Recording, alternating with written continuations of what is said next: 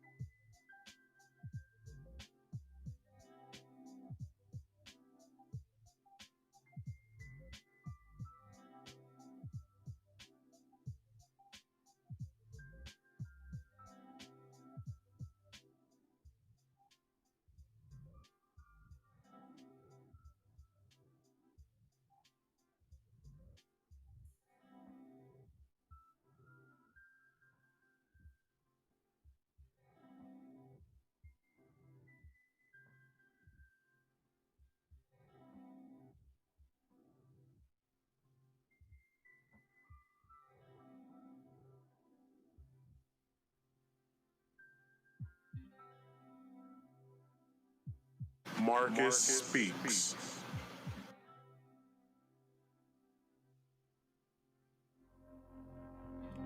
What is going on with the goings on? Everybody. I'm your host, Marcus, and this is Marcus Speaks.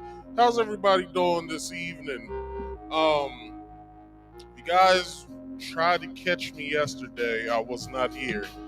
I decided to push that stream to tomorrow. So if you guys are watching now and you like watching Marcus Speaks play, please join me tomorrow at 3:30 p.m. Eastern Standard Time for some gameplay. Now, with the game that I'm playing, it's been giving me issues. It crashes, it drops, it does a whole bunch of stuff.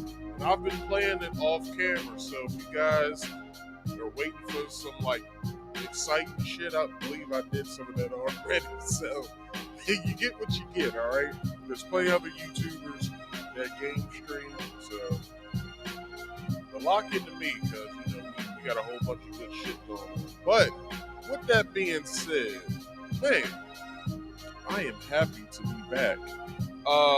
It's been a crazy couple of weeks where I barely had anything to talk about, but I made the best of it. But tonight is going to be an epic night, so please stay tuned for those topics that I will be going through shortly. Now, with that being said, please, if you could like this video, share this video, and subscribe if you are new here. Hit that bell icon to all so you get all of my notifications once I go live and when I drop a new video. So please do yourself a favor, don't be shy. Write something in the comment section. I'd love to hear from you. Alright? So, with that being said, Marcus, sorry, wrong one. So every Friday and every Saturday on the usual, I stream not only a game stream on Fridays at 6:30 p.m. Eastern Standard Time, but I also do this here podcast, Marcus Speaks Live. So if you guys love to watch podcasts and get some information and some stuff you've never heard about, well, you're here because Marcus Speaks Live. I like to talk about random topics and other trending things that's going on in the news as well as on the internet. So you're here. So you've done your work that you need to do. So don't forget to check me out. Also, if you could, please subscribe to this here channel if you are new here. Also, do me a favor while you do that. After you hit the subscribe button, after you hit the bell icon to all, go to the description. So what you want to do, you want to hit the title of this video. That'll drop a menu. So you'll see a whole bunch of stuff. You'll see some hashtags. You'll see the description of the show. And then you'll see what there is all my links. But that's not the link I want you to hit. But if you need to, hit that link as well. But go underneath of the YouTube channel link. There's a link named Rumble. There's a link sitting there for you to hit. Hit that Rumble link. Go over to Rumble if you don't already have the app downloaded. Download the app. Go over and subscribe to me. So I believe I have maybe like 10 or 11. I don't know. I haven't checked in a while. But I need 25 subscribers over there to start live streaming. So what I want to do is start simulcasting this show to not only here but to Rumble as well, because Rumble is a platform that allows you to speak freely other than here on YouTube. Certain things that I can't talk about, I'm pretty sure I might get flagged with the topic that I have tonight. So depending on how that goes, we'll see what we can do. All right. Also, please do me that favor. Hit that description box. Hit that link for me. Subscribe to me so I can start simulcasting to not only here on YouTube but to Rumble. All right. Um, if you want to come up and talk to me, you can. There's a way you can do that. And you might be asking yourself, well, Marcus, how can we do that? Well, this is how you can do that. When there is in the live chat, you'll see that there is a pinned comment. The pinned comment is in a blue rectangle. Hit that blue rectangle. That blue rectangle will expand into an even bigger rectangle. There is a link sitting in there, and there's also a number that you can call if you want to come up here and talk to me. All right. So, what that number is 302 283 9791. I report 302 283 9791. That is the number to call this here channel. And not only, you can hit the link if you want to be on the show. So if you want to be on the show, you have to follow some rules or alongside with the phone number, and that is you must be on camera at all times. That means when you hit the link, it'll send you to a screen where you have to accept the camera and the microphone options. You have to click those, all right, so I can see you. After that, silence yourself because I don't have time to be sitting up here fighting with people about shit going on in their house. Also, with that, if you don't want to be on camera, there is a question back here that I want you to answer here in the private chat. I want you guys to go ahead and answer that question for me with your name and what you would like to do. All right. That's if you hit the link. Okay. So if you don't want to be on camera to the public, that's fine. I'll let you know. I'll further accommodate you with that, with me seeing your answer. So what coincides with this rule is both the link and the phone number. Please silence all background noise. I do not want to hear anything going on in your background. Make sure you have some earphones present because you'll need them. And make sure they're corded headphones that you can plug into your phone. Please have corded headphones. And with that being said, please, if you could, do me that one favor, and then we can have a great show. And the only last thing that I have for you that I would like to ask of you is please like this video, share this video, subscribe if you are new here, and hit that bell icon to all. Also, the scrolling ticker is for you. That basically has my social medias, but you can also find it in my description box. If you have some suggestions, DM me. I'd much rather you DM me in my Instagram. No, DM me in my Facebook DMs. All right. If you can't reach me there, just try my Instagram or my Twitter.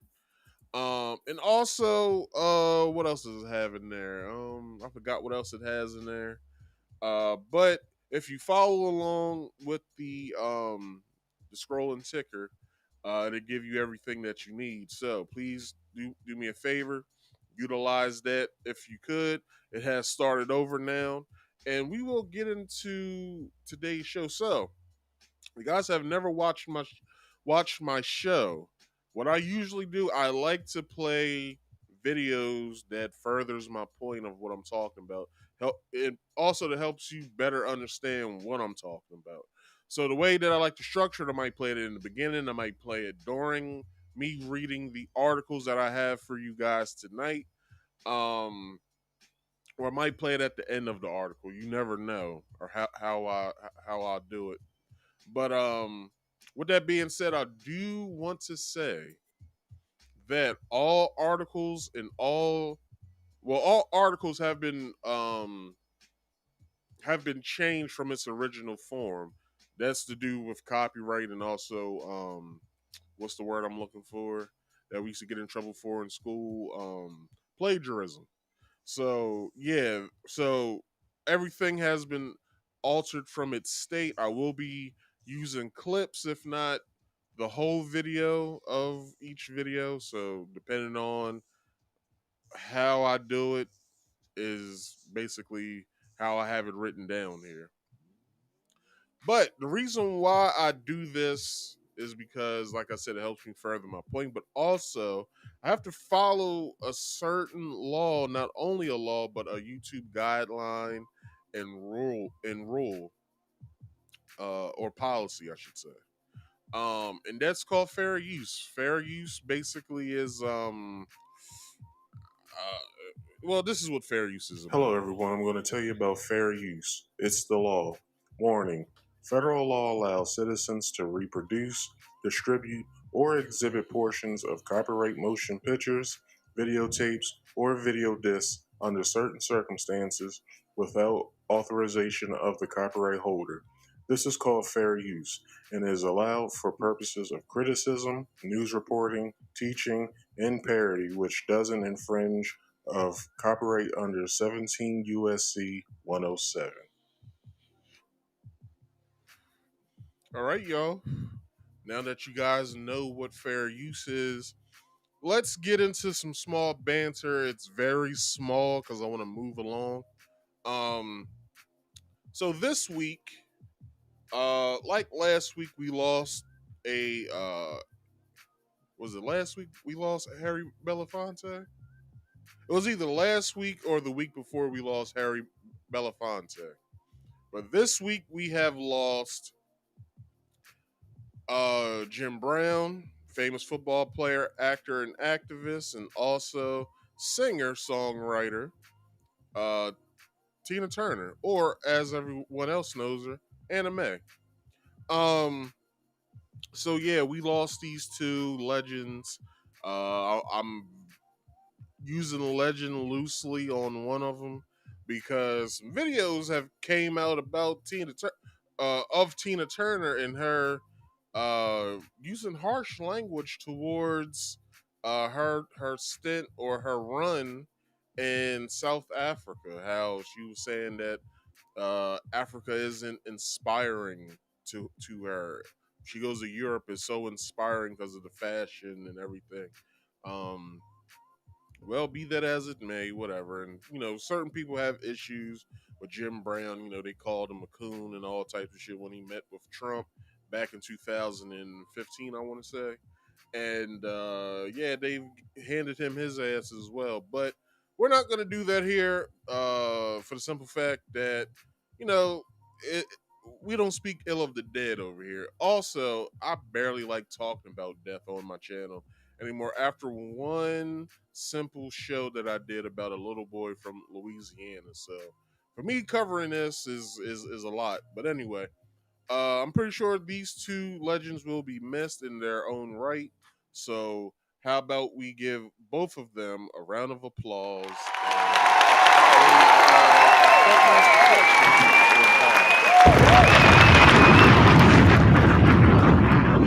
This is a certified hood classic. So, with that being said, people, they did their thing, and I guess all of us love them for it. But let's move on. Let's move on to the meat and potatoes. All right, let's get to the show. So, for my main topic for tonight, the overview is Bill Gates' ties to Jeffrey Epstein, and U.S. Virgin Islands sues J.P. Morgan Chase. So, with that last part, I did a show, and I will reiterate this later on when I get to that section. So I did a show about the Virgin Islands DA. I forgot the lady's name, but she wanted to sue J.P. Morgan Chase for their ties with Jeffrey Epstein.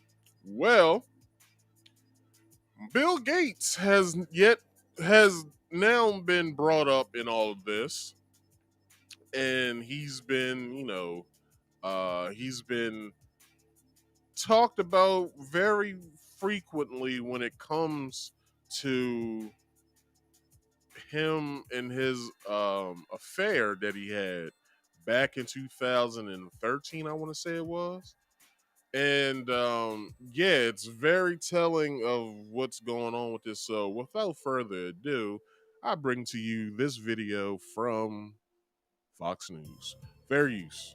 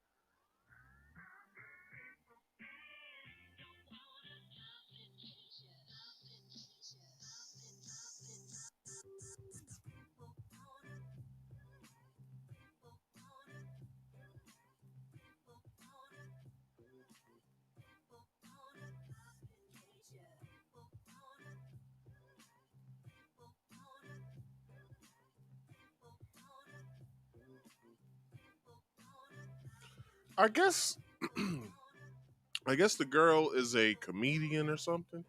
That's the reason why she was on the stage there. Other than that, I have no more information about this lady, other than Bill Gates had an affair with this woman, and at the same time, I guess Bill Gates' wife at the time, ex-wife now, was trying to tell Bill to not be around this guy for the simple fact that I guess she knew what was up with this with him as well, or have heard or heard of him about you know the things that he does. So who knows what this is all about? But I'm pretty sure it has to do with flight logs. Everyone who Jeffrey Epstein has been in contact with when he was alive, as well as people that he has people who he has I guess affiliate with when it comes to business and stuff like that. And uh just this week, I believe Elon Musk is being subpoenaed to court to um to talk about how he knew Jeffrey Epstein, and if um he recommended him to JP Morgan Chase. But we'll get more into that when we get to that section of tonight's show. But let's continue this video, and we'll go over the article right after this.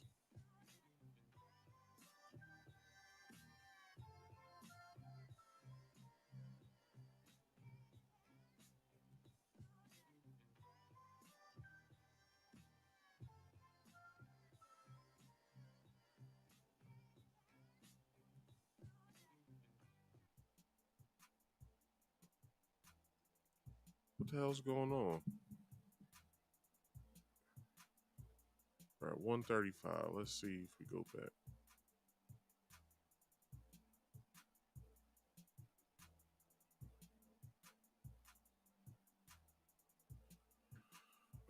Let's refresh. I don't know what's going on with this right now. All right, there we go. 135.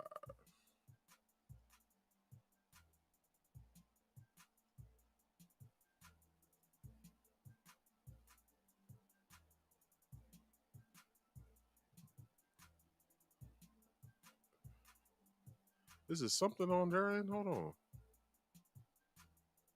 All right. I have no idea what's going on with this sound.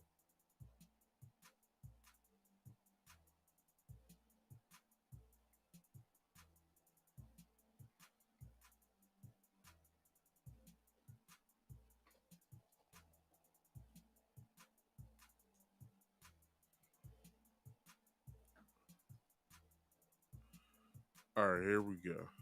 135.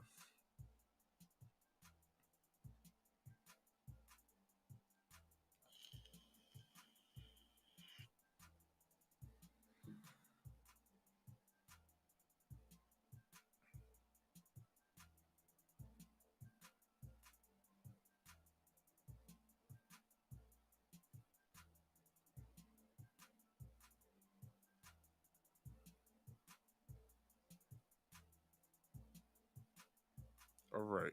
So that's telling, but let's see what the article has to say. So tonight's article comes from the website Mother Jones, revealing story about Jeffrey Epstein and Bill Gates. So this is what they're saying in tonight's article. The specifics of Bill Gates' relationship with Jeffrey Epstein has been an open question since details about their ties were revealed in 2019. In 2022, Gates' ex-wife Melinda French Gates revealed that her then husband's relationship with the child predator financier even contributed to their divorce.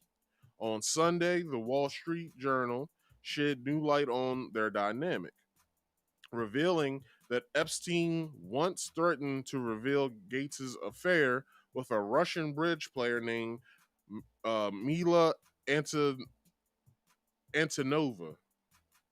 Uh, According to the report, Gates met Antonova in 2010. 3 years later, Epstein paid for Antonova's coding um, coding school tuition. Then 4 years after, he emailed Gates asking for reimbursement for Antonova's tuition after Gates declined to put money into a multi-billion-dollar charitable fund that Epstein was trying to create at JP Morgan.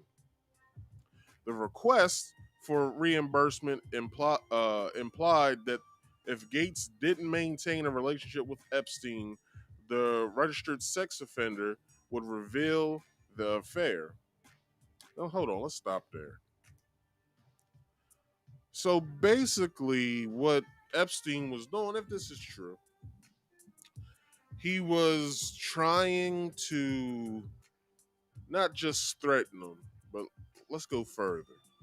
He was trying to uh and let's not just use blackmail as well.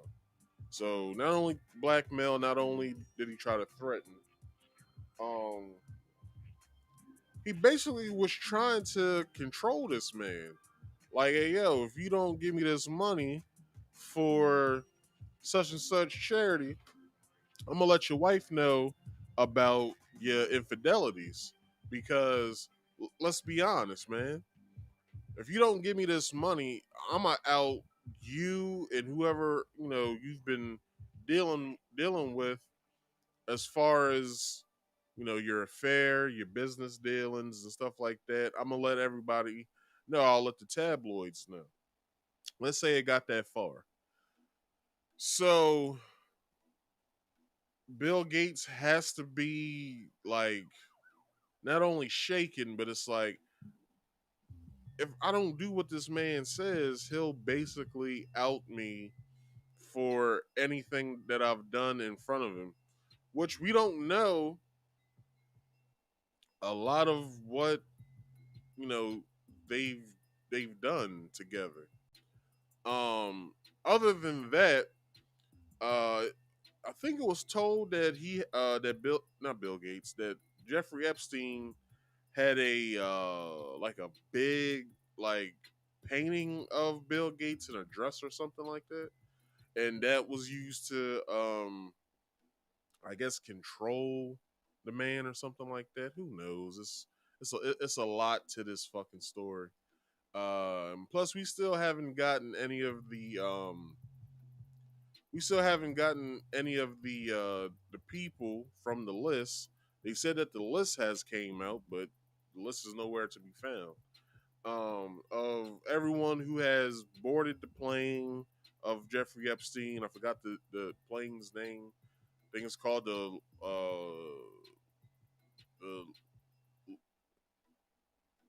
it starts with an L, something Express. The Lolita Express. People are on the flight log that we all know and love. People been to his island, uh, doing God knows what.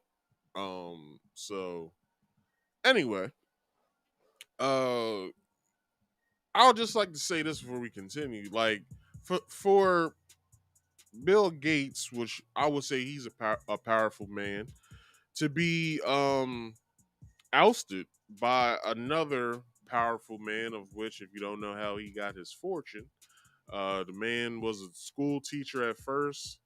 I believe he was a history teacher too. Jeffrey Epstein was, and he then went on and worked at a stock exchange, or the stock exchange, in New York, and then he met with the owner of various companies, but one of the companies that stand out is Victoria's Secret. He then granted him a job. I believe it was for like something about finances. I forgot what it was all about, like how he initially got the job. And then the rest is history between, Jeffrey Epstein and how he gained his fortune.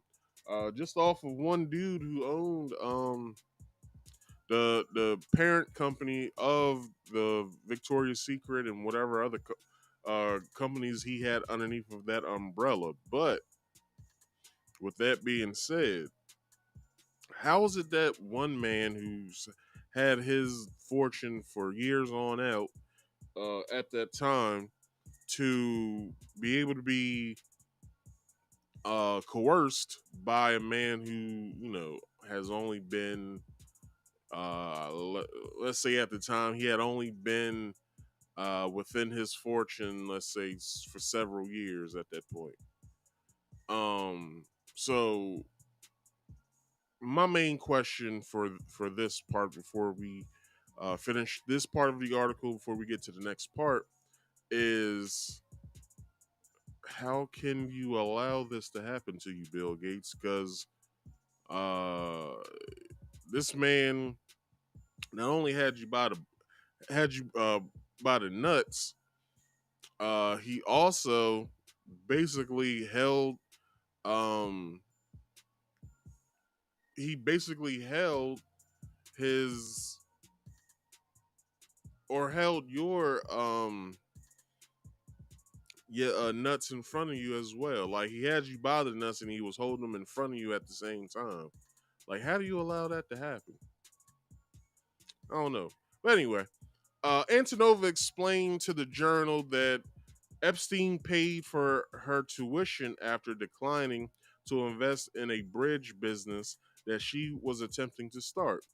When she couldn't raise enough money, she decided to go to a coding boot camp instead and reached out to people she knew to ask for loans. Epstein agreed to pay, and he paid directly to the school. Nothing was exchanged. I don't know why he did that. She told the paper. When I asked, he said he was wealthy and wanted to help people when he could. A Gates spokesman told the Journal Mr. Gates met with Epstein solely uh, for philanthropic purposes, having having failed repeatedly to draw Mr. Gates beyond these matters. Epstein tried unsuccessfully to leverage a past relationship to threaten Mr. Gates. So basically, Bill Gates and Jeffrey Epstein was only supposed to do business when it came to philanthropic endeavors, such as, I don't know, him. You know what Bill Gates is into. He likes paying for vaccine research and shit like that. And, he likes to go from Africa to India, giving shots out and stuff like that. So that's probably what initially he got with Epstein for, probably, to help him with his endeavor of, hey, let's save the world, man. And Epstein was probably like, well, yeah, that's all well and cool, but where's the money at in this? Like, you know what I'm saying? Like, I'm here to make money as well. Like, why is it that, we just have to spend and not invest?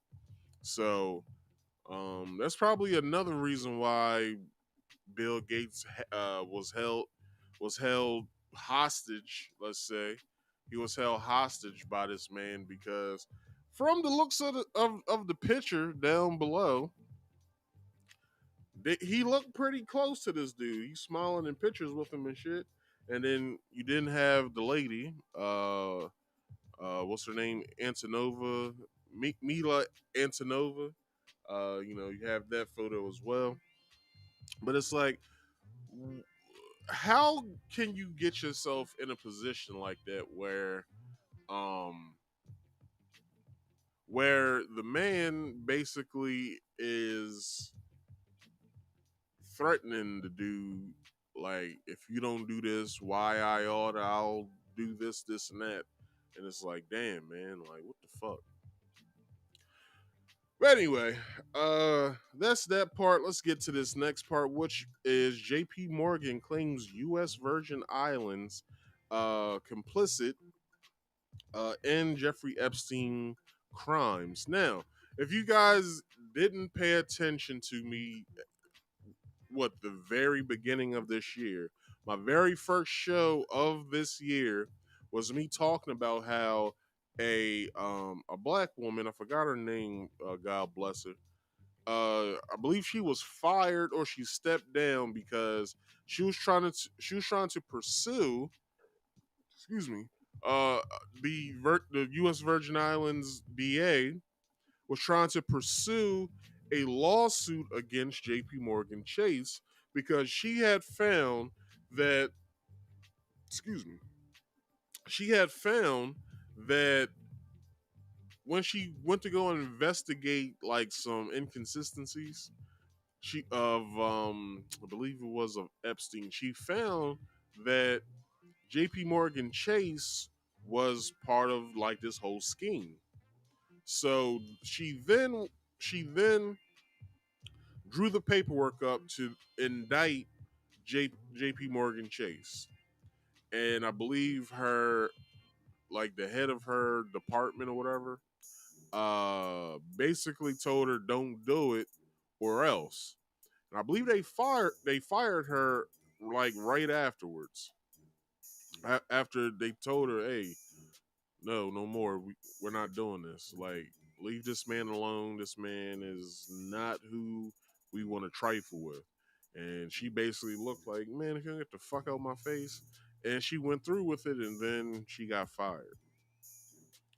But this is more telling that that the U.S. Virgin Islands are now going through with the lawsuit. So I guess she told you so. Basically, is what I'm saying. So let's get into this video where they have a lot more information of what's going on, and let's see what they have to say.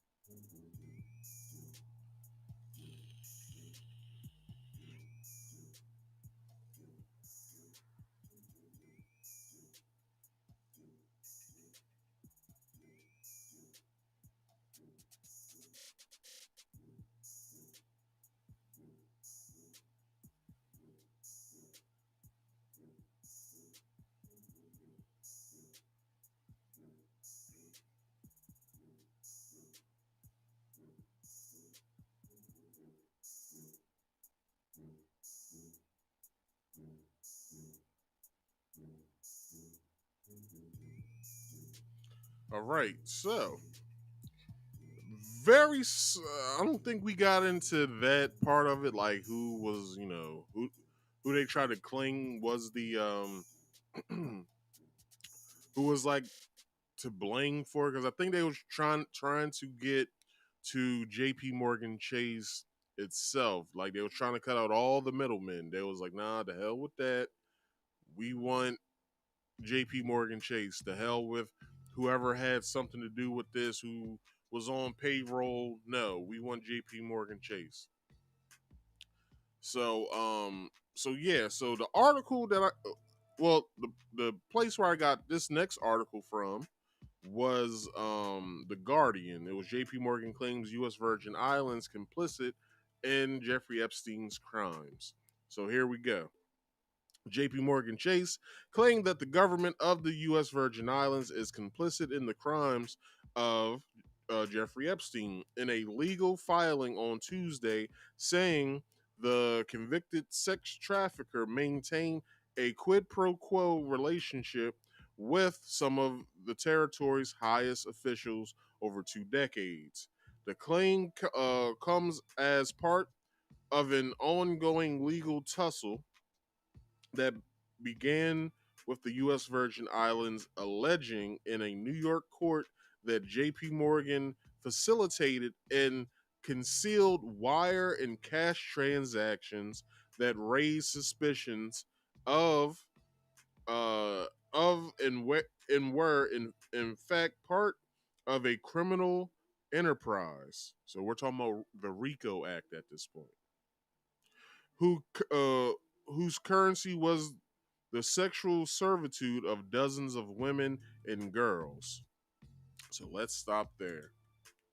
We all know, Jeffrey Epstein was a monster. And I'm gonna try and find my show from the top of the year out of this binder that I got, that I keep all, my shows and stuff in.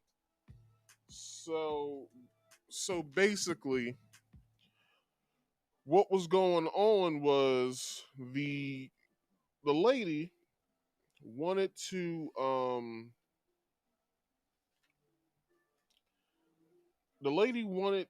get to the bottom of what was happening or whatever. And where's this damn thing?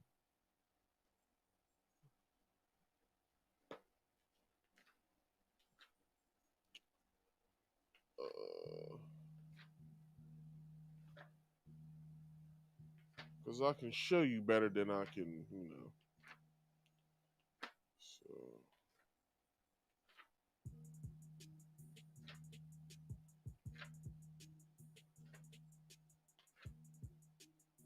So, okay, here we go, right here.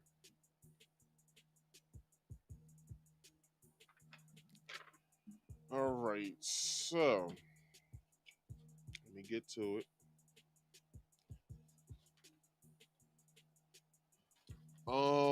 So reading this first paragraph, it says the Attorney General of the U.S. Virgin Islands has been fired by the territory's governor just days after filing a lawsuit accusing J.P. Morgan Chase of turning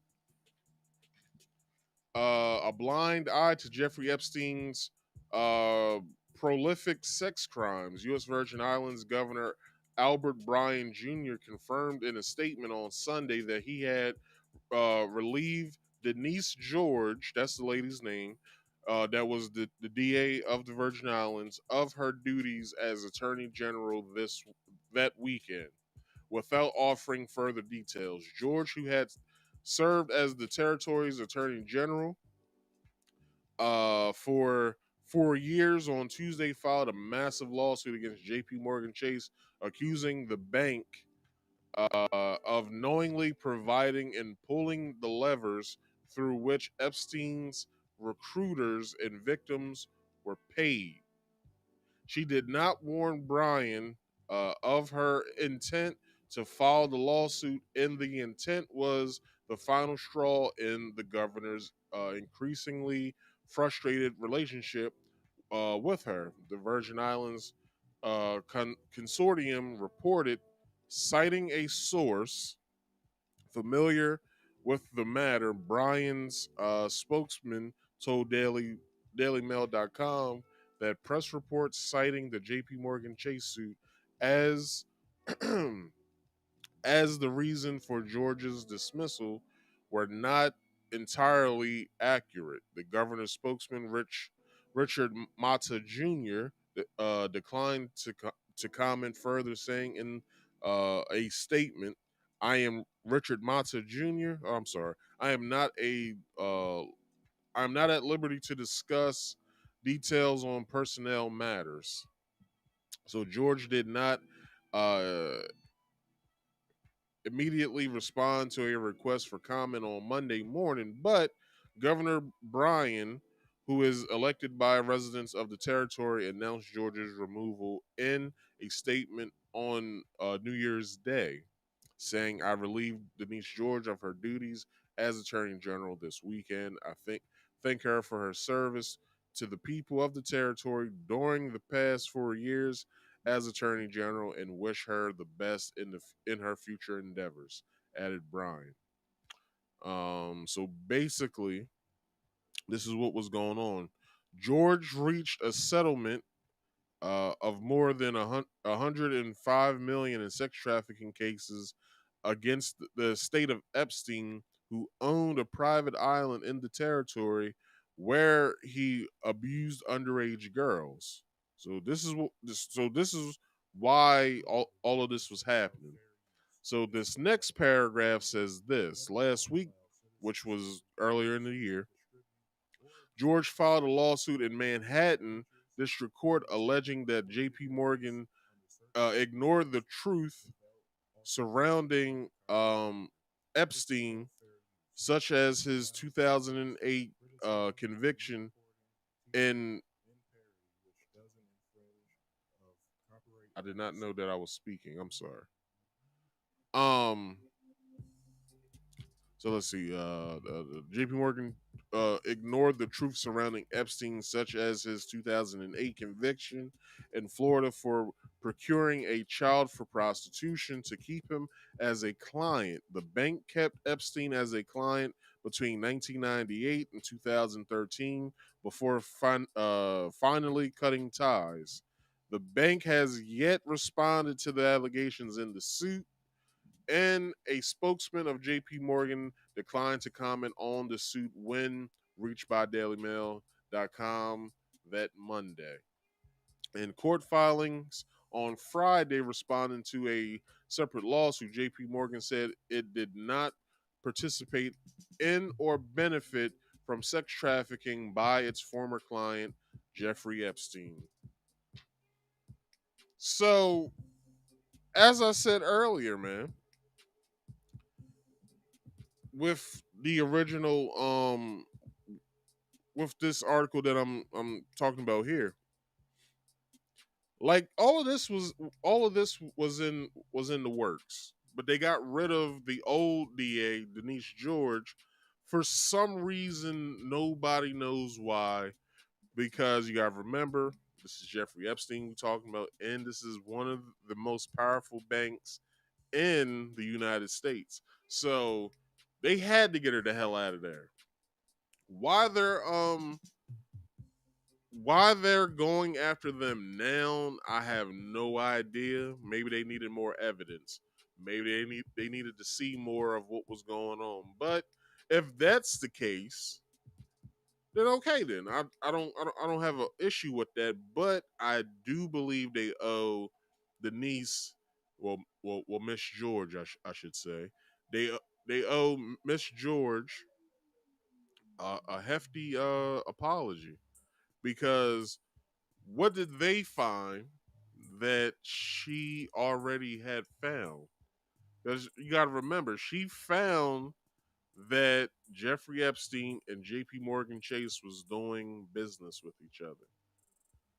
And not only that, she also found that, well, if J.P. Morgan Chase was doing business with this man, what else do they know about this man? Or what else were they doing with this man that allow them to benefit from whatever he was doing on his personal island. And that was, sexual assaults on young girls and women. As several of them has came out and said that Jeffrey and Ghislaine and various other people have had sexual intercourse with them, such as what's his name, Prince Andrew, which was uh, released from the royal family after he had his court trial here in America. Also, we have various other names such as Bill Gates, Bill Clinton, Hillary Clinton, Chris Tucker, Jay Z, Beyonce, various other people. So till we see that list, which I'll reiterate, they did say that the list is out, but I don't believe them for the simple fact that it hasn't been released publicly. But I digress off of that. Anyway, J.P. Morgan denies the claims. U.S. Virgin Island has sought legal disposition of the bank CEO Jamie Dimon and a host of high-profile names from tech, hospitality, and finance, including Elon Musk, which I said earlier that he's being subpoenaed, Sergey Brin, Thomas uh, Pritzker, and others, as part of an effort to gather more information about Epstein's relationships with J.P. Morgan. Epstein maintained a home on a private island in the territory where he sexually abused young women over the years, using money for accounts he maintained at J.P. Morgan. Last year, Deutsche Bank agreed to settle a similar uh, proposed class action by a Epstein victim for 75 million. But in a counterclaim, JP Morgan claimed that the government of the US Virgin Islands, not JP Morgan, is the entity that must directly that that most directly failed to protect public safety and most actively facilitated and benefited from Epstein's continued criminal activity. Epstein could have lived anywhere in the world. He chose the U.S. Virgin Islands. Discovery obtained in the case revealed why J.P. Morgan claims for 2 decades Epstein maintained a quid pro quo relationship with the U.S. Virgin Islands' highest ranking officials, because he had dirt on them as well. He gave them money, advice, influence, and favors. In exchange, they shielded and even rewarded him, granting him millions of dollars in tax incentives. Looking the other way when he walked through the U.S. Virgin Islands airport, accompanied by girls and young women, J.P. Morgan also claimed that Epstein backed a U.S. Virgin Island government official for office who would later award him tax breaks in the territory and his primary uh, con- conduit for spreading money and influence throughout the U.S. Virgin Islands government was First Lady Cecile Day Day Day Young. I guess that's how you would say it. Um. So hold on. Let's stop there before I go on. Before I let go. Anyway, so this man basically had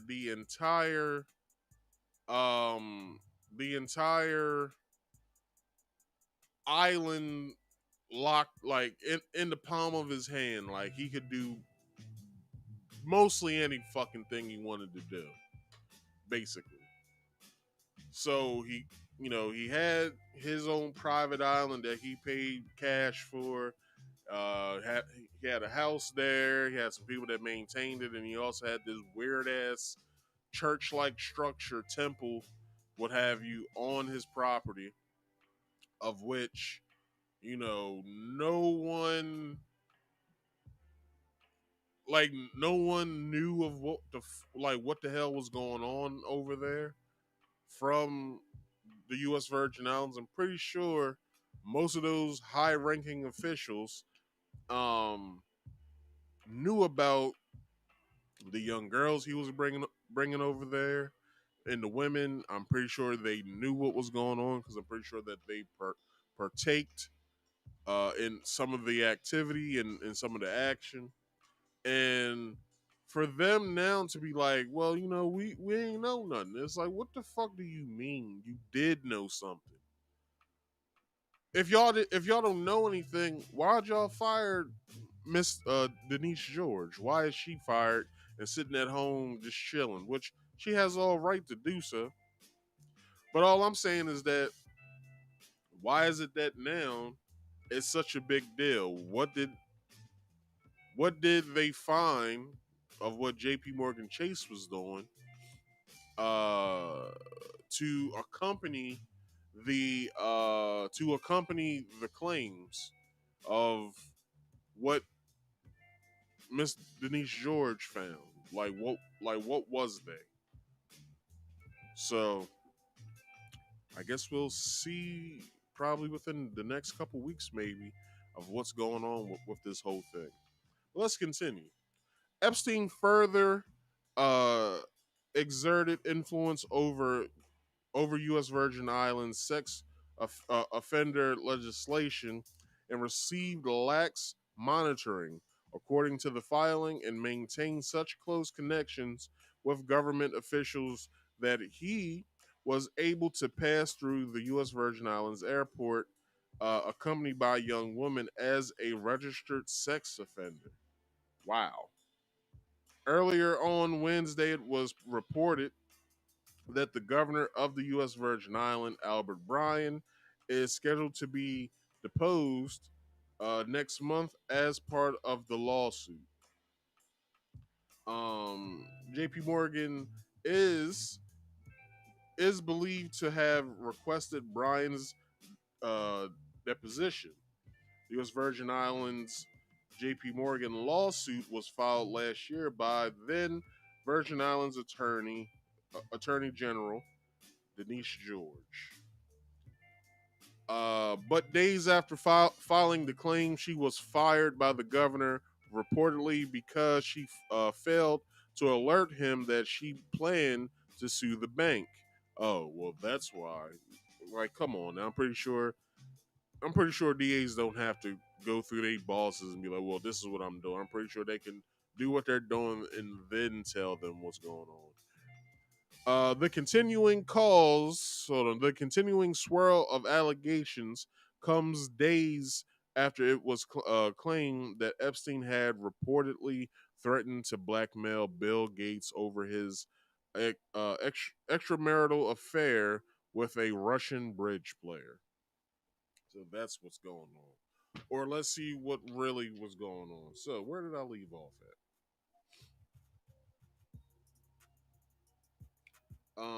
Epstein first became a client at Chase in 1998.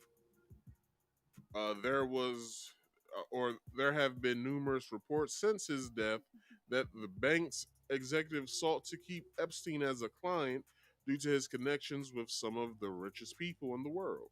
So that's one reason why that the bank kept him, huh? One section of the lawsuit reads human trafficking was the principal business of the accounts Epstein maintained at JP Morgan. Ooh, well, since that is what the fuck uh Miss George found, and then they fired her, and then now they want to go through with it. This is very telling. I believe you guys should go and look at this article. Where the hell did I get this article from? Let's see. Where did I get this article from? I have no clue because I don't have it written down. But just look up this title. I don't believe I butchered the title on this one. So, U.S. Virgin Islands Attorney General fired for suing J.P. Morgan Chase and Jeffrey Epstein sex crimes. Find that article, read that article. I'm not going to read it all here today because I already did a show on it. If you want to actually know what went on, go to the very top episode of this year. You'll see a nice looking black woman in a suit, a business suit. It has like Happy New Year's 2023 on it and whatever. Just go to that video, reference it. I have no clue when that part starts, but go and find it. Go and watch that video.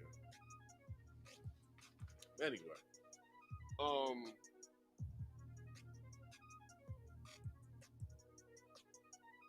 I think it's very telling. Like, 'cause I don't know if I believe I said it then, but let me say it now.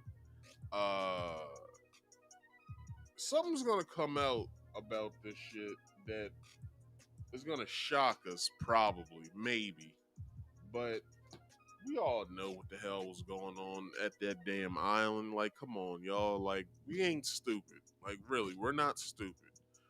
We knew. We heard so much about this guy that it was just it's just like crazy. Like that anybody can look at this as far as like him doing what he was doing and how he was getting his money and how he was trafficking these girls for his clients, so per se, or friends. That why is it that Elon Musk, um, who else? Who else did they reference? They said Elon Musk, Sergey Brin, and Thomas Pritzker is some of the people that the financier recommended to J.P. Morgan, but I believe Elon Musk is ducking the DAs of whomever so he can get, or the sheriffs of wherever, so he can be served his paperwork. I believe he's ducking them because I think he came out with a statement saying he wants nothing to do with it. But it's like, well, if you want nothing to do with it, just give a statement. Just be like, well, I don't know anything that has to do with any of this. So, let me just not be contacted about this. But this is a legal issue. People need to know the truth. And I believe you, Elon, need to go and do a testimony or just do a deposition. Do a deposition of, so you can't be charged for anything. Do a deposition, give them 3 to 4 good hours of tape, so then they can make their own recommendation of what really happened or cognitive conclusion of what they believe happened. So that has been that story, people. I hope you guys enjoyed that. But let's get into some random topics of the week. Why don't we? All right, I need some type of theme music for that. Fucker right now. Oh yeah. Yeah, let's get into it, y'all. Oh yeah. All right, so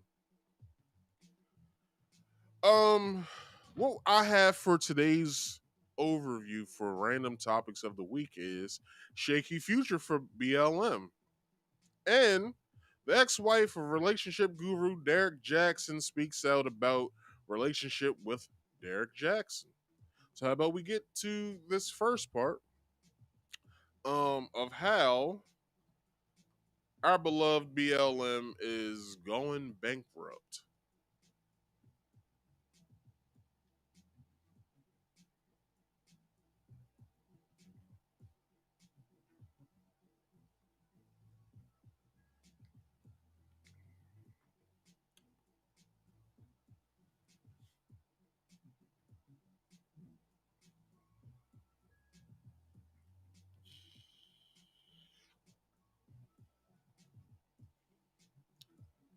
That's hilarious.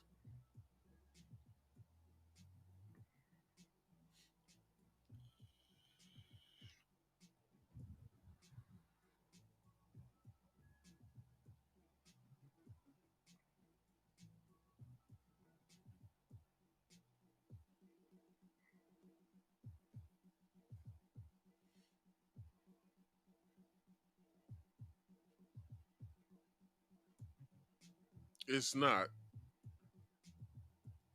So they were spending so much money on the bullshit that they've been spending that money on, such as trans events, trans activism.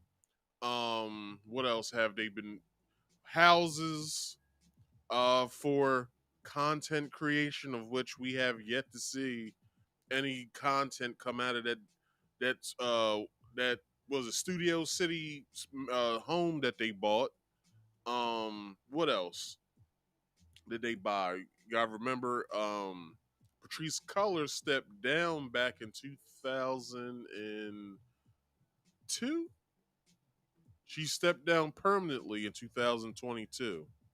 When she stepped down, I believe it was back in 2008, 18, 19, and she came back just as a consultant, and then she finally, for good, with Garza and whoever the other one is. Um, they all stepped down from the company. They no longer have anything to do with it, which is funny is because how do you start not only a hashtag, but a nonprofit for this endeavor, but then you leave the endeavor altogether? Like, does activism stop somewhere or something? Like y'all let me know. Like, is there something that I'm missing? Like, is there something that I'm missing? Because how's it that you spend um how's it that you spend, I don't know the full number, but 17 million plus in expenses, but you only got 8 million in revenue. Now, we also have to remember this, people. Back in 2020, when the George Floyd protests and riots broke out, they garnered, was it $90 million? Yeah, $90 million that year.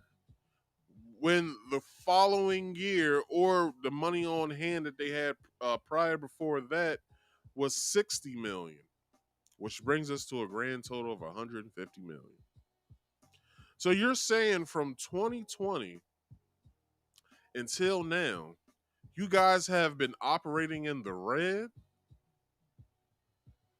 but you also got to remember they haven't been protesting several black deaths that has happened within the time frame from George Floyd until now. Like Nichols, was it Dante Nichols? He would have been a great uh, plug for y'all to start protesting. What else? Or to use that money to start protesting. What else is going on? Oh, you gotta remember what else they was using their money for. They were using their money to pay security firms that Patrice's brother had started, which he was a starving artist. That Let me see if I can find one of those reports I did on this. That's not it.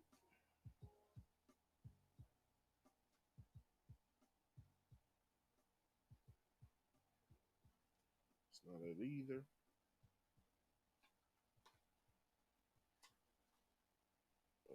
BLM tax fraud. Yeah, let's look at that.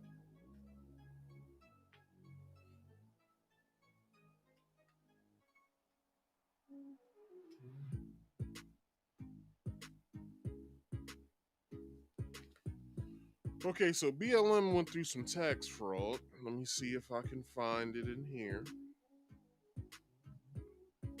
This is a long ass, this is a big ass fucking sheet of paper here.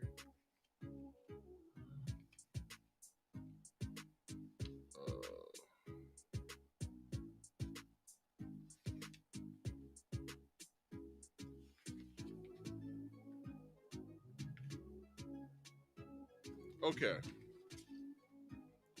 So, it says, and I don't know where I got this article from. So, but basically, it says here that a new tax filing for Black Lives Matter Global Foundation shows it doled out millions to people who, in companies with close ties to the organization's co-founder Patrisse Cullors and other BLM leadership. The scrutiny comes after the release of Black Lives Matter Global Network Foundation, I believe it is. First tax filing fully revealed the nature of its financial activities since becoming a multi-million-dollar charity following the outburst of social justice activism in 2020. Stemming from the death of George Floyd, the filing revealed that Damon Turner, the father of Cullors' only child, received nearly $1 million, which it was close to $969,459. From Black Lives Matter Global Network Foundation through its art firm Trap Hills LLC. Turner's company was hired to produce live events and provide other creative services, according to Shalamaya, I guess that's how you say it, Bowser, a member of BLM's board of directors. ABC News reported. Also, a security firm run by Cullors' brother, Paul Cullors, received Paul, whatever his last name is. He received $840,993 at that point in time. You also have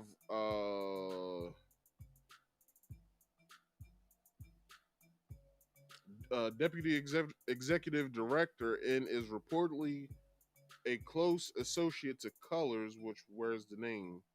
Bowser's pointed out that BLM sought bids for other security contractors, a consulting firm run by Bowser's who previously served as BLM's deputy executive director and is reportedly a close associate to Cullors, racked in $2.1 million for various management services. The filing also shows. New Impact Partners LLC, a social justice organization run by the sister of Raymond Howard, another BLMGNF board member, and the charity operations director, received nearly $110,000 from BLM for fundraising council actions, I believe it is.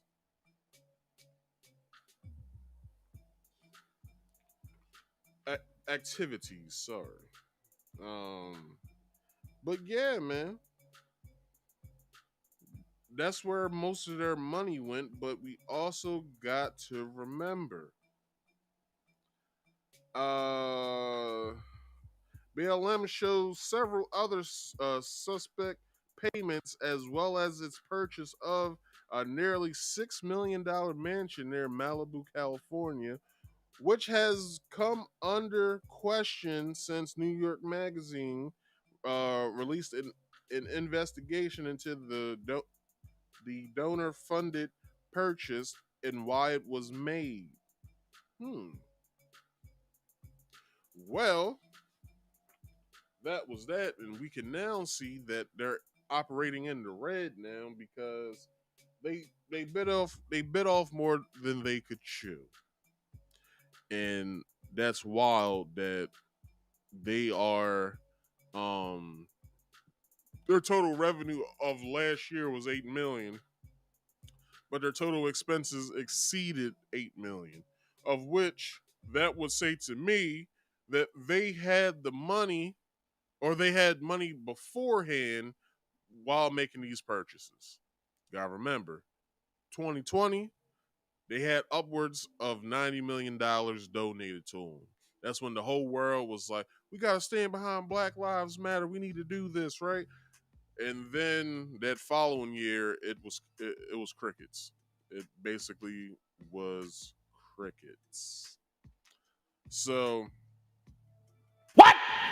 I'm just saying, What the fuck? it basically was a bunch of bullshit. That's just really all that I can say. What does it say? But now, they might go to the Price is Right. I'm just saying, they might come to the Price is Right to get their money back. Or Jeopardy, maybe. You never know, they might need to go there. But anyway, or if they don't do that, they can always go on to only.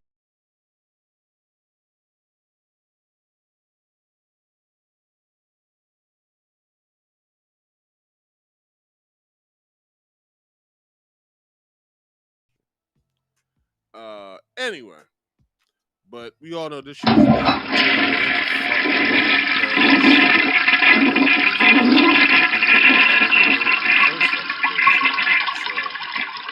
way because super loud.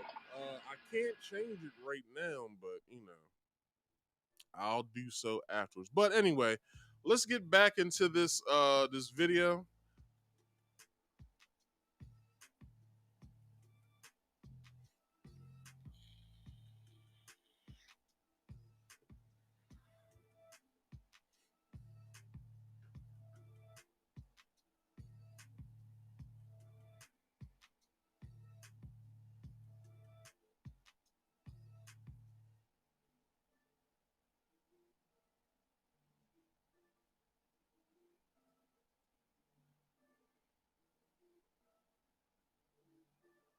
Can't hear the video at all. 1 second.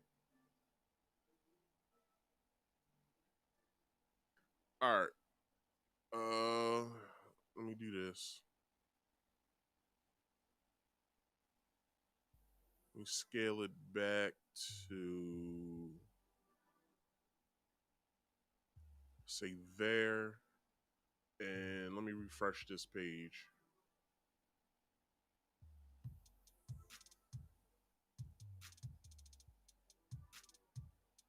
All right, how about now?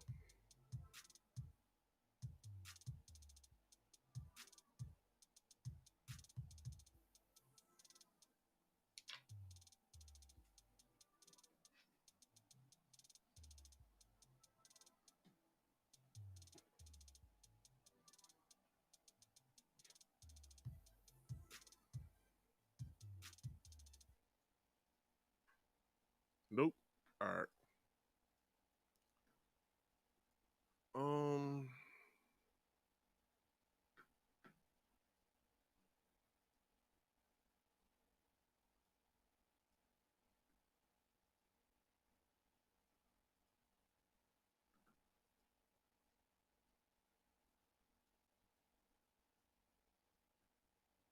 All right. Let me get rid of that, and then let's make a new one. Safari.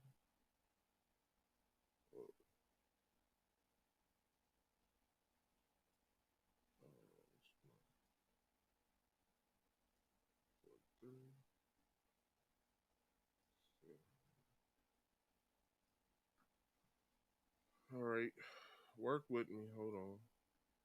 Let's see now.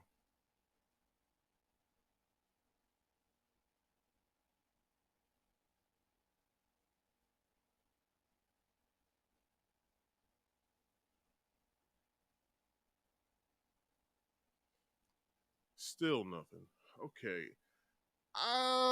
Shit. fuck.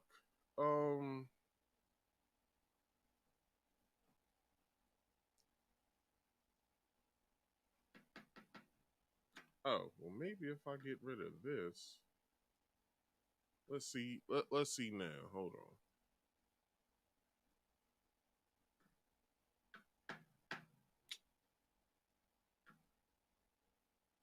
I have no clue.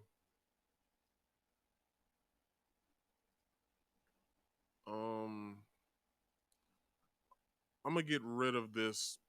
I'm gonna get rid of this all together, and then I'm gonna bring it back up.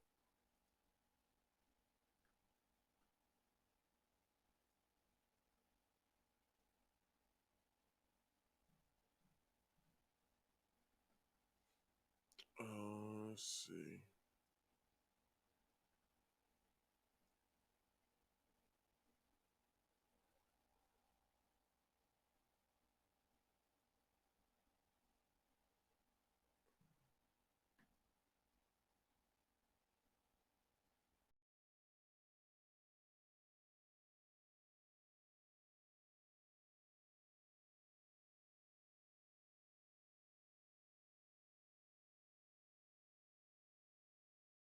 All right.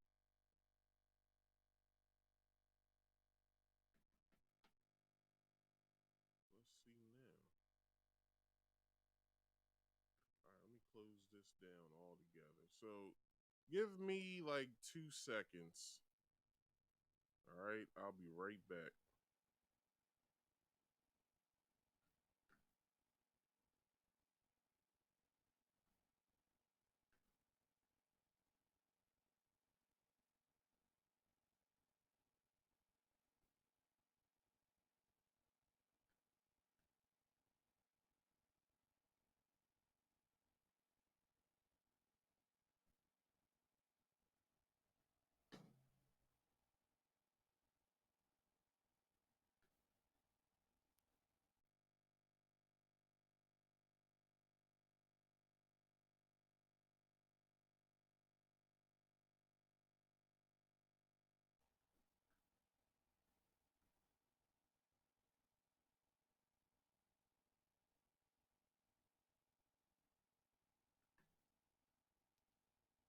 Let me try here real fast. Let me see if this one works.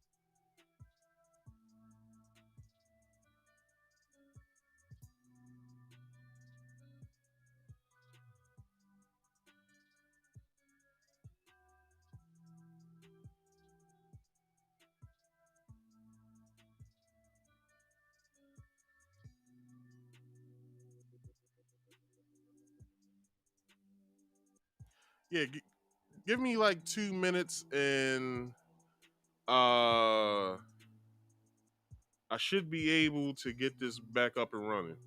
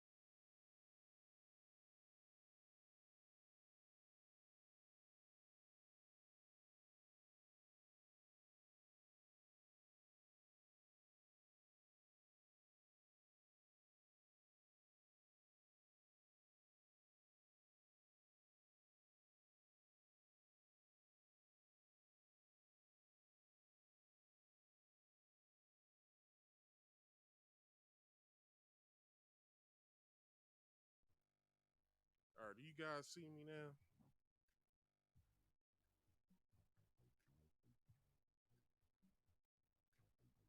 All right, it should work now. It should work. So let's see.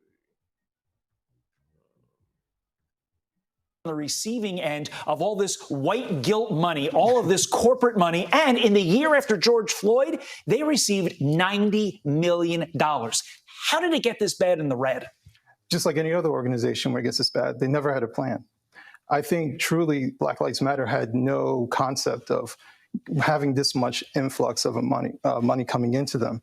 If you look at the previous tax year before 2020, they had $0. So they went from 0 to 90 million. And for most people, if you win the lottery, a lot of people don't know how to handle that. So just using the best case scenario that they're not trying to be sleazy, but that they just completely mismanage it. So none of this surprises me. I mean, just put the investment money in an index fund. You're not going to lose $10 million. I mean, you may not have crushed it like you're going into a VC or private equity, but you're not going to lose $10 million.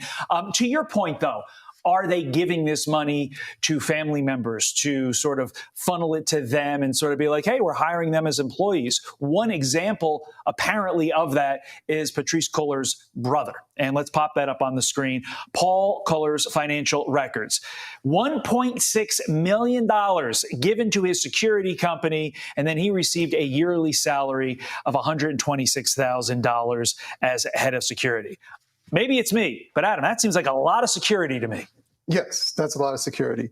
I mean, she always says that she's under a lot of danger. And, I guess security to her is extremely valuable to pay this much money. I mean, this is the shady part that we're talking about. I think the rest of it, like, what did they actually do with the money? They gave it to leftist organizations that had nothing really to do with Black people, to benefit Black people, more so to benefit the LGBT community, which maybe there's a small sliver of Black people who are affected by it. But there's no checks and balances to it. It just seemed haphazard. They have really no idea what they're doing, and it shows. So that's why it looks like they're slowly going under. That is the overall point. What did Black America get from this? Like, what did they receive in terms of benefit? Even their smaller organizations receive nothing from it. Their local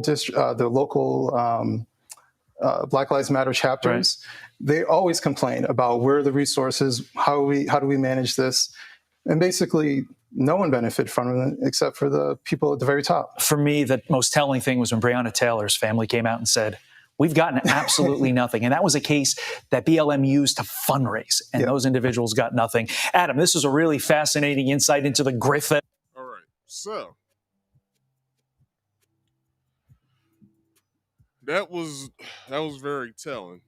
Now, I still have this article to read from Fox News, and it states it's not the exact title. I borrowed it from another article, but all the articles titles are in the description box below. But here we go. Black Lives Matter risks going bankrupt. So, Black Lives Matter text documents show executives within the organization racked in millions, while the group overall ended the year nearly 9 million in the red. That's telling. The Black Lives Matter Global Network Foundation ended the financial year with a deficit of $8,559,749. Jesus Christ! While still paying companies owned by people close to the organization millions, a number that represented a staggering decline from the 42 million it banked last year. After expenses, the New York Post reported Wednesday. Now, this is what I'm not understanding right now. How's it you racked in 42 million, but you're at a deficit of close to $9 million? How the fuck does that work? How the fuck does that work? Like what? Like where was the money going? I'm pretty sure they'll let us find out. Now, tax documents on hold on. Tax documents posted online show the group racked in about 8.5 million but spent roughly 17 million on expenses. A large chunk of the money was spent making payments the companies owned by individuals close to the group, including 1.69 million for management and consulting services. What the fuck you need that for? Paid to a company owned by Shalamaya Bowser. I guess that's how you say her name. Who replaced embattled former leader Patrice Cullors amid financial scandals of her own. Let's let's. I would like to stop there because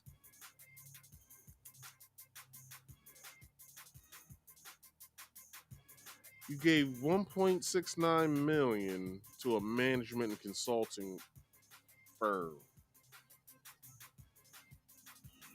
and then the person or the one of three people who was a part of this organization that now has now stepped down, has left the company, but now okay, so something's not making sense here.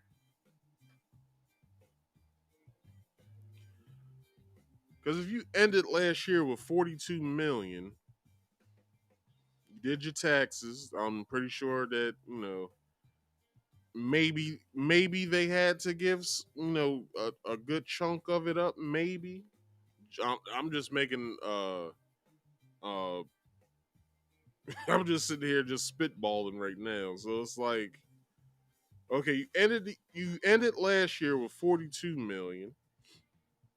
You had expenses upwards of 17 million, but let's see, the tax documents posted online show the group racked in about 8.5 million, but spent roughly 17 million on expenses.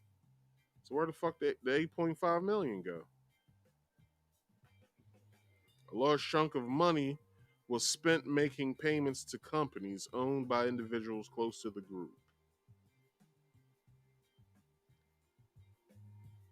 Okay, I don't have nothing at this point. Maybe something else will be telling in this article. So let's keep going with the article. Black Lives Matter Grassroots, a sister of organization of Black Lives Matter, has accused Bowser's in a lawsuit of siphoning millions of the organization's dollars to his company instead of using the documents for the intended purposes. Mr. Bowser's, oh, it's a dude.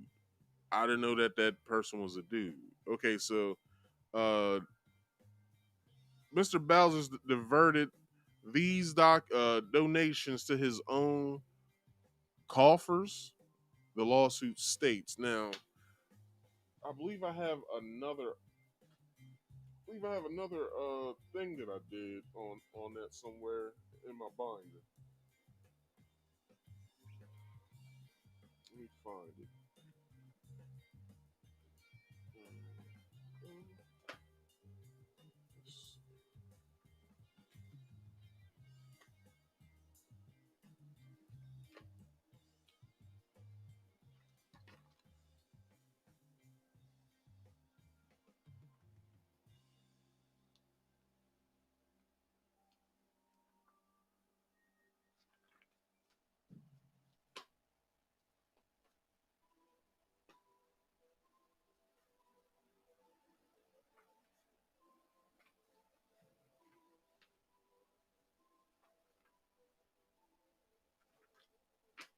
Come on, where is it? Where is it?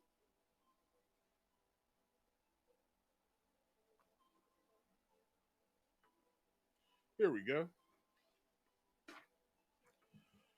Uh, Black Lives Black Lives Matter grassroots sues BLM. So let me find that little piece of information.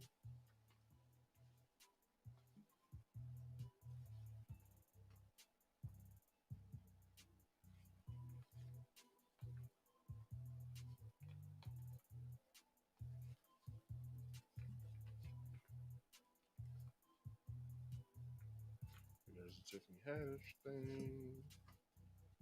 Here we go.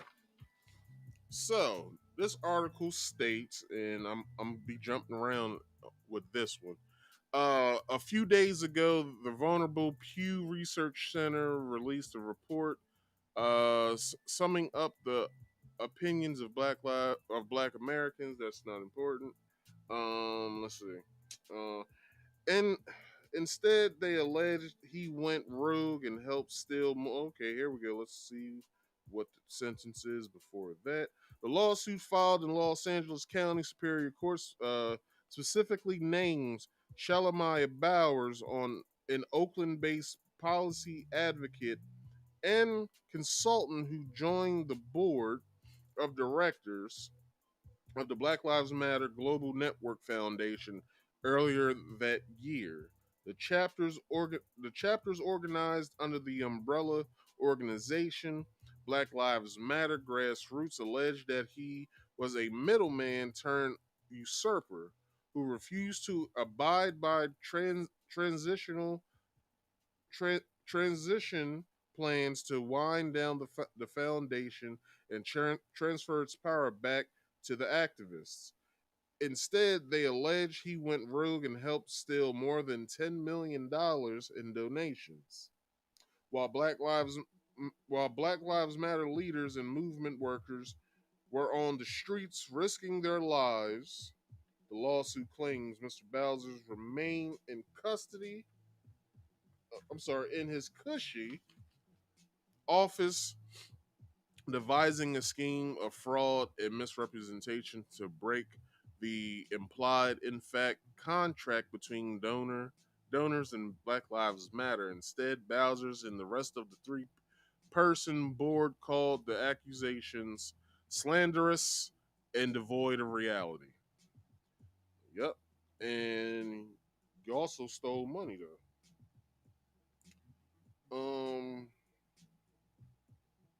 Let's see. I brought that up about them having $90 million in 2020. Let's see. I think that's really about it when it comes to this part of the article. It just names off a whole bunch of shit that's been going on and bought what or whatever. But yeah.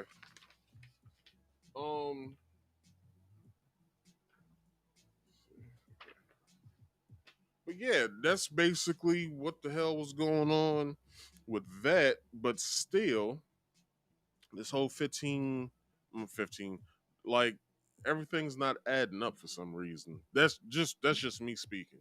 It's not adding up like whatsoever. So, um, let's see. Blah, okay, so but Bowser's wasn't the only person to benefit from the group's large expenditures. first time me seeing that word written out. With board member Danielle Edwards, company received 1,063,500 for consulting services. Now, here's my issue. I believe they're overpaying. Because these are people who probably just started doing this shit. That's me personally saying that. Like, the brother had the art shit, and they was paying him upwards of $1 million. Then another person was getting upwards of $1 million, and now this person's getting paid upwards of $1 million. And it's like, none of these people have been doing this shit like for years on end. Like, when they started working at this place, that's when they started doing this shit. Like, no one knows of them doing this shit at all. So why is it that, well, this answers my question from earlier. Where the fuck did all the money go? Well, this is where all the fucking money's going. They're fucking spending this shit as if it's water out of the drain. And it makes no sense. Like, it makes entirely no fucking sense why these people are operating in the red now. Now, I did state last year and probably a year before when I was talking about Black Lives Matter that with them being a nonprofit, they're supposed to, at the end of, like, I guess each year, they're not supposed to have any type of money at all in any accounts anywhere. All of the money is supposed to be gone, and then they're supposed to start anew that next year, that following year. But I'm pretty sure that they can have, like, a bank account where they can store certain funds for certain things, stuff like that. I'm pretty sure they can do that, but it's not making sense of why they are operating in the red now. Now, let's say them operating in the red is them having the close to $9 million or whatever, and they've been, upwards of 200 million of it being, wherever the fuck it was. Let's say that. Let's put that in perspective real fast. How's it that you spend? What would the number be? How's it that you're spending 100 and let's just go off of the was it 80 some odd million that they had? Let's go off of the 8.5, right? No, that's the how much they have. So let's see.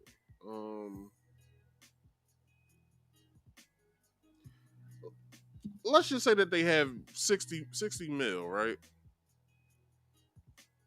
And let's say that's in the green form or in the black. How's it that you got to 8.5 mil off of expenses? You don't even have to fucking, like, you should, like, these people are working for the organization. How's it that their companies are getting paid out upwardly of $1 million plus? If anything, if they're getting paid at the organization, then that should be what they do. Maybe they should create branches within the organization where these companies can do what they do. Because if they're getting paid a fee for being there to help with organizing stuff, and then when they're going off doing their own thing, then those people are getting money shelled out to them for doing their services at the organization, then I would say it's probably some money laundering going on in that organization. Because there's no way that somebody is the head of an organization, but also getting paid getting paid. Let's say he was paying himself $2 million I don't know, $2 million within the year, right? So that means everybody else is who else works there. Let's say they probably have like 10 people in the organization. And that means that 10 other people are getting paid somewhere around a million or so dollars a year. But how? Like, what the fuck is going on over there in that organization to where y'all need, where it's being reported that y'all are operating in the red? Now, when they mean in the red means negative. They have negative 8.5 mil. So how they gonna pull themselves out of that shit?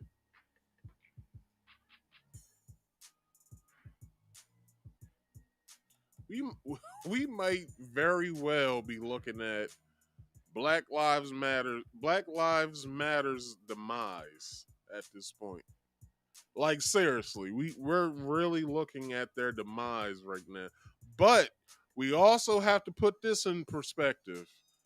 An election year is coming up next year, so Black Lives Matter might be in full steam next year. Just saying, it's just a prediction. But let's keep going with this article. According to an auditor, excuse me, according to an auditor review of the documents, meanwhile, Cullors' brother, Paul Cullors, saw his security company Black Ties LLC pay a total of $756,330, which was on top of his $125,000 salary and $15,000 that was listed as other compensations.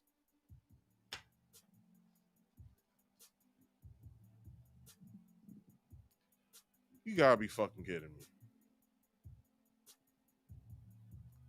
So this nigga was getting a salary of 700. No, I'm sorry. His firm was getting paid 756,000 plus.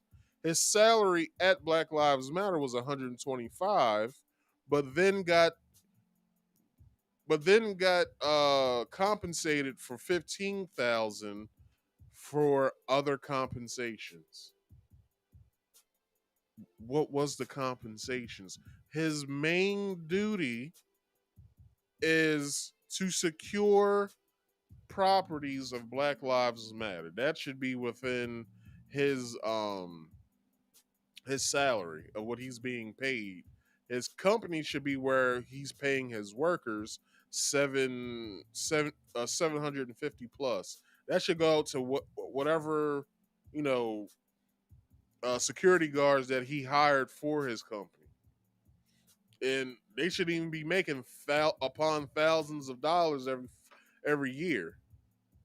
Like, where the hell did $15,000 go? What's that, bonuses?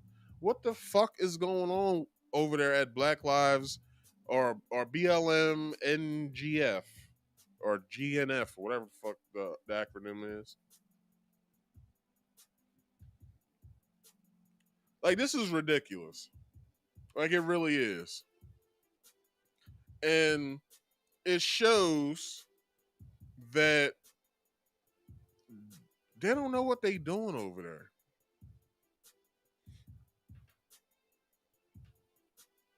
Like, literally, they don't know what the hell they're doing over there. And to finish this up, which I'm pretty sure is going to be even more telling, let's see.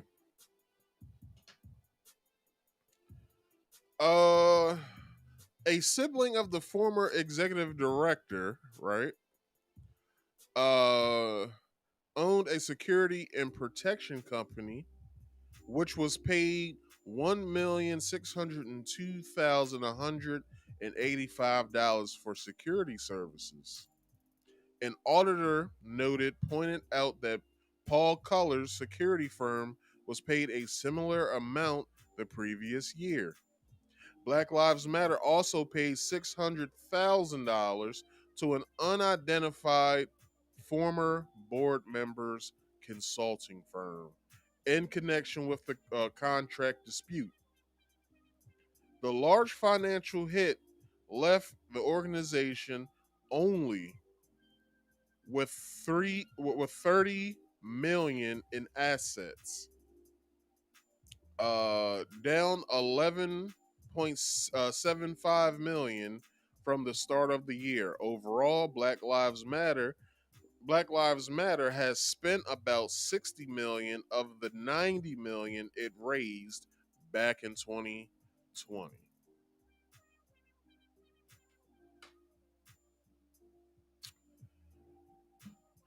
People, this is all a ruse. Like, I'm not bullshitting. This is all a fucking ruse. This the goddamn organization. This is a black man saying this shit. I'm gonna say this shit now. Any of my family members watching or will watch, and they get to this point,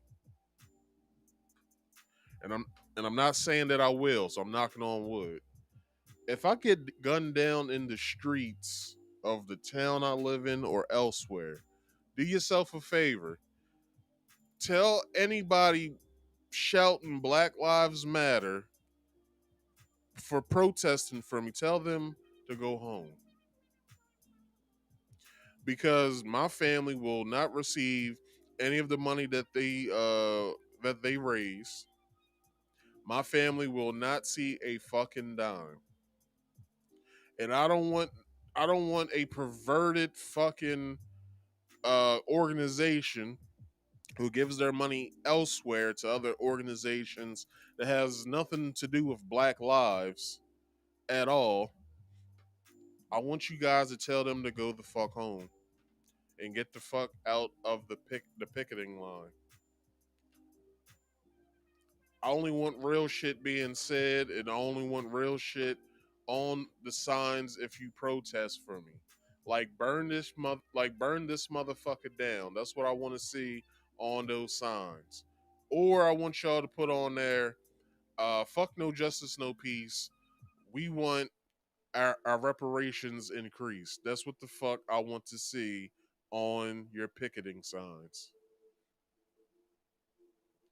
The hell with all this Black Lives Matter and hoisting Black Lives Matter flags while protesting.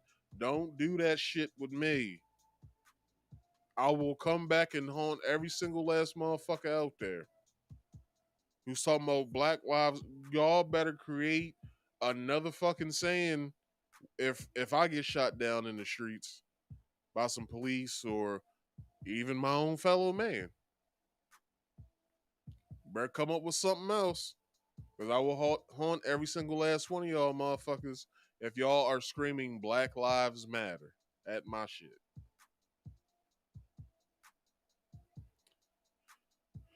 This goddamn organization is a thorn in black people's sides. And no one sees that shit yet. Ever since these motherfuckers' inception, it has been nothing but civil unrest, to where most Americans resent the fuck out of us. They resent us. It's fucking crazy. It's fucking crazy, man. But we can only pray, right? But these motherfuckers right here, man, like, man, fuck it. That concludes that part of the of the show, because I was about to get upset. But to this next part of the show, beyond the facade, the shocking truth behind Danae Jaxn and Derrick Jaxn's turbulent love story. So if you guys don't know who Danae Jaxn is, she is this beautiful young black sister right here on the left hand side. Her ex husband, relationship group, self proclaimed relationship guru, Derrick Jaxn. Team Jaxn was happening. She bared all on a podcast called Dear Future Wifey. Um, I don't know the host's name, and I feel bad for not knowing his name now. But basically, the host of the podcast allowed her to bear all of her experiences with Derrick Jaxn and everything that led up to the infamous apology video where she was wearing her helmet of salvation. That's fucking hilarious to say. hold on, Kawhi, help me out. Shit's hilarious. But she bears all. She gives a truthful depiction of what happened. And I want to play one part before we get into the article and start jumping around because it's a 2-part episode series that she was on. And I have bullet points of places that I want to talk about as well. So the first part to this is, let's get to it, is right here. So here we go. Calc class at Tuskegee University. Hold on. So you met him shortly after your rape experience? Your husband at what age, and how'd y'all meet? At 19, we met in business calc class at Tuskegee University. Hold on. So you met him shortly after your rape experience? I did 3 weeks. 3 weeks? 3 weeks after I met him in class, yes. Right. And so then we add on another layer, right? I went straight into a relationship. Even though it wasn't like immediately we started dating, but I met him and there was interest there. I went straight into that without even acknowledging, dealing with the rape. I pretended like it never even happened and got myself into a relationship unhealed. So. What attracted you to Derrick? He's very charming. He's very charming. When you see him, he has a charisma and a presence about him that is just like, it sucks you in automatically. And then he's very funny. And so that humor drew me in as well. Of course, he has the looks to go with it. So there's that. So it's a perfect little balance of everything. Yeah, it's a perfect balance of it all. And so when you first saw him, did you just see him as somebody that, I'm interested in him? Where is he pursuing you, or y'all start off as friends and it evolved to something greater? No, so I actually was very quiet. Again, I'm pretty quiet overall and to myself, but he see me in class. I was the quiet girl in class, and he was like, "Hey, are you a model?" All right. So that's how they met. They met in what would she say? Accountant class or calculus class or whatever when they was in college, and he charmed her up and got her in his web of deception. But let's read probably a couple paragraphs or a couple sentences, I should say, of this article from Yahoo News, and I'll be like skipping around these videos, so that's the reason why I'm fading it back to black, and then I'm gonna bring it back up, and then I'm gonna fade it back to black so I can get to these points. So, Danae Jaxn has revealed shocking details about her marriage to relationship coach and former partner Derrick Jaxn. Team Jaxn was having. Jaxn, while on the Dear Future Wifey podcast, shared vulnerable details about her relationship with Jaxn since their split in December 2022. Jaxn highlighted Jaxn's infidelity, with which Jaxn openly admitted to, and is this. All right. I need some assistance with this word.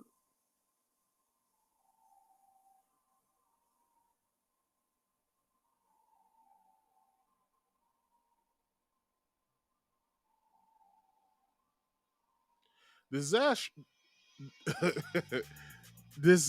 disastrous effects on her mental health and sense of self. So, this next part of this video is going to be talking about, well, she will be talking about Derrick's infidelities of, the various women that he was fucking around with. So, here we go. That you busted I them. did absolutely nothing. Sit there crying. Okay, this is how I'm gonna get a little bit serious, right? Okay.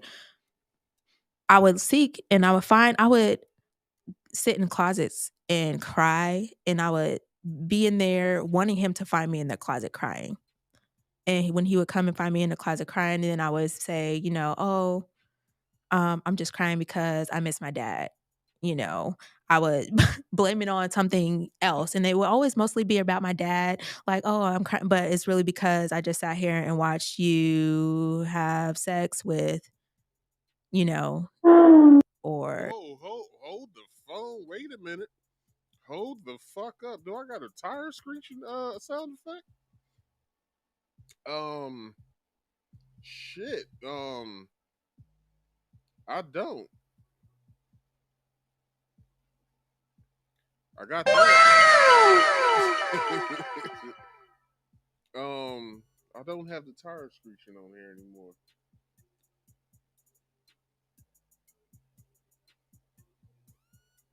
Anyway. But yeah, man, that's crazy that this dude was doing this. Wait a minute, Derrick. Let me bring you back up on screen with your ex-wife. You was filming yourself having sex with these bitches? What type of sexual gratification was you into? Where you was filming yourself doing the do with these women? Jesus Christ. And then your wife found this shit.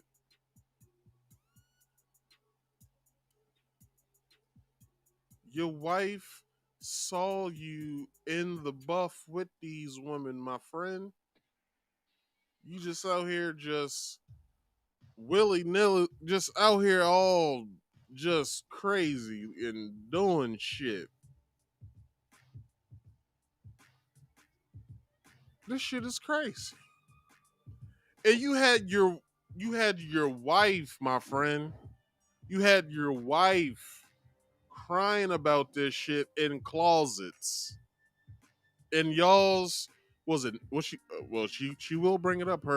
They're 900 or 9 was it 900 some square footage of house that they had. It was 9 something, like 9,000 square foot home or some shit like that. I don't know. 90 square feet maybe, I don't know. But damn, dog, you was probably giving it up too. You was probably, you know what I'm saying? You probably had Shorty in there just sucking all God damn, man.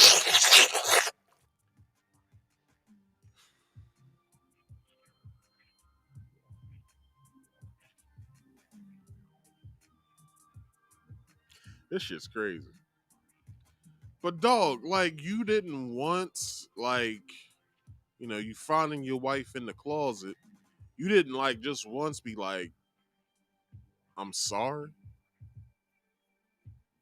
It'll never happen again. Like, not one time. He didn't give a fuck. Jesus Christ. All right, let's get back to it. Or, right? So No, Danae, that ain't no real people name, is it? I don't want you throwing people's name out here. Okay. So We're just gonna keep on We're going. gonna make fake names up. Okay, We're gonna make fake. We're making all kinds of fake names up. Okay, thank you. Right now. All fake. All fake names. All fake names. Okay. So you will watch him have sex with Sue. Yeah, and Sue and Jane and Jade and Sheila. That's a fake name, right? I don't know. That's a fake name. That's a fake name. That's not a real person. Seriously though, I would sit there and watch that, especially in college. I would literally sit in closets, or I would sit on the side of the dresser and be crying, and I would be there, and I would stay there in that space until he came back, from wherever he was, and he could find me, and then he can console me. But he didn't really know he was consoling me about his indiscretion as opposed to the lie that I told him. Right. And so all of that is toxic behavior. And I had to go back and really deal with that later on once I started to realize that, hey, Janae, you are not well. You are not okay. And really deal with why I was doing that and unpack it. So. And so on again, off again, situationship, commitment, lack thereof, 9 years, you go through this. And you said right before y'all got married or got engaged, I wasn't even together. Please help me understand that. Yeah. So before we moved to Atlanta, we were off. We got off because he was dealing with some girls and things like that, and it was a issue. And at that point, I was very hostile and all that towards him. Just like, I'm not gonna deal with this, and you're a F-boy and all these things, right? I had some different kind of choice words and language at that time. And then the Lord saved my mouth. Thank God for deliverance. I think a lot of people give you a pass on whatever word you decide to use back then. But no, at that time I had asked him, I was like, do you believe the things that you're saying, right? Because this is at the beginning of his career really taking off. And I'm like, do you believe the things that you're saying? And it really caused a rift. And so we were off. And so that time that we were off, we were still messing because around. You questioned whether or not he believed that which he was sharing with the masses on avoiding F-boys and that type of stuff. Y'all fell out because you asked him if he truly believed what he was saying? I asked him that, yes. It was a big thing, and we did fall out, along with the fact that there was actually other girls at the time. And so it was just all too much. And so we end up ending that, and then we both end up moving to Atlanta. Right? From there. How y'all keep moving to the same place? Soul tie. Listen, people underestimate the power of a soul tie. Yep. And it's a soul tie. And I had no idea what that was at the time, and neither did he, right? And so it was like, who would move there first? Did you find yourself following after him? Or no. So we had actually planned to move there prior to, because we were living in Raleigh, North Carolina at the time. We had already planned to move there, but there was so much. I had caught him with some other girls. The girl actually reached out to me, sent me their conversations and their pictures and all this stuff. And I was freaking out on him. And then we were like, okay, this has to end. So we had already planned to move. So at this time, you were 27? 20? We were early 20s. Yeah, so about 24, 25. Whoa, holy shit. Wait a minute. So you knew this man since you was 19. Y'all split up last year. Y'all was together, what? You said 9? Well, I believe she brought this up 9 years. So 19 to 9 would make 28. But she's 33. She'll be turning 34 now. And they just got divorced. So they've been together for... They was together for... All that shit happened back in 2021, 2022. So... You knew y'all was together roughly, I say 12 years. So you let all this shit happen before and during your marriage? Holy shit. And she endured.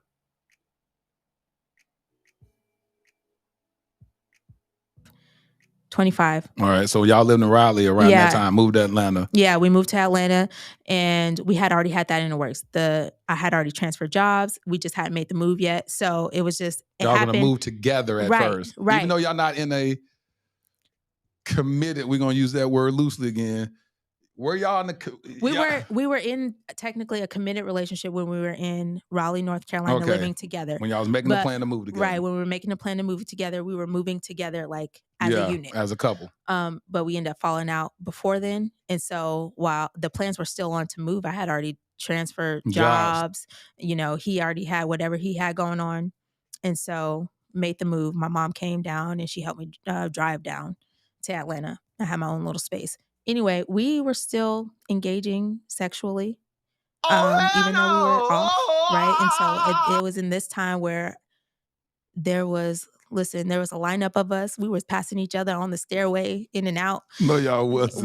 Listen. No, y'all was not passing You think this is a game? You were not passing each other on the stairway. No, y'all was. We were passing each other on the stairway. Like, this is my shift from this time to this time. Oh, shit. So, you know, I was a willing participant in that. And this is like, I can laugh about it now, but it's really sad, you know, to like, what space do you have to be in to accept that? And so I dealt with it already. So. All right. So that's that portion of that. All right. So back to the article. It states, I went in such a deep hole where I was like studying these women. I would go to their profiles and I would study their pages and like what they wear, she revealed. Now where am I supposed to be at after that? 48:33. All right.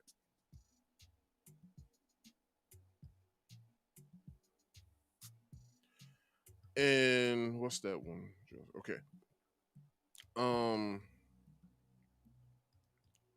I'll go to profiles and see what they were wearing. I knew when they had met up, I watched their videos and them having sex. So I would try to imitate that and recreate it in our relationship so he could choose me.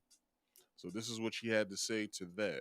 Because at that time I went back to the gym and started working out, and then I had a male trainer. And so then at the time that we're going through premarital counseling, then it's like, oh, you're talking to your male trainer, you know, and you're having a relationship with him. You're trying to hide it from me. And I'm like, you know, I'm all these things. And so I'm like, I'm not trying to hide this from you. Like you see him, we go to the same gym. You can have a conversation with him. His wife is a trainer at the gym too. Maybe I should have asked for his wife to, like, I didn't even choose the trainer, you know, but basically it became an issue.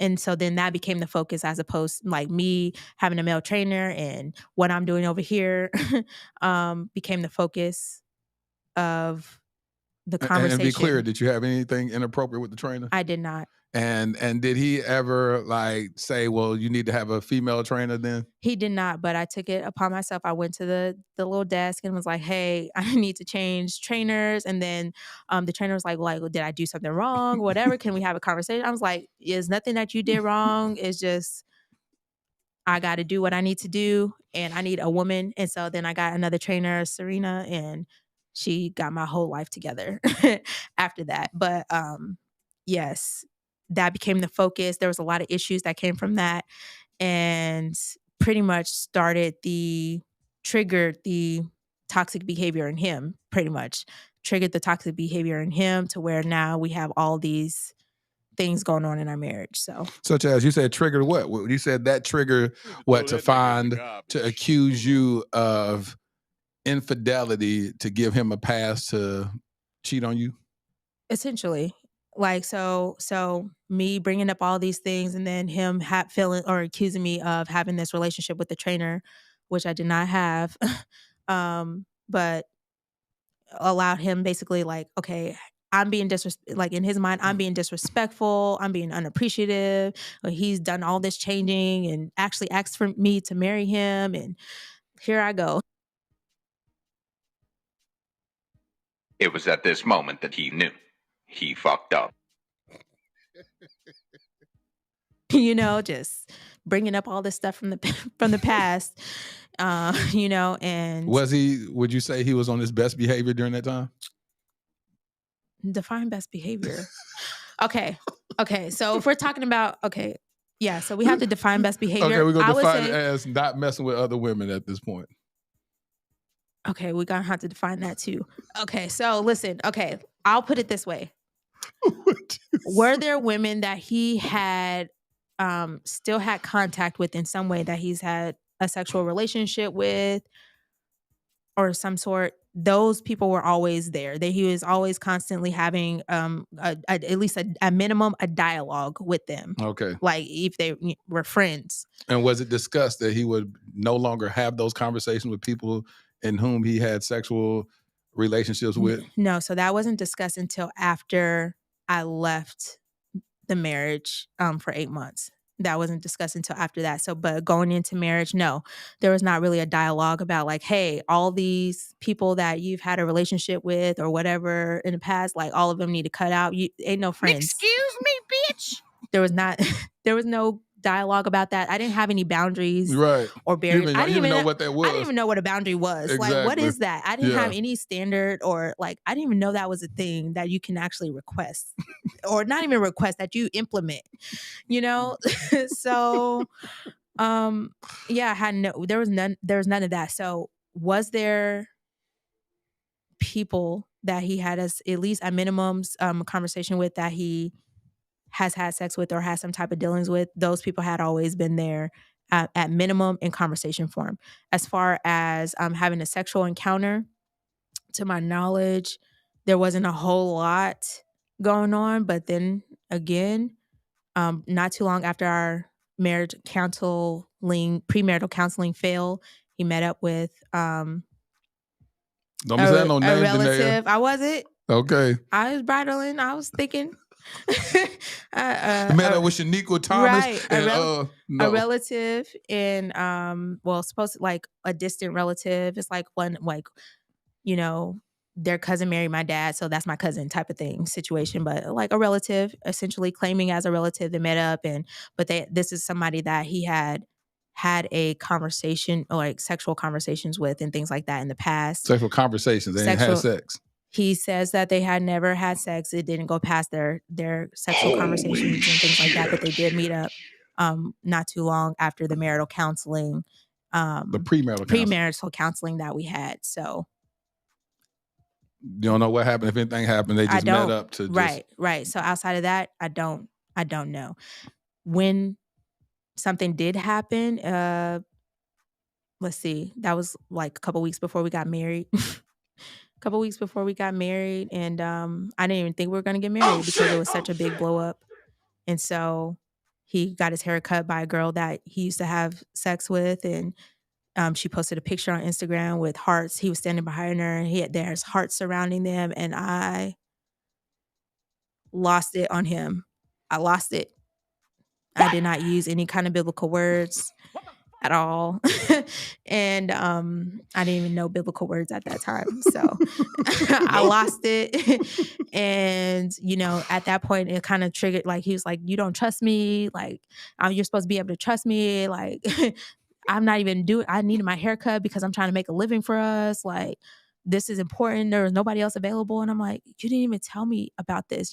At minimum, you tell me that you have to get a haircut, and you didn't even do that. Not only did you not do that, you hid it from me. You sent the haircut appointment confirmation to the work email, and I'm running your emails.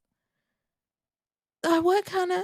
Right. And so it was at that point where I blew up, where I was like, okay, I need to get help. I got to figure out myself. And I actually got therapy. I got 3 therapists.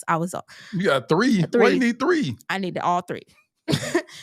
All 3 of them. I got one of them miss something, the other one pick it up. Exactly. And miss something. Yes. And I did that for about 3 months until I settled on one. And then I was with her for about a year. For about a year and a half. Now, that was very telling. Shorty was over there going through it, man. Like, Shit. So, take all of that into consideration. She basically was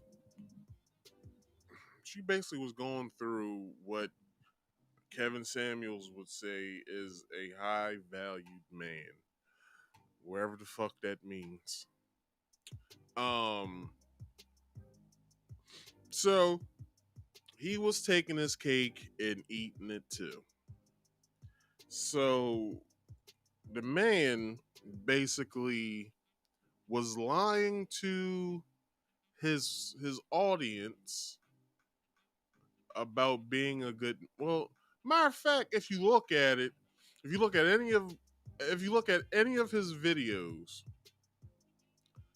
he was basically talking about himself the entire fucking time.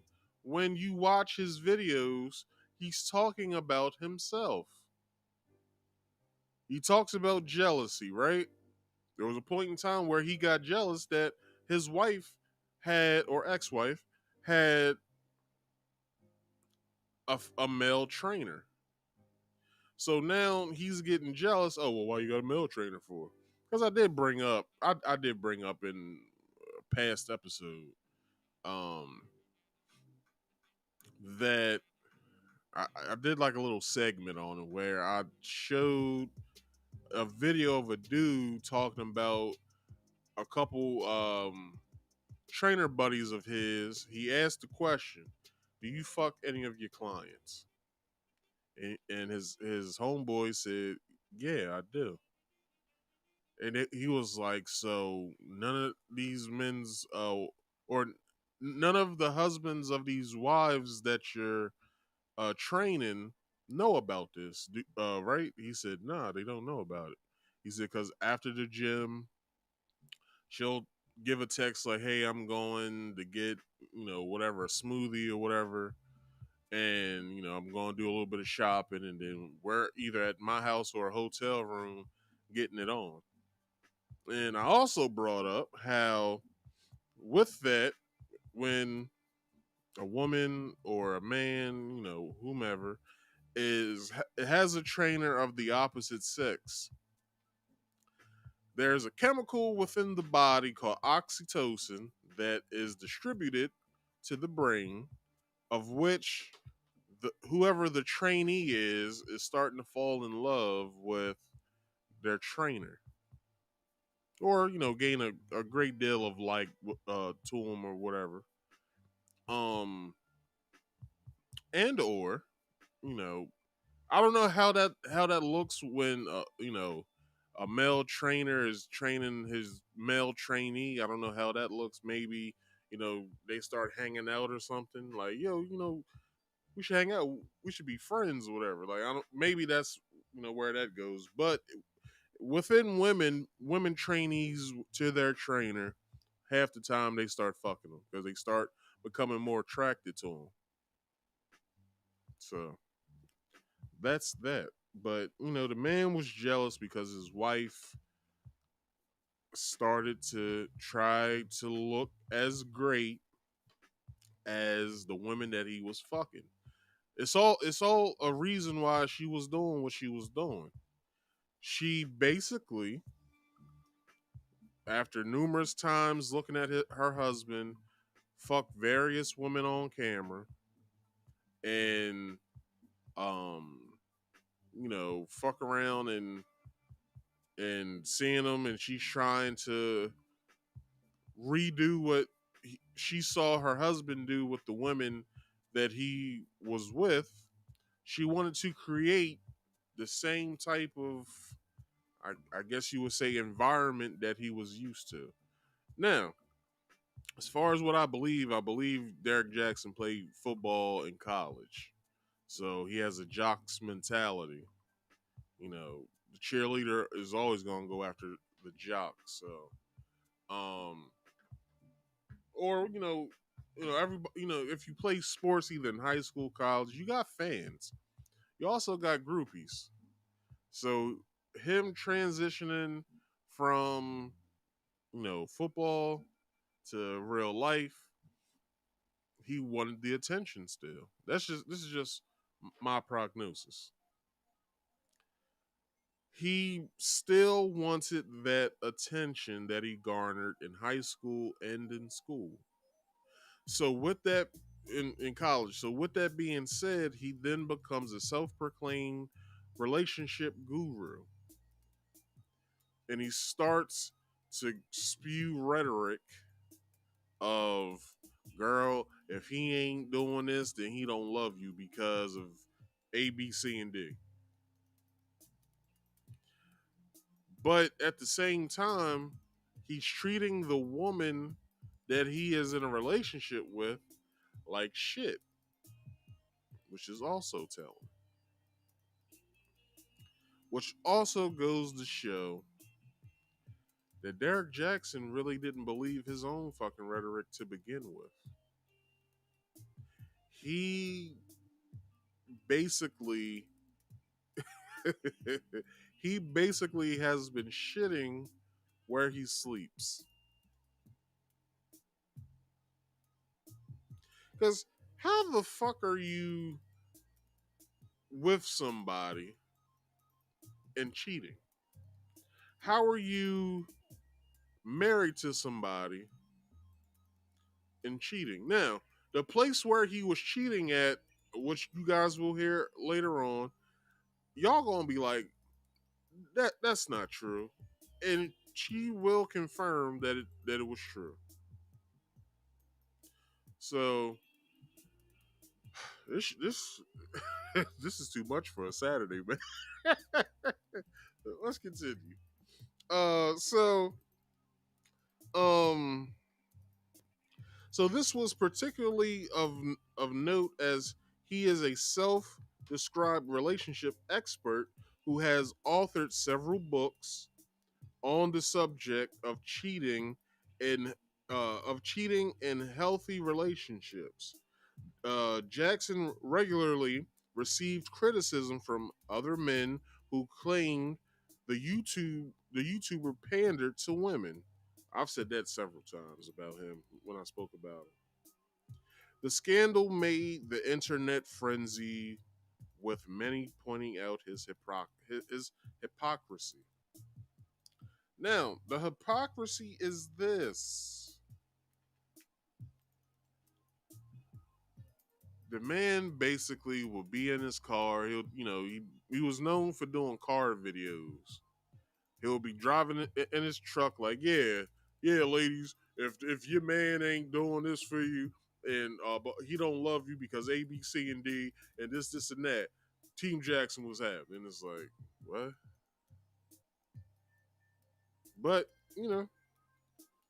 bunch of shit. But, you know,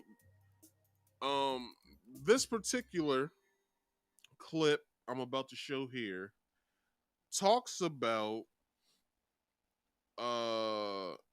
their wedding or whatever, or not their wedding, but like after the wedding, like, was she in bliss, was she in bullshit?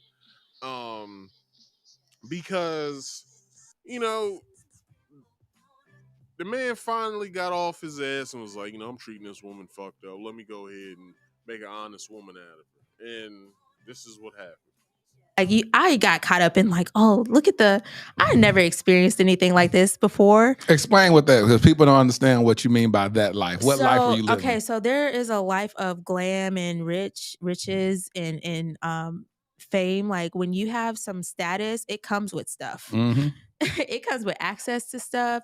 It comes with like this extra treatment. It comes with money. I had not experienced any type of level of that. And I'm like, I've been all them Disney movies paying off. I'm living the life of the rich and famous. Look at him. He's fine and he's doing this. And I get to stay at home. And like I was a whole Atlanta housewife without being on the show. Right? Whole out here. And so a whole Atlanta housewife. With no show. No show. Behind the scenes. Right? No staff. But all the while, she was living the life of an Atlanta housewife.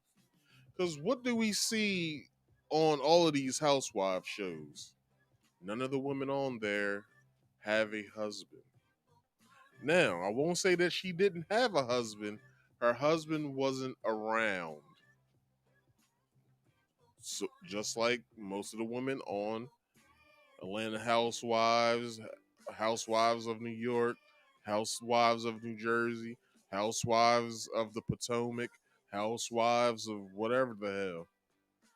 Like, all of these women don't have a husband around or don't have a husband, period. They're either a side piece, like the one white girl on Atlanta Housewives. She's seeing a married man. Now, I don't know if she's still on the show because I don't watch the show. But, various relationships I've been in, that was their particular housewife show that they like. But she had all this stuff, all this access to stuff, right? But she didn't have the very thing that got her there. And that was Derrick. Now, I'm not coming down on her. I'm just trying to paint a picture here. She loved this man so much that she basically made herself vulnerable for this man, but her vulnerability was being exploited by him. He sees that she's vulnerable. Right there. He'll exploit that vulnerability and it will fuck with her. As she said earlier, that she will sit in closets crying about what she saw on his phone. Now, I would say the man's a fucking dumbass for recording his sexcapades. Who the fuck does that while in a relationship? Let me tell on myself real fast. I was in a relationship. Me and her was living together. I cheated. We was about 7 months in when I cheated. I hit that shit. I cheated in March. I told on myself in June. But I told on myself when I was moving out of the house. Bad idea. Because the simple fact that me telling on myself got some of my things fucked up. I got a dude on here named Trees. He said, "What's up, Marcus? I've been gone a while, but I wanted to let you know hearing you speak keeps me grounded. Much respect, Marcus." Well, thank you, man. I'll give you a round of applause for that. And a or your sister, hey, man. I mean, lady. You know what I'm saying? I'm glad that I can keep somebody grounded. You know what I'm saying? That's the words I like to hear when doing this show. This is what this show's all about. Now, she basically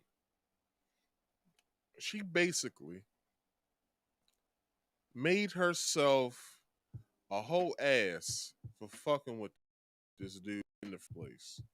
Because the very man that she wanted to spend the rest of her life with made it so hard for her that she didn't know very much what to do. So much so, excuse me, that when they would go on their hold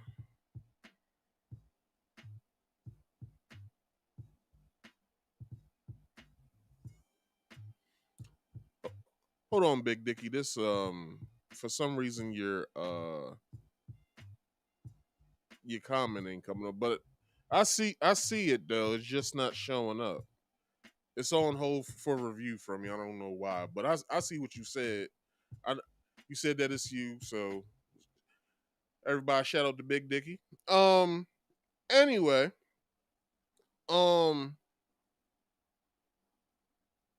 pause to pause because your name used to be pause worthy. Anyway, but yeah, like he so much so her vulnerabilities made her have to want to fight. And this is how. And I'm gonna get to the article, and then I'm gonna play this part of the second part of the video. It says, however, the situation took a dramatic turn when Jaxn, who was still Jackson's wife at the time, openly defended her husband and publicly declared her intentions to stay with him. That was when, that was like after the fact when they did that video. But when he will go on his speaking engagements, this is what will happen. Kids.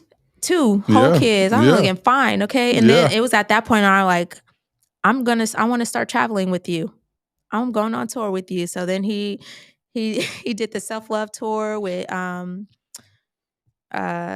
Steven Speaks and all that, and I was there at almost every tour stop. Did people know who you were when coordinating they saw you? They did not know who I was until I said I'm his wife, and there was a few times where I had to, I mean, literally our team, because I coordinated our team to travel with us, the people that I hired to come with us, and they were literally like holding me back at some of these events, like, don't do it. And I'm like, what were you about to do? Listen, I was not always saved. Okay, so there's when you have a husband that is in the spotlight, women feel like they can do whatever they want. They can talk to him how they could touch however they want. Oh, you're so fun. These little touches turn into something Touches. else. Some more touches. Other touches, right? There was a lot of that. There was a woman that was bold enough to sit on his lap, and he didn't even do anything about it. And I had better words from at that time because I had been in therapy, so I was practicing those tools. And it still was like, okay, well, this is part of my job. This is what comes with it. You have to be more secure. And I'm like, I'm secure, but it is not okay for this to happen, Now, this nigga was having women touch on him at his book signings and him doing work at his I guess you would call it a job, maybe, I don't know. And it's crazy that she had to do that because which doesn't make sense to me is that she was allowing it.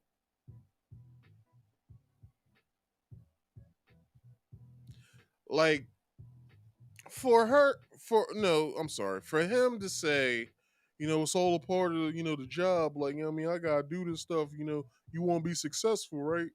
It's like, but you can't find it within yourself as a man, a husband, a father, to not make your woman look stupid, even though the women in the room don't know who the fuck she is and don't even know that she exists. Because he never brought up that he was married until that apology video. We all was sitting there dumbfounded, like, who's she? He was like, yeah, this is my wife. I've been doing it wrong. I just want to say to everybody, you know what I mean? Like, you know what I'm saying? Accidents happen, and I'm fucking sorry for the shit that I've been doing. But we gotta get one thing straight. None of this would be possible without you guys. I wouldn't be doing none of this infidelity. I won't be doing none of this whatever the fuck. This is all a charade because I want to get bitches just as well as anybody else, but I'm married. But I just don't want people to, my wife to know that I'm getting bitches, and I don't want my audience to know that I got a wife. Y'all understand what I'm saying? And we sitting there like, no, we don't. Like, none of this shit makes sense. Like, none of it at all makes sense, sir. Like, what are you talking about? But anyway, it's it's just some wild shit, man. Like when it comes to this, like this whole like situation, it's like, lady, you let this shit go on this damn long. Y'all was together 9 whole years, 12 roughly. They was together. Y'all was together 12 whole years, and you came to him every time, babe. I want you to stop doing this. This isn't making me, feel any better than what I'm already feeling. Like I need you. And he would be like, yeah, baby, I got you. You know what I'm saying? This all for us. You know what I mean? I'm doing this all for us. But then now you're like, after the cat's out of the bag, you sitting there trying to go on an apology tour so you can save your fucking business, because everything that you've been talking about from this point on basically has been a bunch of bullshit. I don't know if I said this then, but I'm gonna say it now. He should have just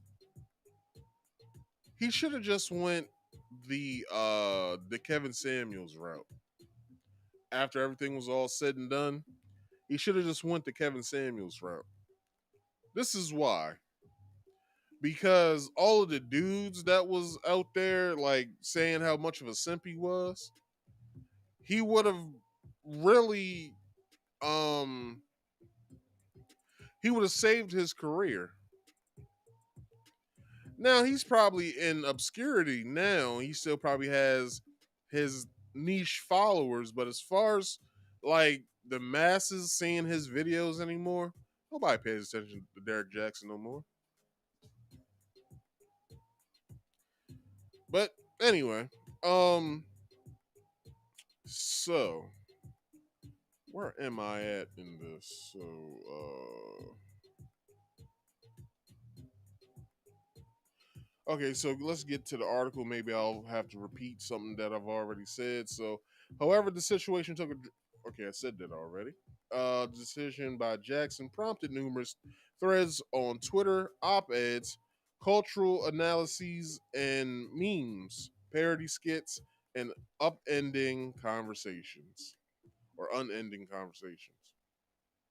The primary consensus was that religion had conditioned Jaxn to remain in the toxic relationship. They're talking about Danae at this point. She is openly Christian. In mid December, the blogger Tasha K posted posted video footage of Derrick Jaxn partying in Miami with another woman not long after Jaxn announced his separation from Danae Jaxn. Now, that I showed that picture before, and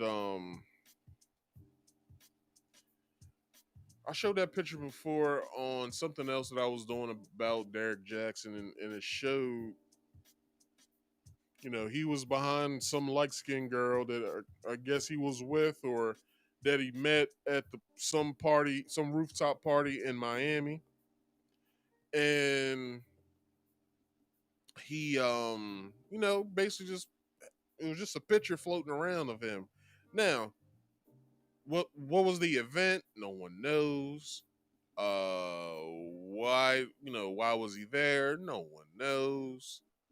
But when you see the video, not the video, when you see the picture and him announcing, I'm separated from my wife, we're getting a divorce. We was together for however many long years, and then maybe it took no longer than maybe a week or so. That picture pops up of him in Miami with some light skinned girl with a weave on. And some people were saying, well, he upgraded from the crazy girl with the bonnet on her head, or the helmet of salvation, as she likes to call it. And that's a big step from where he was at. And it was like, Y'all see how fine Danae is? Let me show this picture again. Y'all see how fine Danae is? And Danae got body. I don't know if you guys know that. Danae got body, nigga. Like, I'm trying to tell you. I wasn't gonna do that sound effect, but I'm not trying to get sued. But anyway, but this is like, I'm kind of glad that this happened because it shows a different side of Derrick that we didn't know. Like, I would say some of us didn't know. Like, when I first heard about this dude, I think it was somewhere around, I don't know, like, I think I was living in PA when I came across some videos of his. And I was like, I looked at it like the very first one of him, and he was talking what he was talking about. And I was like, that's pretty interesting. But then I didn't think nothing of it. And then I saw this next video, and I was like, oh, that's pretty interesting as well. And I was like, who is this dude? And then, went on his social media, relationship coach and all of this. I'm like, in order to be a relationship coach, in my personal opinion, you got to be in a relationship your goddamn self. Are you? And I would say at the time, I would say he's probably not even in a relationship. But then years later, he's sitting there on his apology tour, and then we see Danae, 8 months pregnant at the time, as she will say later on. That's the reason why she had her helmet of salvation on, big clothes. She was wearing weird shit. In some of her videos that she was in, she was pregnant. That's the reason why she was looking the way that she was looking. And not only that, Derrick was causing her stress. And we all know what happens to the body when a woman is pregnant and she's under stress. You might end up losing the baby, or the baby might come out a little fucked up. But, that was their life. Anyway, I was trying to go somewhere with this. But anyway, so I might as well say this. Maybe it'll tie it all together. So in the article, it states that from falling in love as just teenagers to becoming spouses and now co-parents, I'm grateful for the years we spent together. Now, some people will say, well, that sounds stupid that she would say she's grateful and wouldn't trade them for anything. This is why y'all should pay attention to what she just said. She is grateful for the years that they've spent together because he taught her something. He taught her a great deal of something. Now, in her next relationship that she gets into, she will know the telltale signs of what to do next time. Now, although she does say, she's very into the word and stuff like that, I'm pretty sure she won't be taking anybody's shit anymore after what she had to deal with her baby's father. You know what I'm saying? But this is exactly right here what I'm about to show you guys. It's kind of an example of what I mean by all of this. Of them co-parenting, his infidelities and stuff like that. This is exactly what went on during those times. What was the breaking point for you to get up and leave and go to Denver? So when he said I was crazy, because I'm like, you need to be delivered and we need to go now, and this is what needs to happen. So he called your mom and you said, forget it, I'm going. I was like, I took a couple of days It took a couple of days. And I was like, okay, I feel like I can't just leave. So I'm like, okay, we need to go to therapy. We need to work this out. And I'm texting him because he's like not answering my calls. He's like, if you come to the condo, I'm going to call the police on you. All these, I'm like, okay. I was texting him. I'm like, okay, we have to figure out how to work this out. The best way for us to do this is for you to come here and we can figure it out. Like, and he was basically like, I'm not coming back there. Like, I would rather be separated from you than to be miserable with you in the same house. And I was like, Mom, my bags are packed. When can you be here? And she was on the flight the next morning, flew in, and we drove, or I can't even say we drove. I drove like 80 miles an hour to All Denver. the way from Atlanta to Denver. Yes. How long was that trip? It's a 24-hour drive. I drove the first 15 hours pretty much straight through. She had to force me to stop driving. You were just motivated on adrenaline. I was adrenaline, and I was just like so upset. And then I was kind of scared too, because I'm like, I can't believe like I'm actually doing this. He's gonna freak out when he realizes that I'm gone, because I didn't say anything. I didn't send my phone was actually right. My phone was actually turned off at the time because there was like a little financial crisis that started happening around that time too. So my phone was actually turned off. So I was like, this is You don't perfect. just slide by that financial crisis, had your phone cut off. My phone was cut off at Well, the in a time. 9,000 square foot house and your phone get cut off. He was working at the condo, so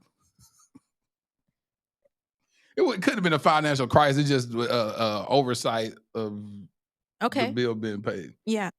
What was the financial crisis?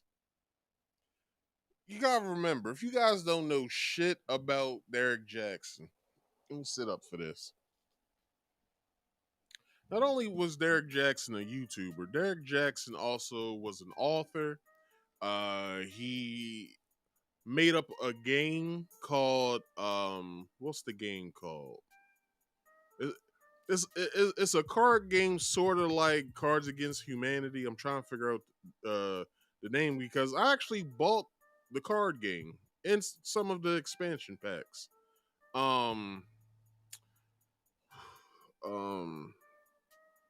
Let me go to Derrick Jaxn's website.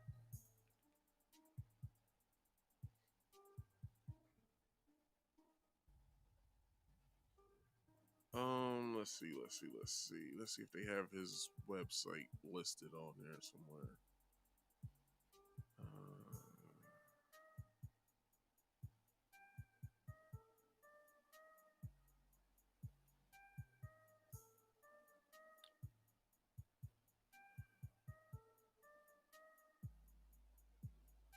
Y'all know what's crazy?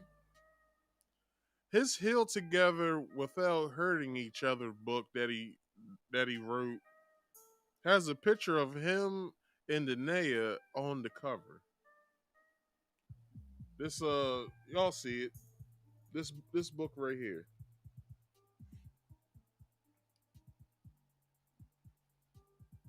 But your boy's an author. And I'm trying to find his card game. Let me see if I just type in Derrick Jaxn, will it pop up?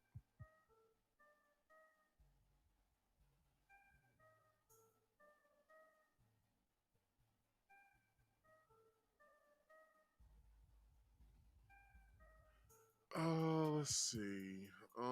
What is this card game called? They don't have it.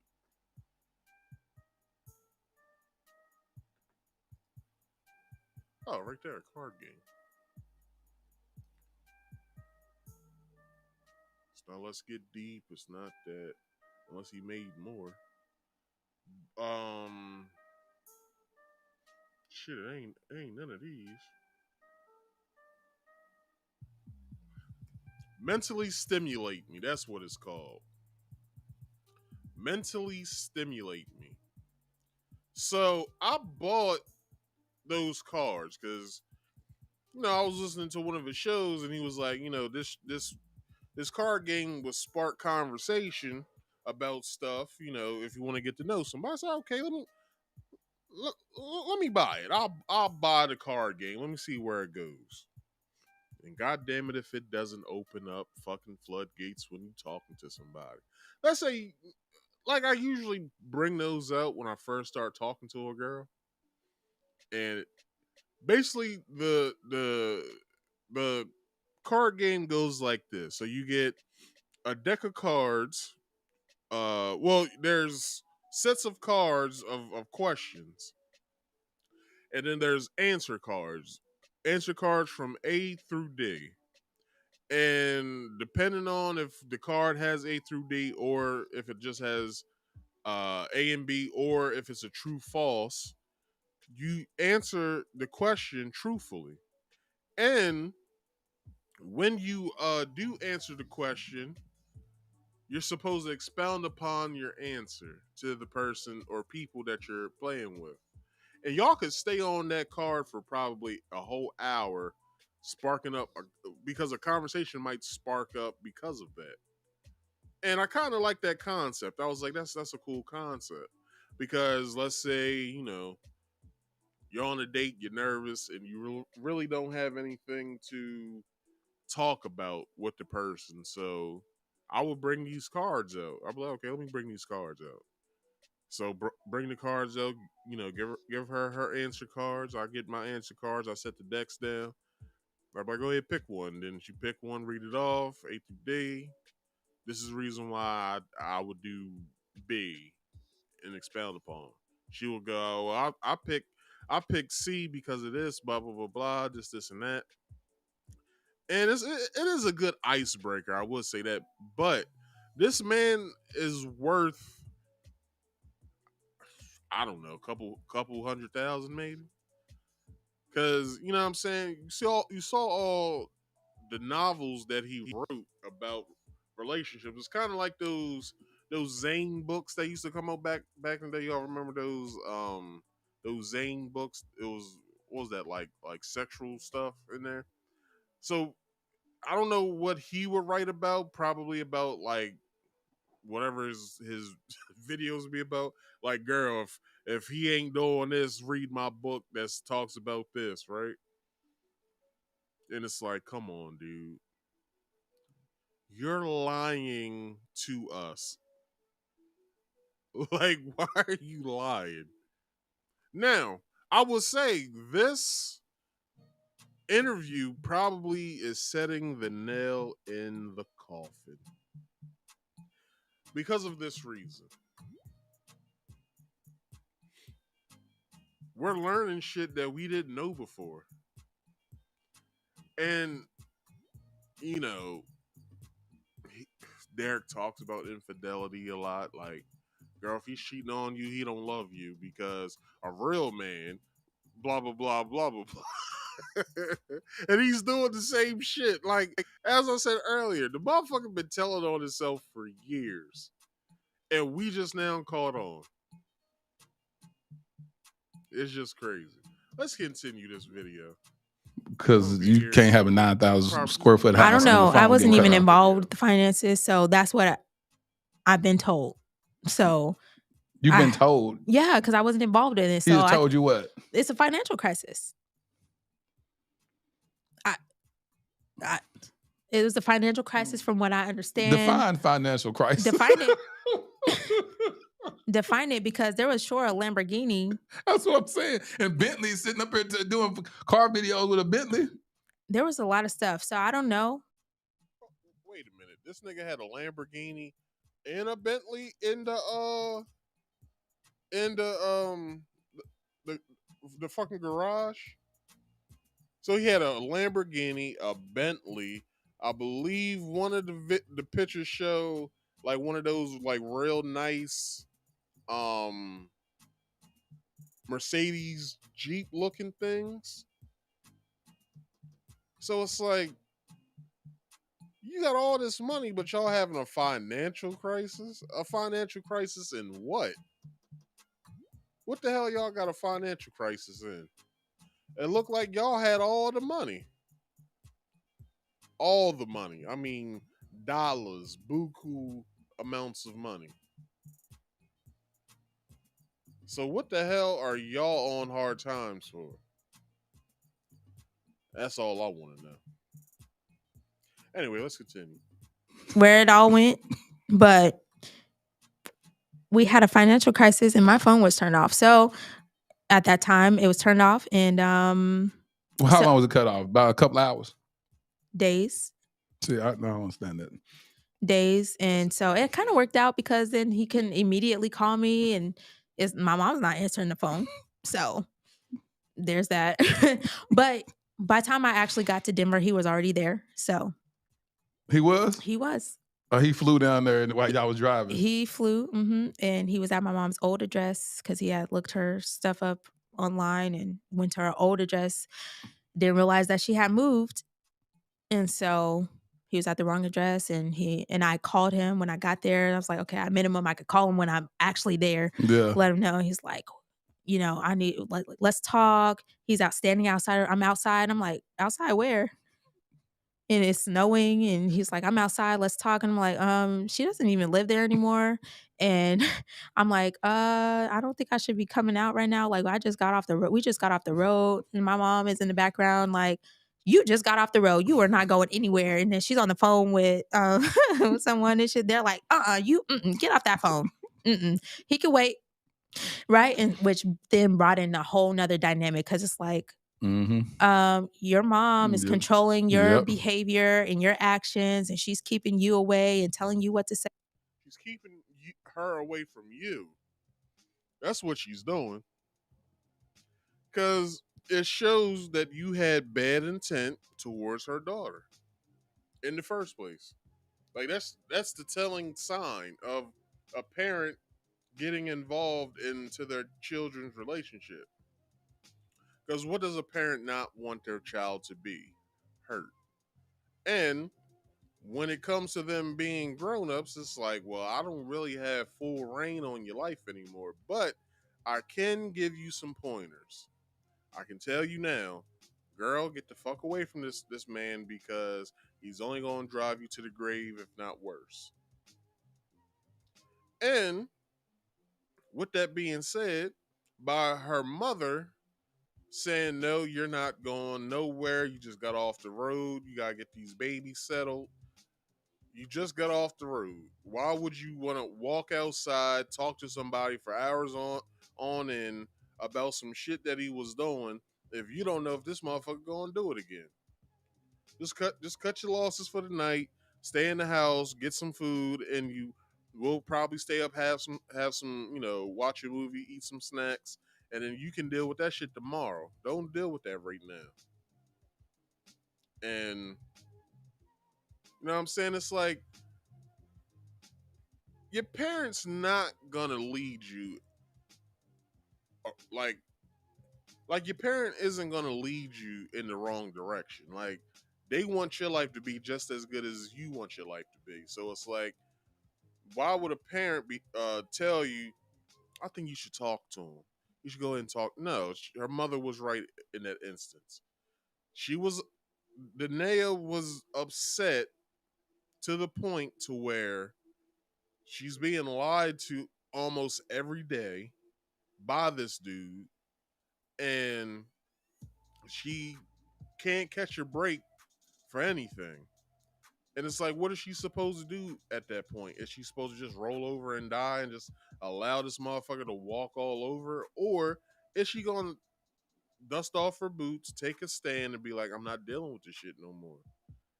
So thus the financial crisis that he said that they were going through, and phones was turned, well, probably her phone was turned off.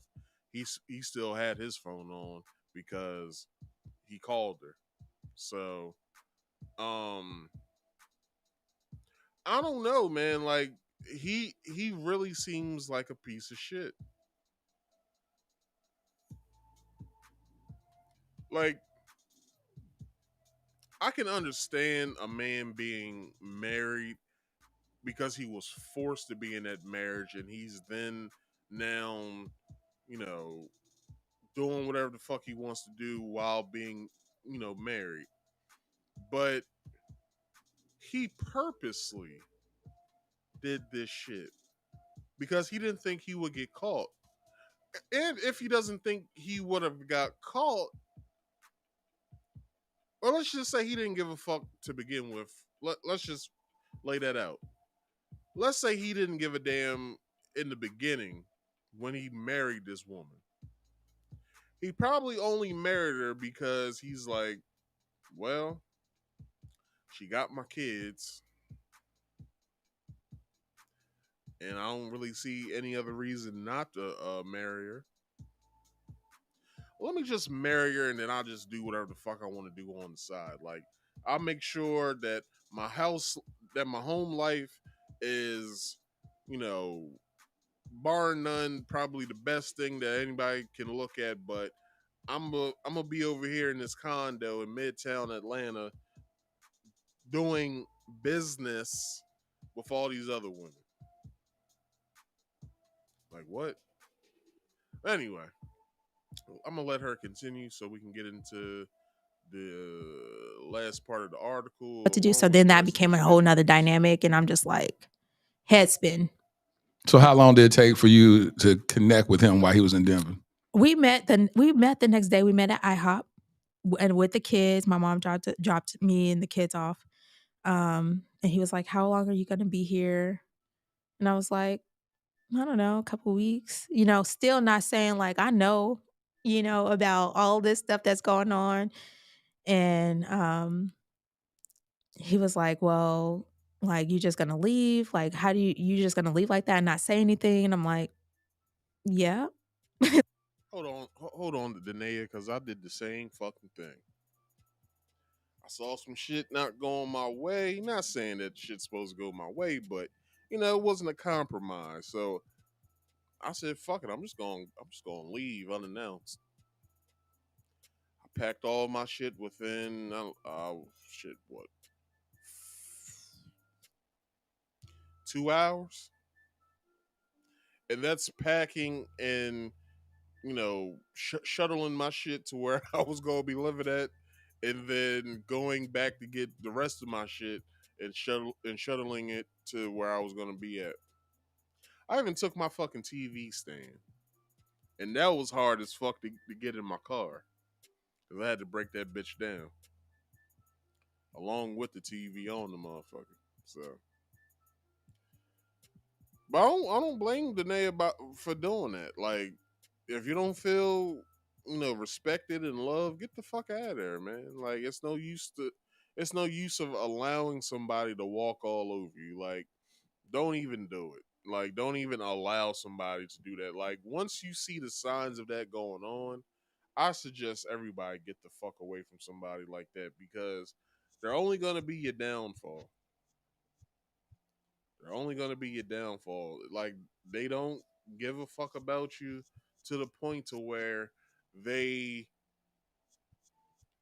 give enough of a fuck to be like, I'm really not making my wife or my husband happy right now. Like, maybe I should not do what I'm doing right now because I can see at the end of all of this, not only did I hurt my wife, but I'm hurting myself too. Because that's one thing that I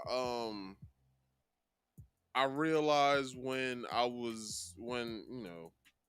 after I cheated and I told what I did or whatever, um I hurt myself in the long run because we didn't break up like right away. It took another like year and some change to break up after that because she said that she forgave me, and I said okay. I set all that behind me, and I hadn't cheated on her since that time, and you know I'm not saying that she did, but let's say that she did cheat on me, to get back at me. I would never know, but there's various points within the relationship that I can say that I thought that she was cheating. Uh, which was one night, came home from work on a Friday night. She wasn't there to be seen. Didn't see her until that next morning. Also, She went out with her homegirls one night. When she got back in the house around about 2ish, she got straight in the shower. And I was like, what the fuck you doing getting straight in the shower after you coming home from the bar? You don't drink, nor do you know how to dance. So, so it was just me asking myself certain questions like, this bitch cheating on me. But I could never prove it. I didn't know. So, you know what I mean? Like, it's no way that I could prove that she was or she was not. So, I don't know. I don't know what to say with that. But I will say this. I asked her numerous times after we broke up, we became friends, stuff like that. I asked her, did you ever cheat on me? And she told me no. She was like, no, I had no intention. I could have. I had the chance to. I had it planned the way that I wanted to do it, but I never did it. And I could only take her word at that point. Like, okay, all right. But in the back of my mind, I was like, you had the opportunity to. You could have. The fuck you talking about? So, I'm not crying over spilled milk or old shit, but it's like, neither she did or she didn't. I had fun when I did it. So, plus, it wasn't a rhyme or reason why I did it. I just blamed it on the fact, oh, we was arguing for 2 weeks long, and I didn't like that shit, and I cheated. I cheated on her with an ugly bitch too. It's like, damn. And even she brought that up. She was like, damn, you could have at least cheated on me with a bitch that was better looking than me. And then I learned my lesson too. I was like, if I cheat again on either her or somebody else, I will make sure that person is fairly better looking than the person that I got right now. So I learned my lesson. Anyway, let's continue. She only got like 30 some You odd decided seconds you left wanted to with stay this at the part. condo. I can't stay in this house by myself. And so he's like, so you're just gonna keep the kids away from me? And I'm like, I'm not even trying to do that, but I take care of them pretty much by myself. Been doing it by myself since they were born, essentially, mostly as far as the main care of them, outside of financially, which apparently that's a big deal. If you provide financially, that's the only job you have. So I didn't. So that was a good section. Um so the next one before we get into this article, let me get to it. 2026.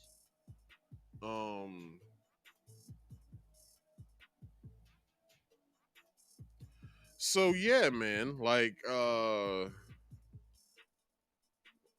don't even know where I left off on this article because I haven't been marking my place. But let's get to it.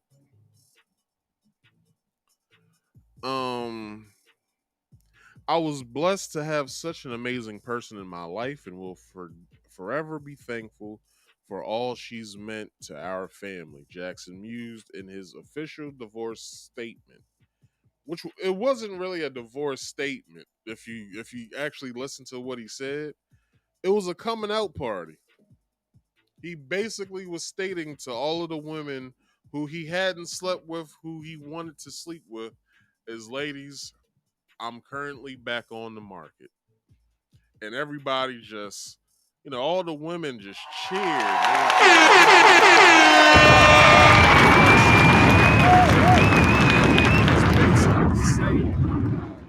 Damn, son, where'd you find this? When they would show each other the videos, and they was like, we're so happy now that this motherfucker is back out there. But we can see months or so later, or let's say like a week or so, probably a month or so later, he got some light skinned girl. And, you know, The rest is history. Anyway, for many of who had been following the situation, this was a unsurprising end to the unsavory situation. I might have something for that. Hold on. And per Jaxn's latest revelation, the ordeal was much worse than many knew, such as this statement she's about to make right now that I'm about to show. Holy Spirit, I invite you into this. I'm giving you the details of this down to like the tattoo, the mole, the this, like all the details. I'm giving you all of that. What tattoo? I'm saying like of what I've seen of the women, of the of people. seeing everybody's body parts. Right. How does that feel? I want to spend a little time on that, because that's some serious trauma. When it happens the first time, like I said, I've been in environments where I've walked in and seen stuff that I didn't want to see. So what did that do to you? I became a shell of myself. I didn't know who I was. I actually have a couple posts on my page where I have a post that says, I knew her body better than I knew my own. Stop. Let that sit there. Let's stop there. I knew their bodies better than I knew my own. God damn. Hold on. Holy shit. Oh, hell no! I think some glasses breaking. Jesus Christ. So Danae, Danae, off of Derrick cheating so many times, has studied these women so much, to tattoos, to blemishes, to birthmarks, to titty nipple placement, how saggy the titties was, if the titties was perky or whatever, how separated they was, or if they was big enough to where they could touch and hug each other. Like, she studied these women so much to the point that she knew these women bodies better than she knew her own. God damn. Boy, if you couldn't come up with a better fucking statement than that from a woman who was being cheated on all the fucking time. God damn, man.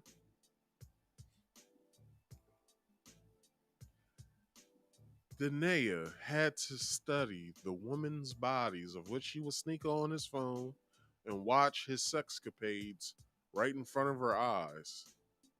Just think about what the fuck she was thinking. Jesus.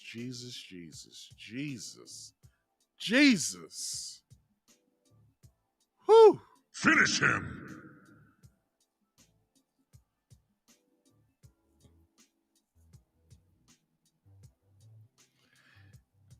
You said you knew another woman's body better than you knew your own.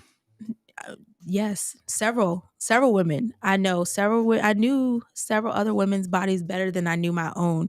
And I spent a lot of time, like I went in such a deep hole where I was like studying these women. I would go to their profiles and I would study their pages and like what they wear. I knew when they had met up. So I watched their videos of them having sex. So I would try to imitate that and recreate that in our relationships so that he could choose me and want me. And that is a low point to be. And I'm tearing up a little bit because I hate that I even got to a point where that was a thing, but that it was just that. And so I knew several other women's bodies better than I knew my own. I completely lost myself. I became a shell of myself. I tried to imitate their hair, their actions, even sexual things that I had seen him doing with them. I tried to recreate that in our life when we were engaged, and none of it amounted to anything. And so I just became more like depressed, more withdrawn, because it's like, I can't share this with him because then he's going to leave, right? Because I'm still operating off of that abandonment and all of that. And so it's so. Sounds like manipulation. That's what it sounds like.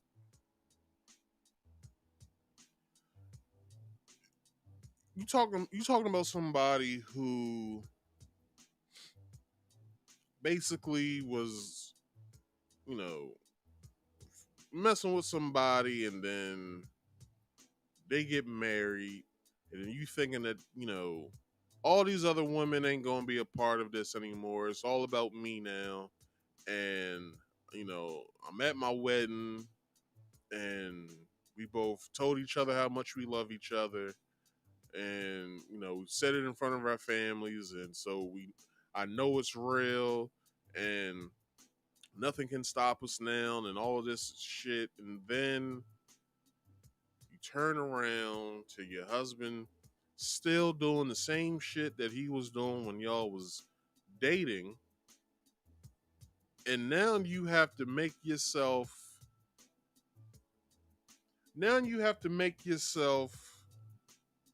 up to be like the women that you see and that you see in his phone that he's fucking with. And then after that, you have to disregard who you are, try to make yourself up to be just like the woman that he's sleeping with.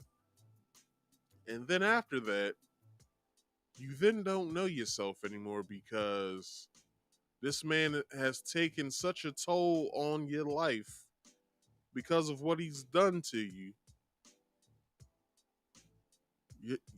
And you're also in therapy for this shit, but it's still spiraling out of control. We talk about somebody who probably could have killed this nigga and no one would have felt bad about what she did. I'm saying nobody would have felt bad because of her doing that, other than the women that he was fucking around with. But I want to pose a question.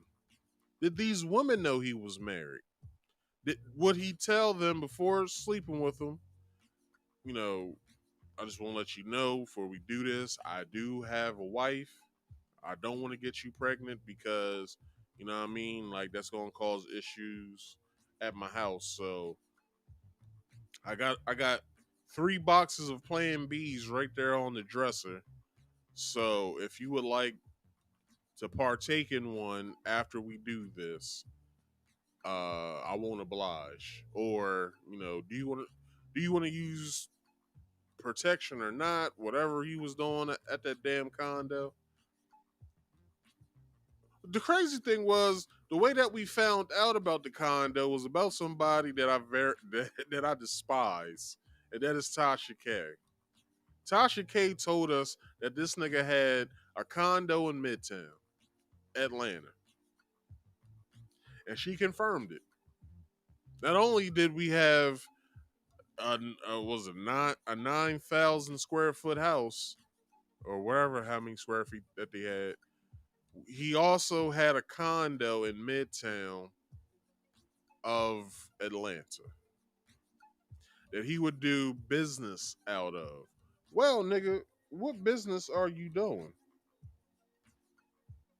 You write books, you have card games, you do YouTube videos. What business are you conducting? The only people that should be at that condo are your employees, or whoever your writing partner is when you write these books. And the thing is, that person shouldn't even be around all the damn time. Right when you say, I'm ready to write this next book, that's when that person should be popping up at y'all's house. Not yeah, you can have a office in here if you want. It's like, what the fuck she need, or he need with an office in here for? He should only be here when y'all motherfucker. Matter of fact, he shouldn't even be at the condo at all, because you can email him all of the pages with a Adobe um, PDF that you can send him through email, or her through email, for her to look over and make the right punctuation marks and stuff like that to where they're supposed to be, restructuring sentences and paragraphs and stuff like that so it flows better. To be honest, why don't you have an office in the house? If yet from the way that we saw when they was doing that one video when she had the bonnet on or whatever, the house looked like it was huge as fuck. Why don't you have an office at your house?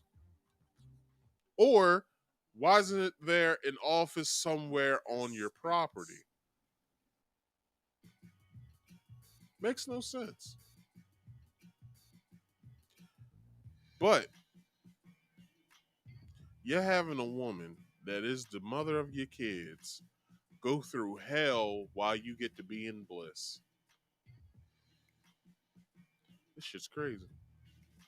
And I can't, there's not really words to put like what happens to you when you see that. And you don't just see it one time, but you see it multiple times, and you see it multiple times over years. What that does. And then you compound onto that rape trauma. You compound onto that daddy issue. Like, there's no way for anybody to survive that mentally and emotionally without God like intervening in some way to literally pluck that out of you. It's soul crushing. There's no Soul crushing it is, because you sat in front of your family and his family and basically poured your heart out on your wedding day. Nigga, y'all's best friends was there. I mean, your best friends from high school that you probably still fuck with, and your best friends from college was there. It was practically probably in the fucking wedding. So for that to happen, for you to do all of this and then put your wife through hell to the point of where she talks about a story. I don't know if it's in this part of the interview or the first part, where she talks about how she was dealing literally with demons.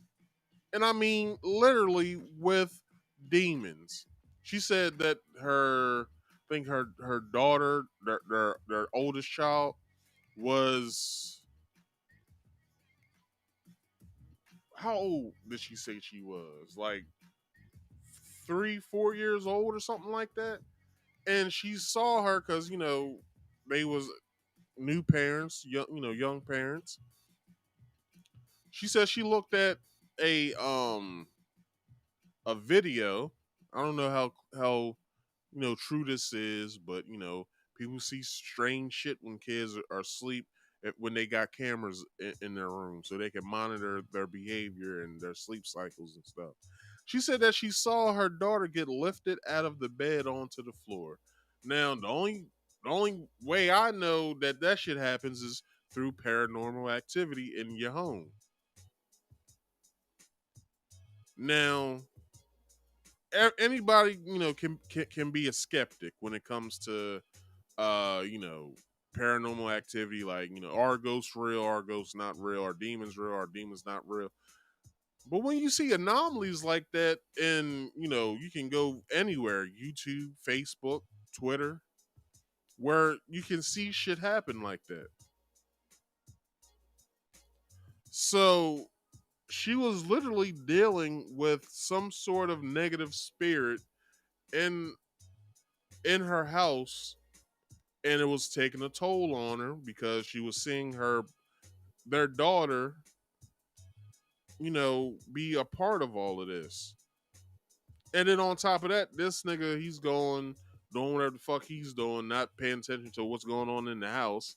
Then she's dealing with having to be in the house all the damn time, and then him being out doing whatever the fuck he wants to do. Like,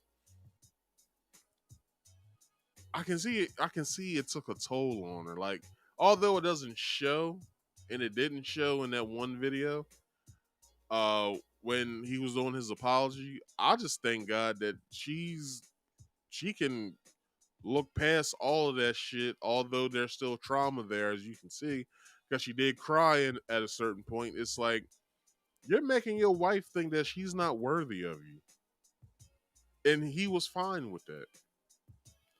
All you had to do, Derrick, is basically not marry her.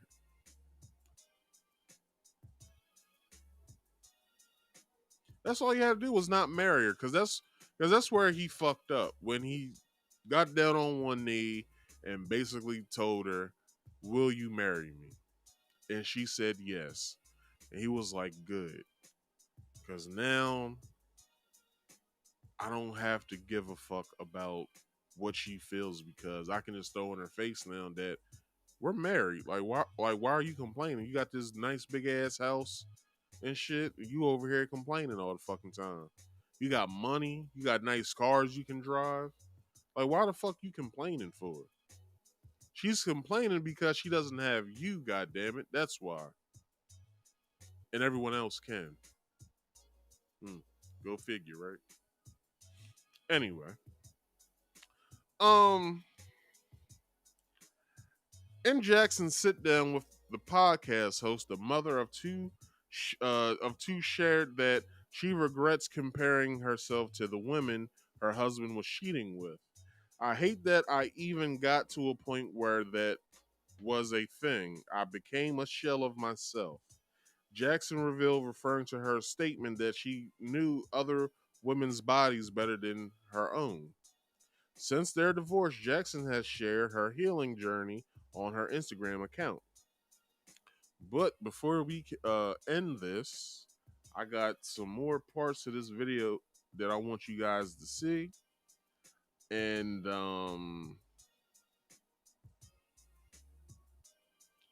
3657.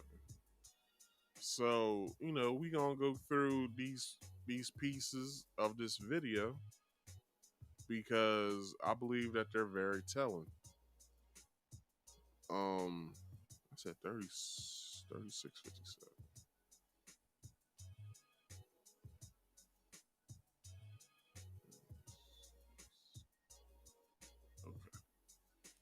Because I believe that they're very telling, and she's being open and honest with her,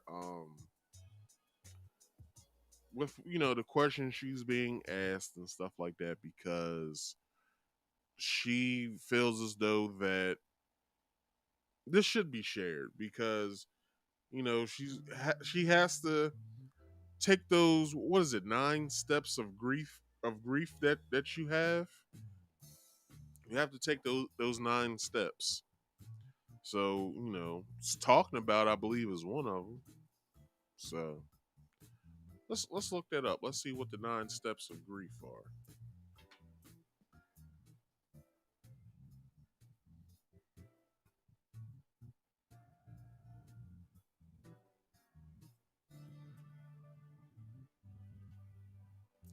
So those 9 steps are shock and denial, what's happening, disorganization, what's happening,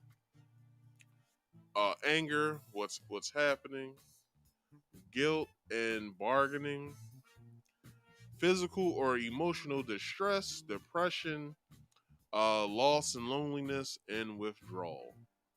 So those are the 9 steps of grief, which is really, I see 7. So hold on. So we got shock and denial, disorganization, anger, guilt and bargaining, physical and emotional distress, depression, loss and loneliness, withdrawal, and acceptance. So she's at her 9th step now of grief. She's at the acceptance stage, which talks about This is the final stage of grief. New hope has emerged, replacing hopelessness and prompting constructive behavior in order to fill the void. Your love, uh, your loved one might pick up new hobbies, start an activity to honor their loss, or reach out to friends and family. Regardless, they have realized that life goes on and has begun to find joy in their own.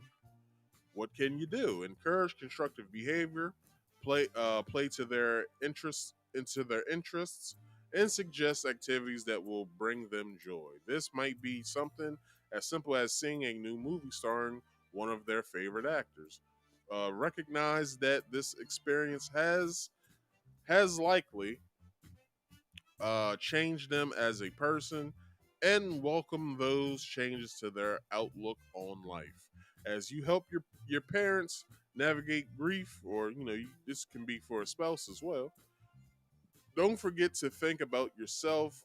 Oftentimes, a loss to them is a loss to you as well. Remember that help is out there, and understand that grief is a natural, temporary response to loss. Qualified professionals such as those at Core, I guess that's how you say it, can help the families cope with shared losses, or from a divorce or some shit like that. With this in mind, knowing the 9 steps of grief can guide you through helping yourself and others handle loss in a healthy and constructive way.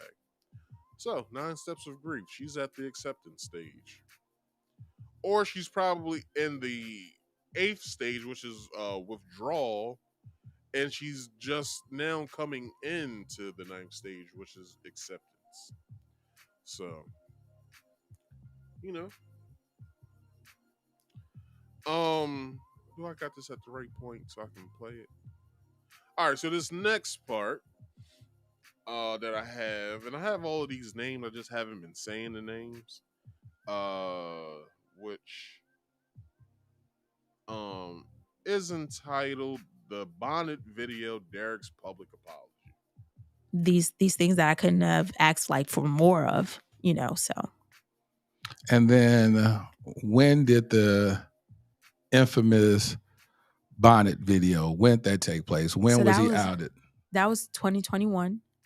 So everything was going pretty good. Overall, yeah. Overall, everything was new start. Yes, overall, it was a new start. We're still just kind of unpacking just all of the stuff, right? But he's doing the work, y'all. Yeah, y'all have a spiritual oversight that's helping y'all walk through some stuff. He's spending time with the kids now. Yes. He's scheduling time with the kids. Did y'all renew y'all vows? We did not. That was one of the things that did not happen. And, that was something like, okay, we need to put it on the priority list, and it just never happened, clearly. But that did not happen. But all the other things were little. I'm like, okay, we can get there. All these other things are important. Both his numbers. He changed both of the numbers, but apparently people still had access. So did not know that, Apparently iPhone has some weird technology where you can have these secret messages. Oh, for real? Listen, I don't know. I don't have an iPhone, so. But apparently there's a feature on there. So there's a feature on there. There is. So, but yeah, so he was doing some things that I was like, okay, we can work with this. There's progress in this area. I don't expect perfection. I expect progress in tangible progress. So would you be okay with, I'm not messing with 10 women right now, but I got about 2. No. That's so progress, it was, ain't it? Right. So define progress. Right, define progress, which I did.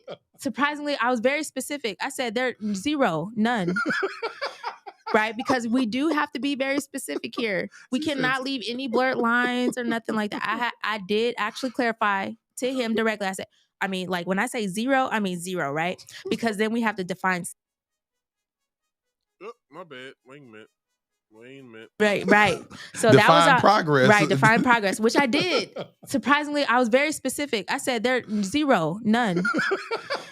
Right? Because we do have to be very specific here. We cannot leave any blurred lines or nothing like that. I did actually clarify to him directly. I said, I mean, like when I say zero, I mean zero, right? Because then we have to define sex, right? Okay, oral sex is still sex, which was not counted as sex for some reason in other conversations. So we had to get very specific. So I was very clear. Hey, when I say zero, I mean nothing. I mean, like, I don't want like no friend, everybody. I don't care what business connection they are. I don't care what their status is. I don't care how many followers they have. Yeah. I don't care. All of them need to be gone. Facts. And so, but for everything was going great. It was going 2020 well. till when?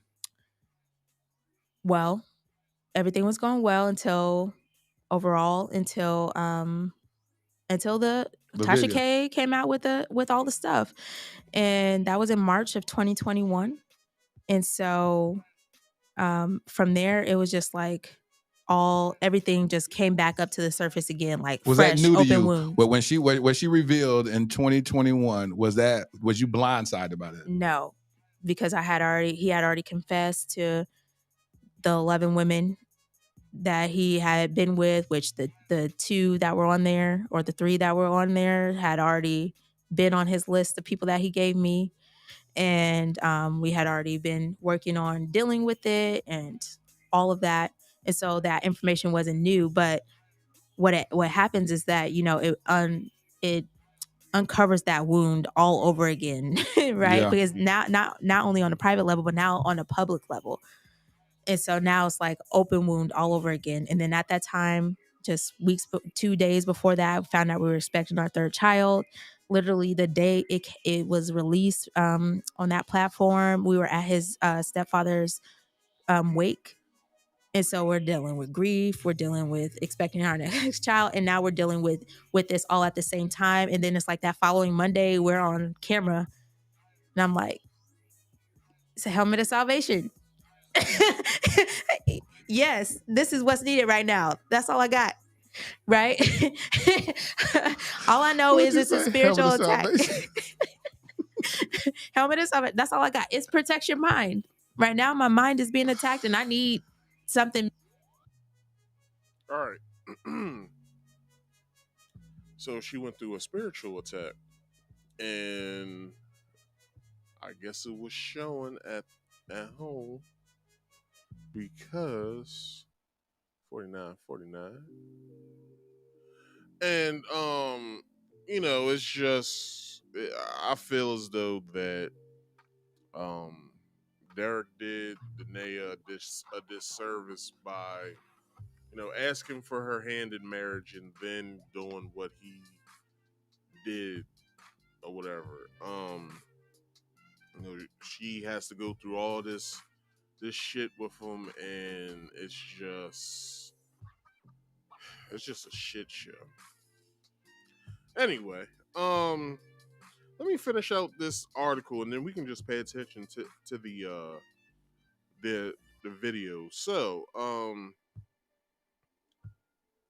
she often quotes Bible verses as part of the process. Jaxn has not shared a reaction to Jaxn's podcast interview, whatever. So, this next part that I have coming up is about, what is this about? I don't have a title on this. I forgot it. Anyway, this next part is what this next part's about. I allowed into myself, like with just trying to do all the things that I was doing. And I said how it affected me, and that little segment of his post was referencing that, even down to our daughter. Like I had some issues, like just like with the complexion of our daughter, because that was the type of woman that he would go after. And I'm not dark, like super dark skinned woman. And our daughter's like a little chocolate little princess. She has it, and I'm just like, how does she look like the women that he wants? Wow, that's deep.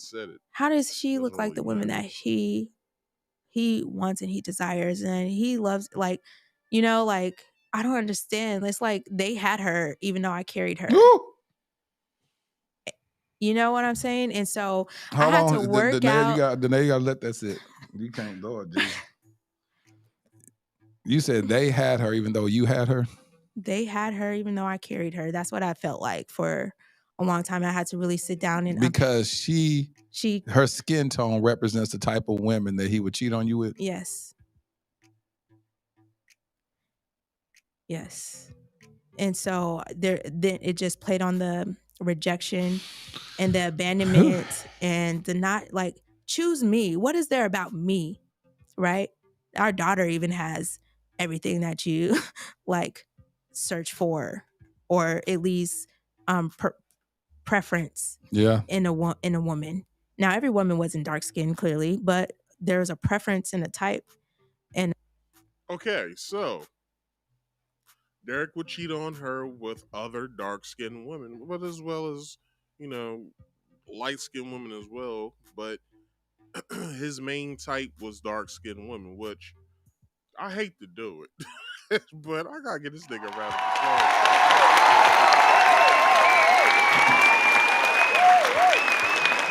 At least this motherfucker was doing cheating on her with other dark skinned black women like herself. Not saying this is a good thing. I'm not applauding that, but I am applauding that he wasn't just out here like fucking with just either white girls or Spanish women or a mixture of all white, black, Hispanic, Latino, whatever. Like, good thing he only had a preference of just fucking on dark skinned black women. The one girl came out though. I forgot her name, but yeah, she was out here just bumping her gums. But anyway, let's get back into this video. a lot of them were. And so even our daughter came out in that preference, and I'm like, and that I feel like the Lord did that intentionally so that I could really deal with that. I could really deal with that aspect, and be able to teach my daughters, because I have 2 girls now, but be able to teach them, and one's lighter and one's darker, right? So I had the experience of being in this weird world where I'm trying to be these other women and all these things, but I had to really sit back and deal with that. It affected I feel like my ability to mother her and to nurture her and to just have that mother-daughter relationship that I always desired, but I didn't know how to get there because all this stuff was in the way.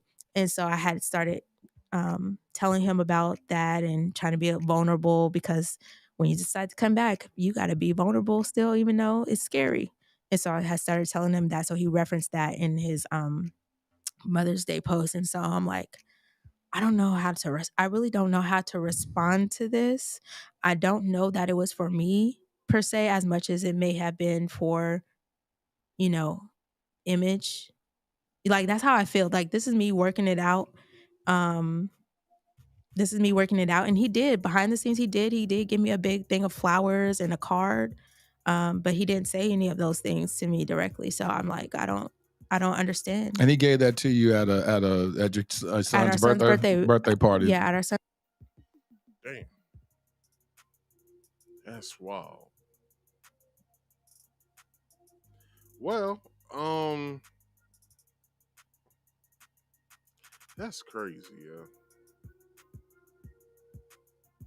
You just out here just cheating, then he goes get some shit for his son for his birthday, which is a few days for Mother's Day, and then he shows up with a bouquet of flowers to give to in a card to give to his wife. Well, my question is, what the hell did he get the other woman that he was fucking on? That his wife just got a card and flowers. Y'all remember, this nigga got more than $1,000 in his bank account. So you doing the most for these other females, and the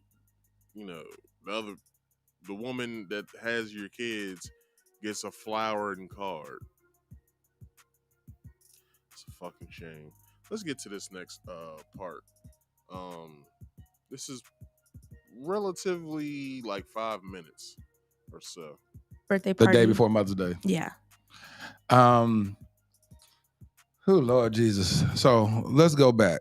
You're recording this video. How did the video come about? Did he say, hey, I need to record this video. I want you to be a part of it. I want you to stand by your man. Like, what No, happened? he didn't coerce me into making the video. He asked me, like, would I feel comfortable? He's like, would you feel comfortable? Because I don't want you to do something you're not comfortable with. And I'm like, I feel like I have to do this because I decided to come back, and I've been putting pressure on you to make a stand for me. So if I'm going to put pressure on you to make a stand for me, I need to sit up here and be in the fire with you. Yeah. Right. So like, I signed up for the worst, the better and the worst and all that. Right. So here's the worst, and we are here.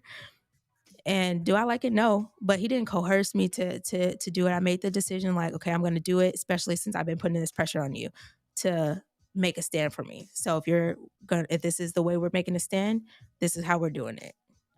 So there wasn't a whole lot of preparation time. Again, we did it like the following Monday. The wake was on Friday. We went to the funeral Saturday. We drove back. Back on through Sunday. Monday, we're sitting there recording. Like, there's no sleep. We're still grieving. You know, I'm whole pregnant. Just found out I was pregnant. Like, still got to make a doctor's appointment just to confirm the viability of it. Whole 8 weeks pregnant at that point. Didn't even know that. But so, you know, it was a lot going on. It's like we have to do something because, you know, this is getting out of control and this is our source of income. So financial crisis on top of all of the other things, right? So that's where I told you the Lord just brought me to Job. Financial crisis, house is being, marriage is being attacked. Children are being attacked, right? I'm pregnant. So my children are being attacked. Mental and emotional state being attacked. All these things are being attacked. And when I'm looking at it, I'm like, okay, Satan has asked for permission to attack us. And there he has legal grounds and rights because this has all been, you know, we've been doing our own thing in here. And so this is a different type of battle than the average person would think, or even the average Christian would think, to think like, oh, all these areas are being attacked. Like, get off of social media and go see a therapist. Well, the therapist is not going to save my mental and emotional state right now. Only Jesus is, you know. So you sat down, you recorded that video, Yes. You didn't prep, you had, what was that? Some people say it's a bonnet, some people say it's a beret. Which one was it? It was a beret. It's actually a hat. Okay. I had on a hat. That was the day I was having like morning sickness. I was just like exhausted, and it's like, we have to get this done though. Like, there was an urgency in like, okay, we have to get this done. We have to get ahead of this. We don't have a PR person. Like, we have to do something. So I'm like, okay, you know, help me get through it. He made a video before me and him got on there, and I think he took that down because people were coming after him. But I was like, I had walked into the office while he was recording that, and basically it was like, okay, redo, but with us together, you know. And so there wasn't a whole lot of prep into that. But after the fact, I was like, okay, let's prep. He bought this little media kit person, or I don't even know what you call it, but it's a person that helps you, content creator, prepare for these types of things. And it's like coaching, like, you got to sit up and you got to like, he had one. It's the infamous when a YouTuber does something stupid and they gotta apologize to their followers. Certain people do it, some people don't. If you're in the black manosphere, you just saw not too long ago, Just Pearly Things I don't think she really apologized, to be honest, but she went through the whole apology tour shit, going on certain podcasts and, you know, telling her side of everything. So she went on her apology tour. Then there's various others, you know what I'm saying? Like that one, I think he was really a Twitch streamer. He had like some disturbing adult material stored on his computer into one of his browsers, and he had to go on his apology tour. And it's just, you know what I mean? Like, they say, rule of thumb when it comes to shit like that, they say never answer to the mob. Because then after you do that, they have you within their clutches now. To where, you know, they could get mad at anything at that point, and you're stuck, apologizing all over again for something that you didn't even think you had to apologize for. But I feel as though that Derrick's apology was really just him getting caught. Tasha K came out wherever the fuck she came out with, and he had to get in front of it. But the damage was already done because he's sitting there. I never saw the first apology, but then he did his second one. Then we see her. We like, who's that? Everybody want to introduce you to my wife, and we like, he married? And you know what I'm saying? And then you start thinking, well, this nigga's a fraud. Because he's speaking all this good shit to these women, but he's doing the exact opposite. It's like, wow. The hoops you will go through as a content creator to keep your fan base. Media training you gotta person. lean forward and, you know, like smile. You don't want to wear white on the camera. You know, I'm like, what? You know, y'all know this is my first time sitting in front of anybody's camera. Like, I haven't even spoken on camera. You tell me y'all had a media training person there when y'all recorded that video? No, not there. After that, he started investing in some of those things, and he started showing me videos of like Kobe Bryant and Vanessa when he was going through his little thing, and how she was like rubbing his hand and consoling him. And he was like, yeah, you gotta rub my hand. You gotta, you know, like, you see how she is, you gotta. And I'm like, okay, but I'm not an actor. I can't do that. And so that just caused a little bit of, I'm like, I can't do that. Like, I'm doing good just sitting here. You know, seriously, like, that's all I got for you. And I'm whole pregnant. I don't even know what to do. I never talked on camera before. I have, like, I don't even know what to do. So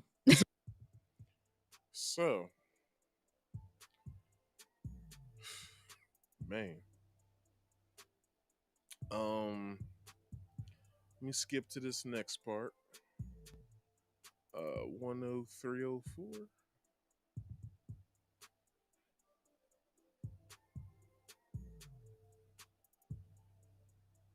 Damn, I wish I could just hit it to where it needs to be at. 103.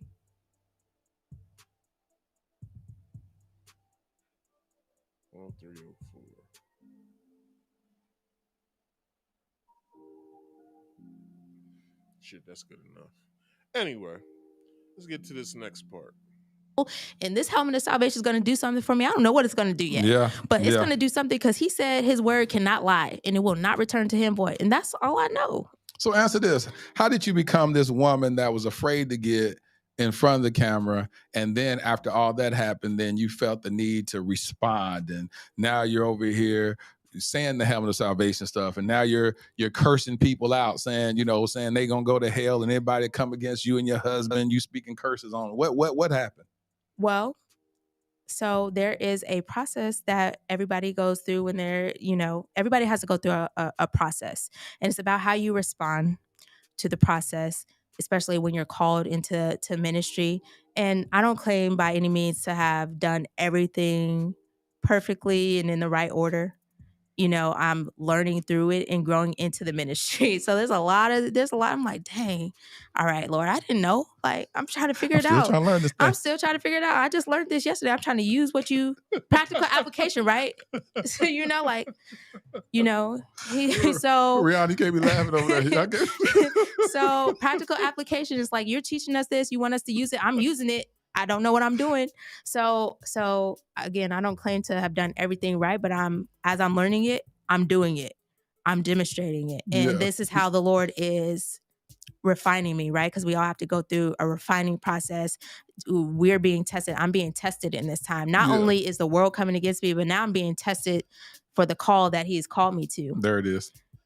So am I going to stand firm in my beliefs? Am I going to stand firm in telling my story and my testimony, or am I going to allow the world to tell me what my story is? There it is. Or am I going to allow the world to define who I am, or am I going to believe God's report about who I am and what he's called me to do? There it is. So what did you someone was telling me about the video. I was going to look for it before the interview, but I didn't want to be brainwashed and all this stuff. What did you curse? What did you say to people? Psalm 109. I mean, literally, it is a plea for help against false accusers. What you say? I want you to put this up. It's a plea for help against false accusers. Okay, it says, If you guys don't remember that video that they're talking about, it was the video right after the apology, where she was talking about, I knew this was going to be a 4-hour stream, where she was talking about, your kids is going to be vagabonds and all that shit. Y'all remember that? And this is when everybody went crazy. That was like, nah, fuck all that, yo. Like, she's sitting here cursing people and all this and blah, blah, blah, blah. And it's like, well, y'all are speaking on her relationship, so she has full authority to do so.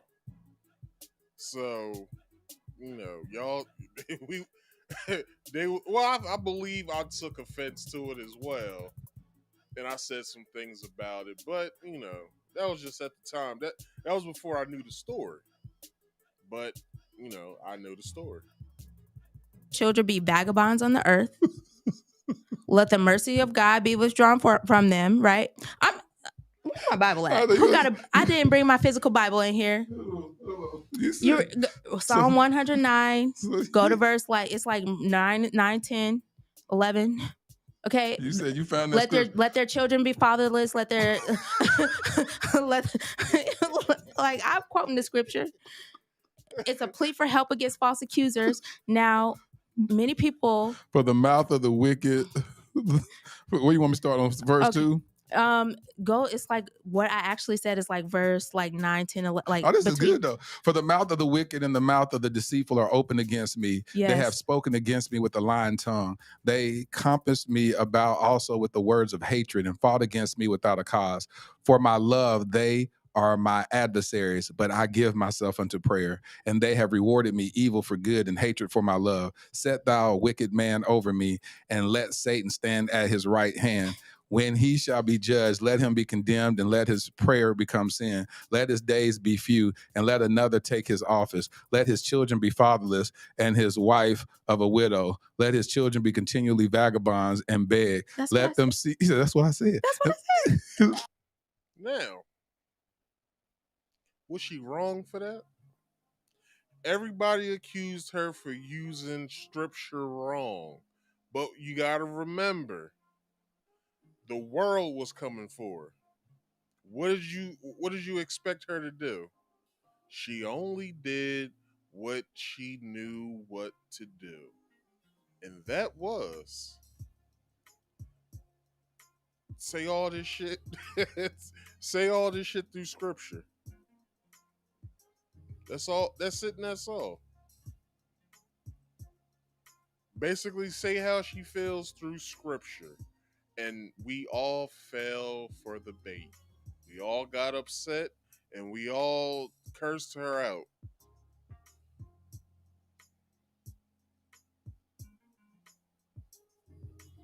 I'd say this. You did good, girl. You did good. And everybody's like, she's cursing people. I'm like, did you read your Bible?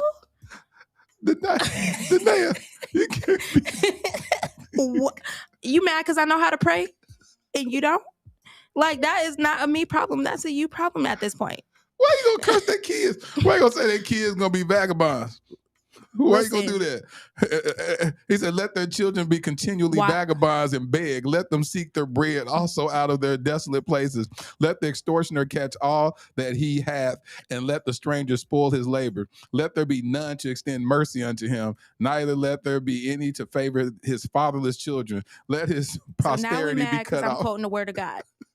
We mad because I'm quoting the word of God? Seriously, that's what I want to know. Why everybody's so upset because I quoted the word of God? So you sat there and read this. Did you read this to the people, or you wrote I didn't read the whole thing. I read those the about the vagabond, kids. the You want father, their kids to let be them be fatherless, because you know why? Because I knew that would get a rise out of a lot of people, and they don't read their Bible, so they don't know where it's at. But this is the word of God. Check and mate. She knew we would fall for the bait. Because look, when you come after kids, all bets are off. But we fell for the bait.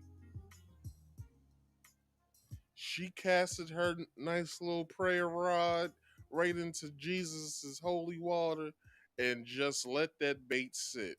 And us, as hungry fucking piranhas we were, went for the bait. Dirty, dirty, dirty. But good though. But good. When you come against God's people, He gives us words. He literally, like, we don't have to think of these prayers. They're already there in all the Psalms for every situation that we go through. When we're depressed, when we have anxiety, when we're broke, when He gives us words to say. And these are not necessarily literal words, right? So if we want to get into the theology, since I am whole master of Christian ministry at Oral Roberts University. For real? Yes. You know when it got a master's in divinity? At 4.0. A little Master nerdy stuff. A little Christian nerdy ministry. stuff. Oh Lord, I don't want that smoke with you then. So if we want to get into the actual, okay, let's get into what I said in Psalm 109. When we look at the text, we have to look at the literary, how it was written, the literary context and all that. Well, it's not a literal meaning, right? This is an exaggeration and a plea for help, because this is describing the pain that I'm feeling on the inside of me. Right. But God has given me the proper words to say that will help me to stay from like sinning against my brother per se, and saying something that will really condemn them like in an ungodly way. But He's giving me the words to exaggerate. He's giving me exaggerated words to express my feeling internally. And then from there, then He decides whatever He's going to do from there. So it doesn't literally mean like, oh, your you're children gonna say it now, everybody gonna be cursed. Just because Danae said it, she just cursed everybody. Right. And so when we get into actually studying the Word of God, and like again, like the literary and the theology part of it, it's not a literal meaning of that. So we have to look at the literary context and all of that to understand that this is an exaggeration. We're using hyperbole and simile, which some people don't know what that is. So I highly recommend Google search. Let my adversaries be clothed with shame, and let them cover themselves with their own confusion as with a mantle. I will greatly praise the Lord with my mouth. Yea, I will praise Him among the multitude, for He shall stand at the right hand of the poor to save him from those that condemn his soul. And it goes right in accordance with no weapon formed against me shall prosper. And every tongue that rises up against me shall be condemned, for this is my inheritance, because I'm a servant of God. Exactly. Mm-hmm. So He gave us the words to say. And I went way past where I was supposed to be at. But anyway, conversation was getting good.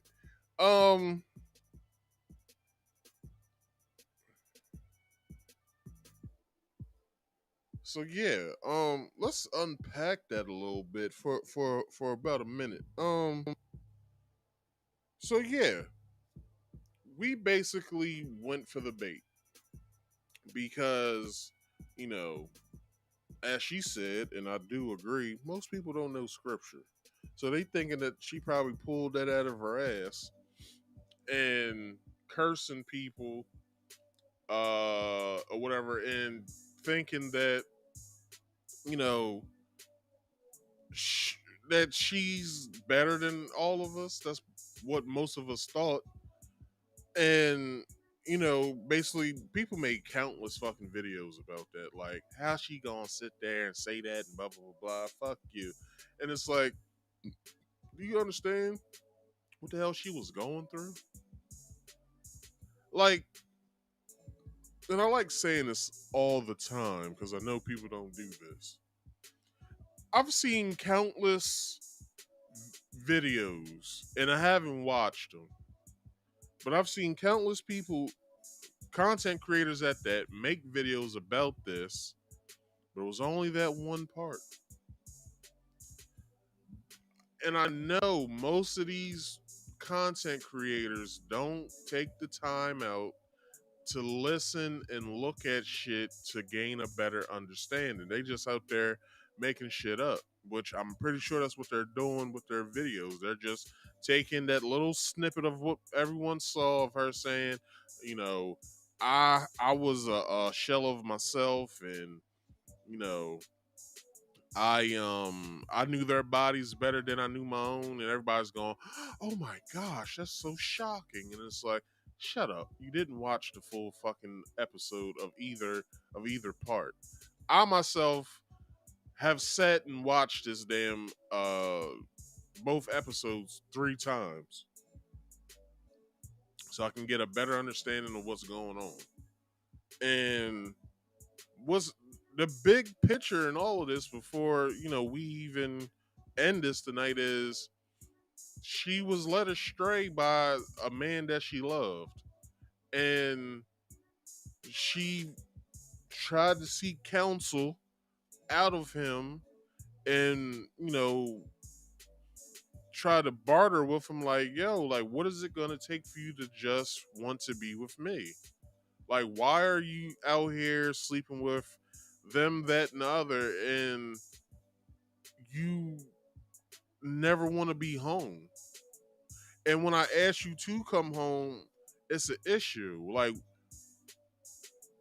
what? Like that would be the question of, do you love me? That's where that question comes from. Also, another question would be, do you love me and the kids? Do you even want us to, as a family? Like, cause what some men don't understand is that when you ask a woman to be your wife, you're basically asking her to give up everything that she knows to be with you, so y'all can start anew.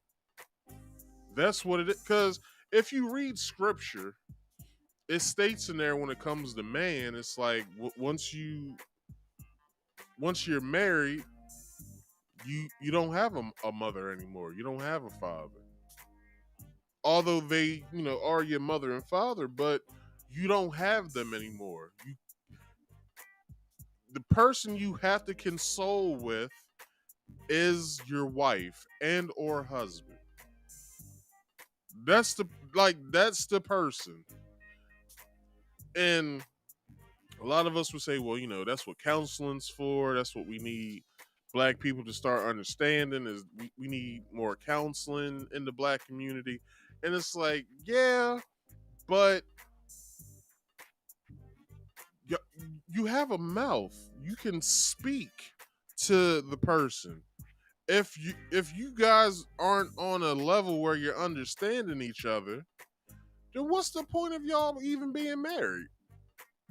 Like, why get married if you can't use something that you was born with, your mouth? And that's not just in a sexual way. That means use your mouth to communicate with your spouse.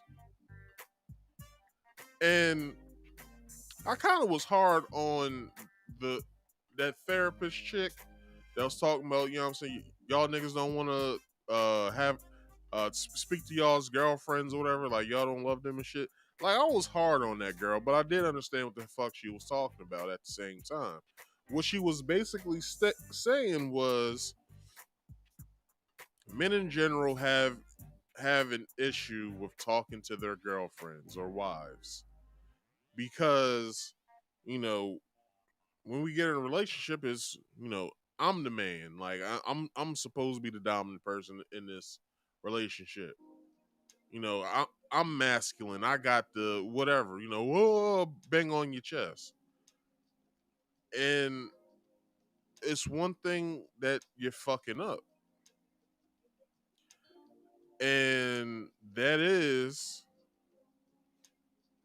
you're not supposed to treat the person that you're with as if they're property. You're supposed to treat them like the person that they are. This person has feelings. This person has ups and downs. This person has daily problems, weekly problems, monthly problems, bi-monthly problems, bi-weekly problems, bi-daily problems that they deal with on a daily basis. And you have to differentiate sometimes if you're going to be that motherfucker that's going to bang on his chest. Sometimes you don't have to do that every day. Sometimes you have to just sit down, chill the fuck out, and listen. That's the reason why you got two of these, because you were meant to look and listen more than what you are to speak. That's why there's only one of these. But people don't understand that. So I digress. Yeah. That don't make sense. Mm-hmm. No, hold on. You didn't record a video after he already said he wanted a divorce. I did. Huh? I did. So he sent you a text message saying he wanted a divorce, and then you went and sat and recorded a video to stand beside him? I went because I knew that it was a spiritual attack. I didn't know that all what was going on his part. I knew he was acting weird. So I was like, okay, this is a spiritual attack. I'm feeling this like very hard. Like the scripture is running on me. So I was like, okay, let me see I'm gonna say the scripture, I'm gonna do it. And then after I did that, everything became like visible to her. Then I found out about the girls, the women. Then I found out about all these. I'm like, we're talking about the women. You already knew about the women. The other, there was more. I didn't know about all of them. You knew about 11. So I knew you said about more the than 11. I knew about the 11. There's more. There's more than that, because homegirl that had my name in her mouth was not on the list of the 11. So I don't know if he gave me the first starting 11 or the last starting 11 or the middle. This nigga had a whole football team.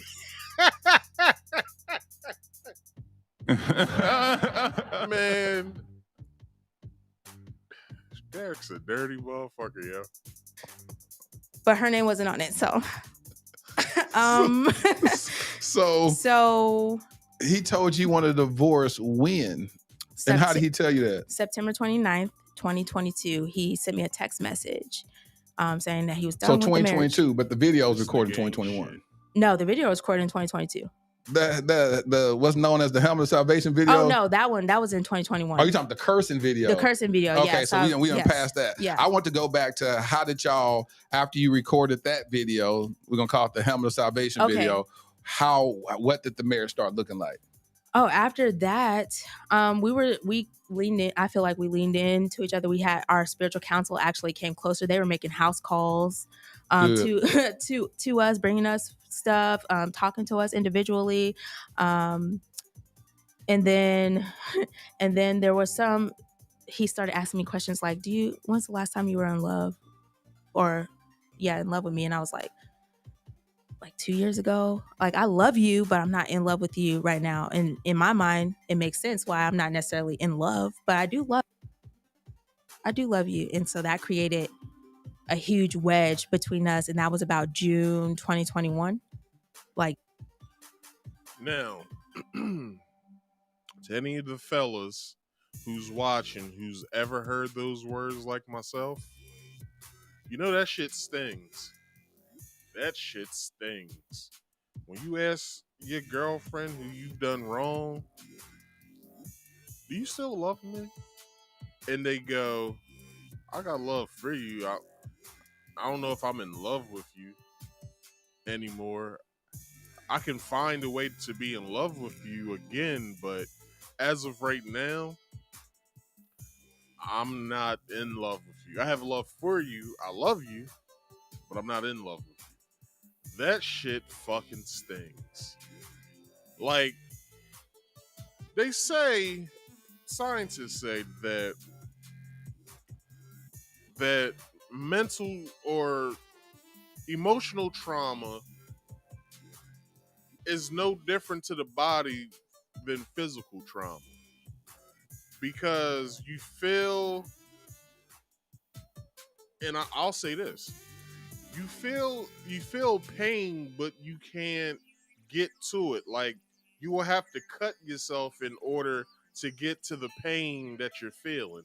But then you'll have more pain because you cut yourself open to get to another pain. So, like, let's just think about the pain she was going through.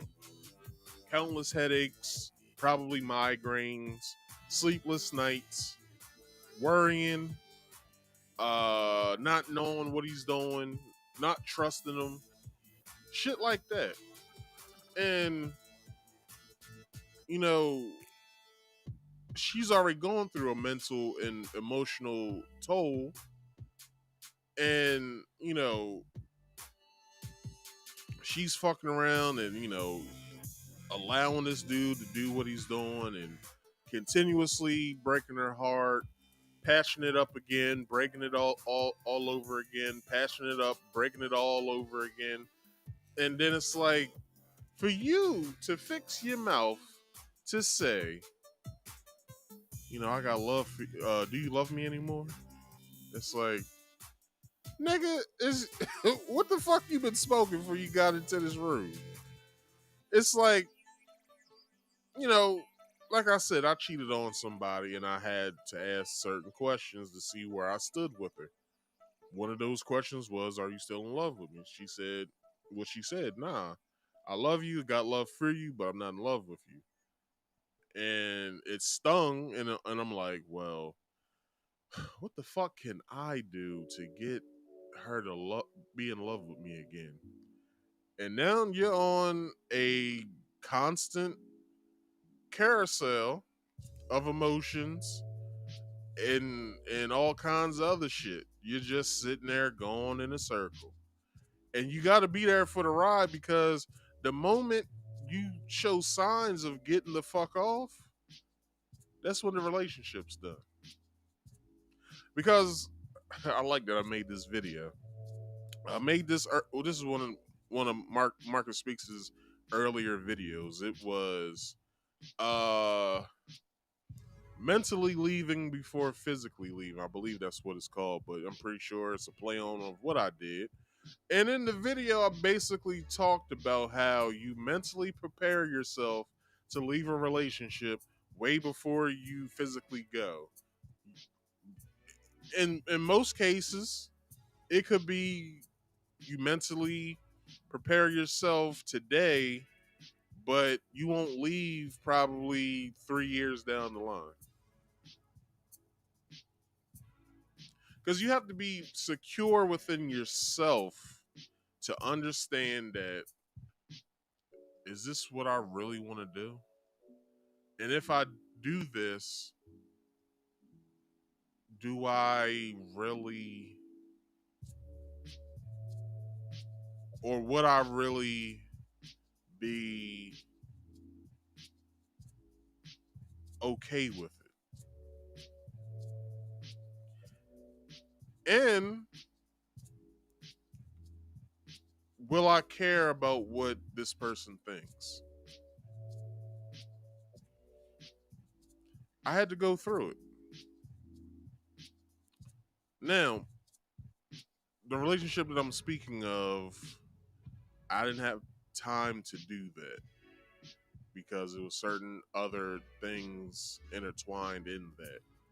But we still loved each other through the split, but we both had to move on.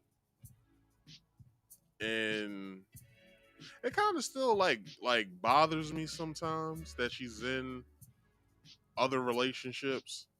Like, not all the time, like, you know what I'm saying? Like we're friends. We're friends. But at certain points, like when I get beside myself, I be really looking at like her relationship choices. I'd be like, you would do way better with me than this nigga. Like, what the fuck? But I have to catch myself because I'm wrong. Because if I would have never did everything that I did, then there's this fork in the road. Will we still be together, or would we have broken up? You know what I'm saying? So it's just certain things that I believe that Derrick didn't really understand of the actions that he was doing that was harming his wife. And since he probably didn't care, or let's say he did care, he still was doing it. So by him going, I'm sorry for doing this, do you still love me? It's like, I don't think you get it. I don't really think you get it. Like, I don't think you really understand what you're actually doing to this person. Like, nigga, you got bodies on you, my nigga. Like, you have women, foreign women that's not your wife on you. But then you're coming home. Oh, baby, I love you. Come on now. Let's make a baby. Let's do this. I love it. Come on.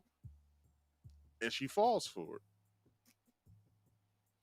And then you're sitting there brushing your hair. brushing your hair. Like, yeah, I got her. Now I can continue doing what the fuck I've been doing.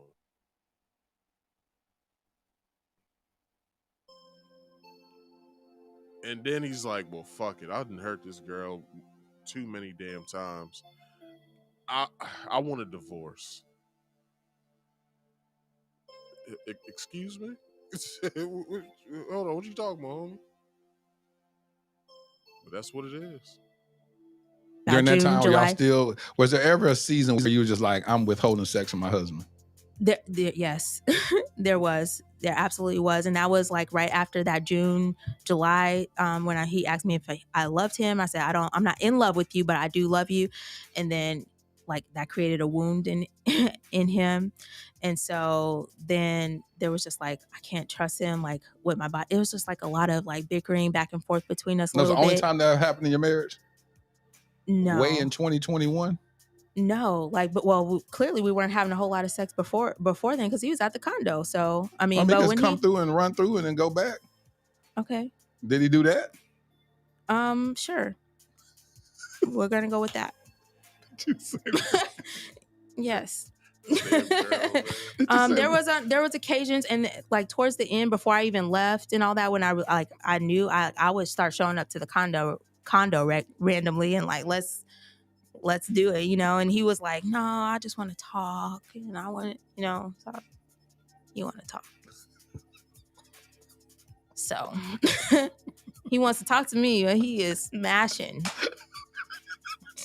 these ladies. That is fucked up though, if you think about it. Like, listen to what she just said. She's hot. Like, oh, I want him. I want him right now. So she packing the kids in the car, right? Kids get packed in the car. You know what I mean? She comes to the condo, passes a bitch on her way down as she goes up. And she's like, I don't give a fuck if you just got done fucking that bitch that just left. I need you right now. He's like, let's talk. What? What the fuck is he talking about? Nah, I'm trying, not me, but her. I'm trying to jump your bones, Pauls. Like, come on now. Like, but baby, I want to talk. Like, let's talk right. No, I want that D, Pauls. And, which, fellas, listen, that's a form of rejection. I hope you guys know that. If you're younger than me, I'll be 35 this year. So that is a form of rejection to your woman. If your woman wants to initiate sex, it ain't a lot of times women initiate sex. When a woman initiates sex, even if you don't want to do it. Because do you really want that argument afterwards? The argument ain't pretty. I just want to tell you all that right now. It ain't pretty. Like, you really think you gonna slide out of that easy, man, nigga? You better get the fuck out of here. You ain't gonna hear the end of it. You're not gonna hear the end of it. So she did something. She was trying to fulfill a wifely duty of hers. She wanted to go and fuck her husband. Her husband didn't want her to fuck him for some reason. I don't know why. That shit's wild to me to begin with. But she wanted to fuck her husband. She has all rights to him.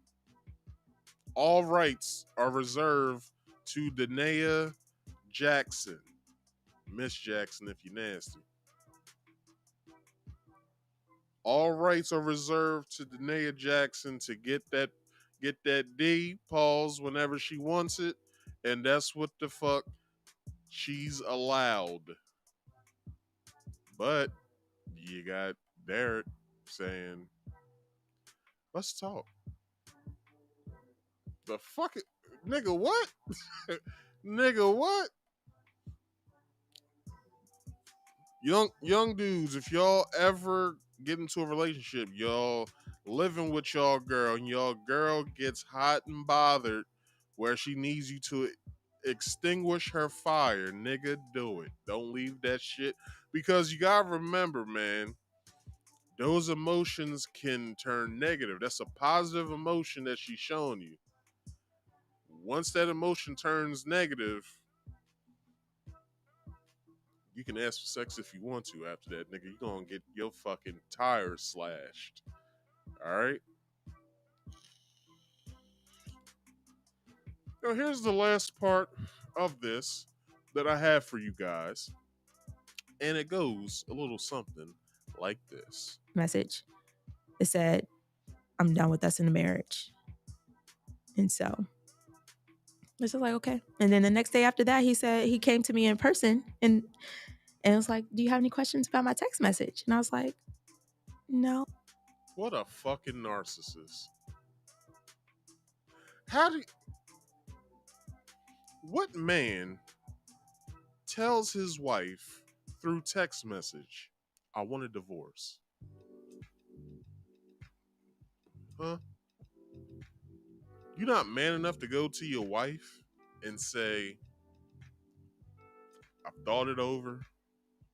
I don't feel as though that it's been the same in our marriage since whatever date you gonna bring up or time, and then say, I thought it over and it's not an easy decision for me, but I want a divorce. Nah, this punk ass nigga sends a text message. It would have been even better if you did an email, you stupid fuck. You should have just went to her, because he's so busy, to then go to her through text and say, I want a divorce. Well, Danae did not oblige. She said, all right, fuck it, let's do it. Set him up, let's play. Like, she didn't, like, it's like, what can she do after that? Because you gotta look at divorce court. Men rarely win in divorce court. Sometimes more than never win in divorce court. So did Derrick Jaxn weigh his options? If I stay with her, I have to deal with this, but if I don't stay with her, I'll have to deal with this. Child support, alimony, palimony. Well, not palimony, but alimony. Alimony. Co-parenting. Living in two places. Either if it's states between us. What else? Her, dating other people. Her dealing with me dating other people, knowing that we got kids together. Like, did he really sit there and weigh all of his options? I don't believe he did. Because honestly, it's a stupid move. Even though he didn't want to be in the relationship. Let's take that into consideration, right? He didn't want to be in a relationship anymore. Okay, that's all well and fine. But nigga, y'all got kids. I would have been like this. This is just me talking.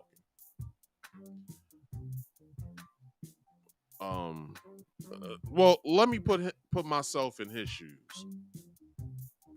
Instead of text, I would have came up to her, said my little spiel, how I wanted a divorce, but then I would have mapped it out for her. Look, we got 2 young kids. It's not going to be easy.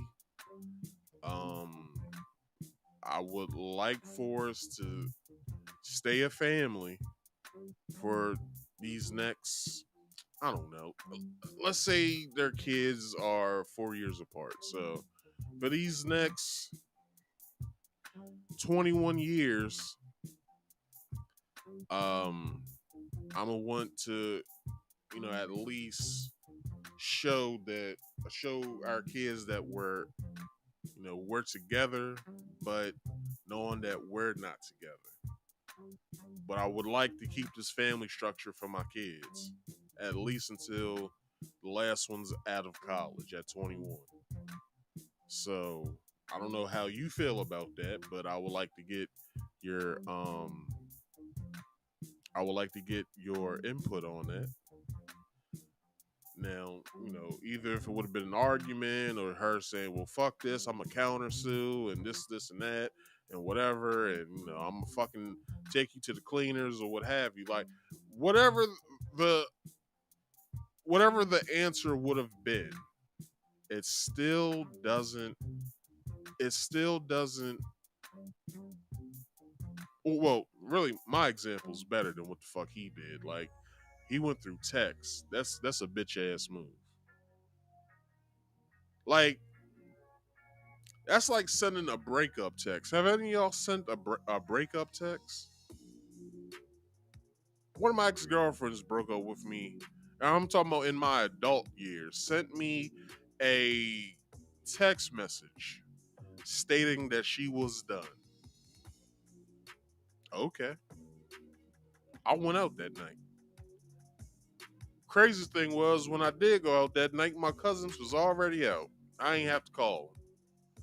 I said, oh shit, I ain't expect to see y'all here. Oh shit, Mark's here. What's up, nigga? Like, and we had fun. We just sat there, drank. They asked me, well, nigga, where your girl at? We broke up. Oh, that makes sense why you out. Why y'all break up? I don't know. She went on about something about me not talking to her for a month. I don't know. Far as I know, it's only been 2 weeks, but I've been going through some shit. Like, you know what I'm saying? Like, I still haven't gotten over, a couple years ago that my ex-girl had a miscarriage or whatever, and it was all my fault. Oh, damn, that's fucked up, Mark. You ain't tell her? Nah, I ain't tell her. I didn't think she would understand. Well, nigga, don't you think you should have told her something like that? I don't know. Like, you know what I'm saying? Like, I wasn't thinking about it or nothing. I just wanted to get through this shit. I just wanted not to say shit for a while and then, come back to. Well, don't you think you should say that to her instead of us?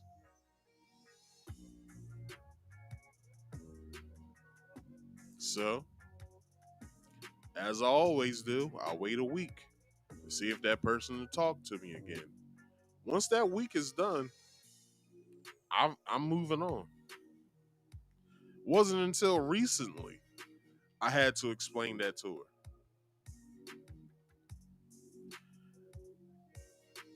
I still don't think she understood, though. I still don't think she understood what the fuck I was going through.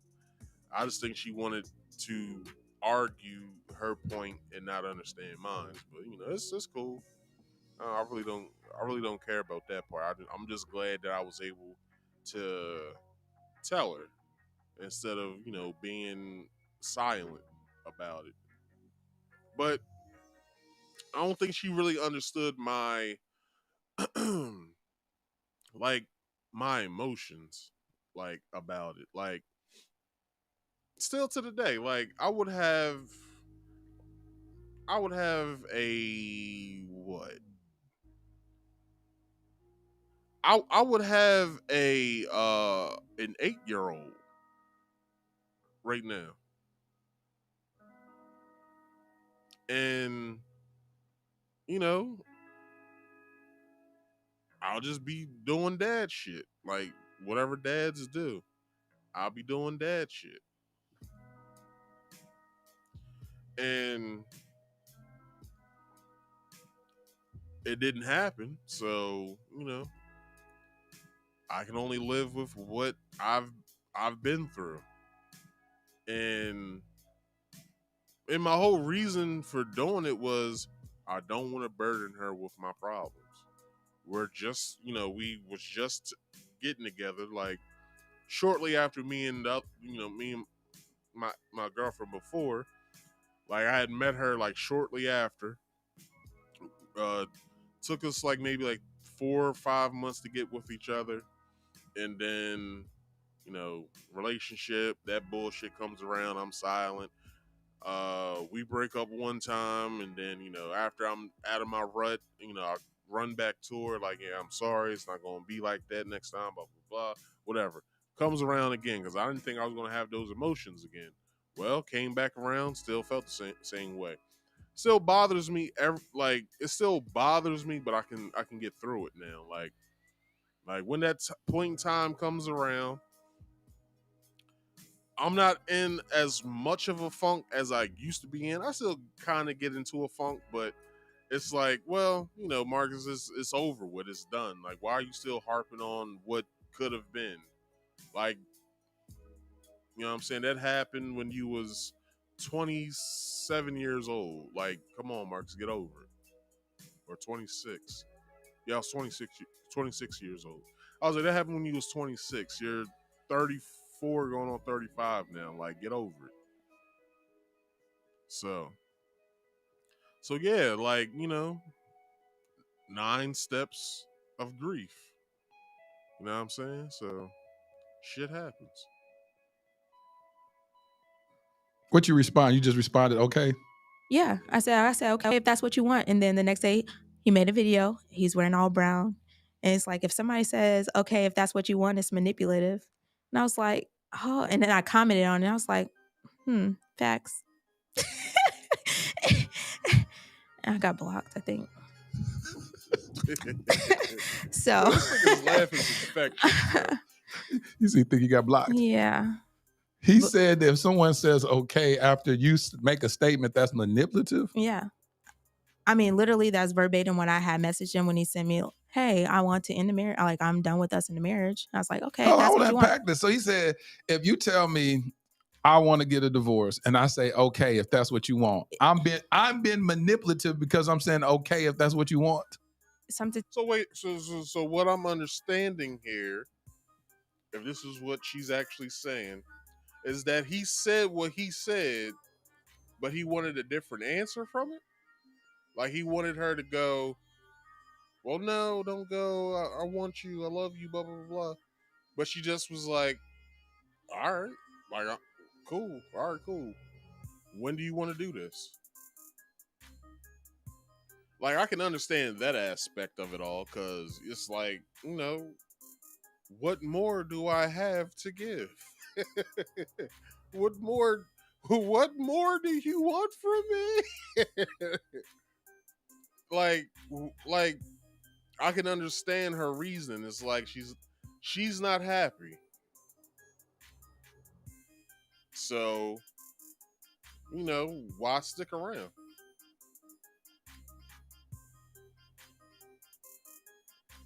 That effect, yes. He Now, he didn't say my name or anything. Of course, he didn't say your name, but I'm saying, I'm just talking about the statement isolated. Yeah. How is that manipulative if someone says okay in agreement to something that you said? If that ain't some backwards stuff. I'm still trying to figure things out. So I ain't never smoked weed in my life, but I think I'm gonna start smoking. No, we rebuke understand that in this. the name of I Jesus. need to understand what this thought philosophy is because that don't make no sense. We rebuke it in the name of Jesus. You shall be free from marijuana in the name of Jesus. Gray ain't smoke weed. You gotta watch what you say about the. She's like, I rebuke that in the name of Jesus. You better not. No, I'm talking not you. I'm telling the thought. She said the thought. The thought about it. You don't have to do that in your life. It was a joke. I know. Come on. I mess with you. I like I joke in weird ways, so I'm gonna stop. I'm gonna be serious. No. All right. So that's the end of it. But she didn't get to say if she already did, but if she didn't, she did say in the interview that she countersued or did a counter divorce because of his infidelities. And yeah, she countersued for that, and I don't know where that went. I don't know if it's already been through the processes of that, but if it is, the more power to her, because she deserves to be happy. She deserves to find happiness and be in a relationship that she feels that she's well suited for, instead of being somebody's plaything. Because for her to continue being in that relationship, it probably would have broke her to the point of we probably wouldn't have seen Danae that interview. So it's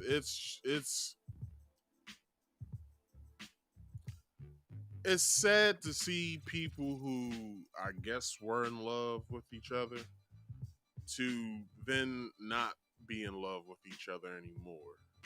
Like it's very upsetting when you look at it. Like you have to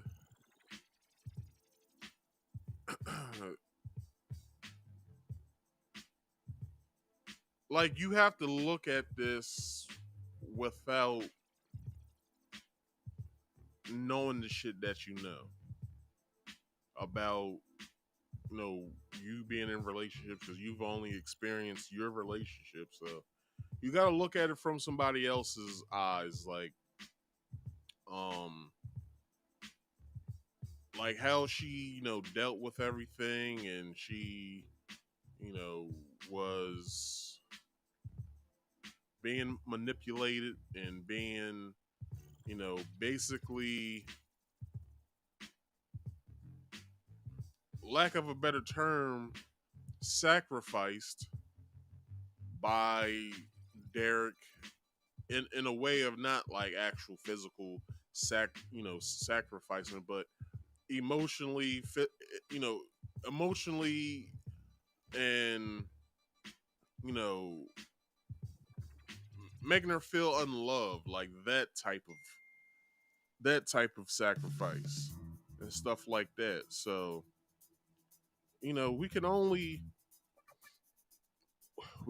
thank her for being, lack of a better term, brave, for doing what she did on that podcast by letting us know what the 411 is with everything. So, I'll give her a round of applause.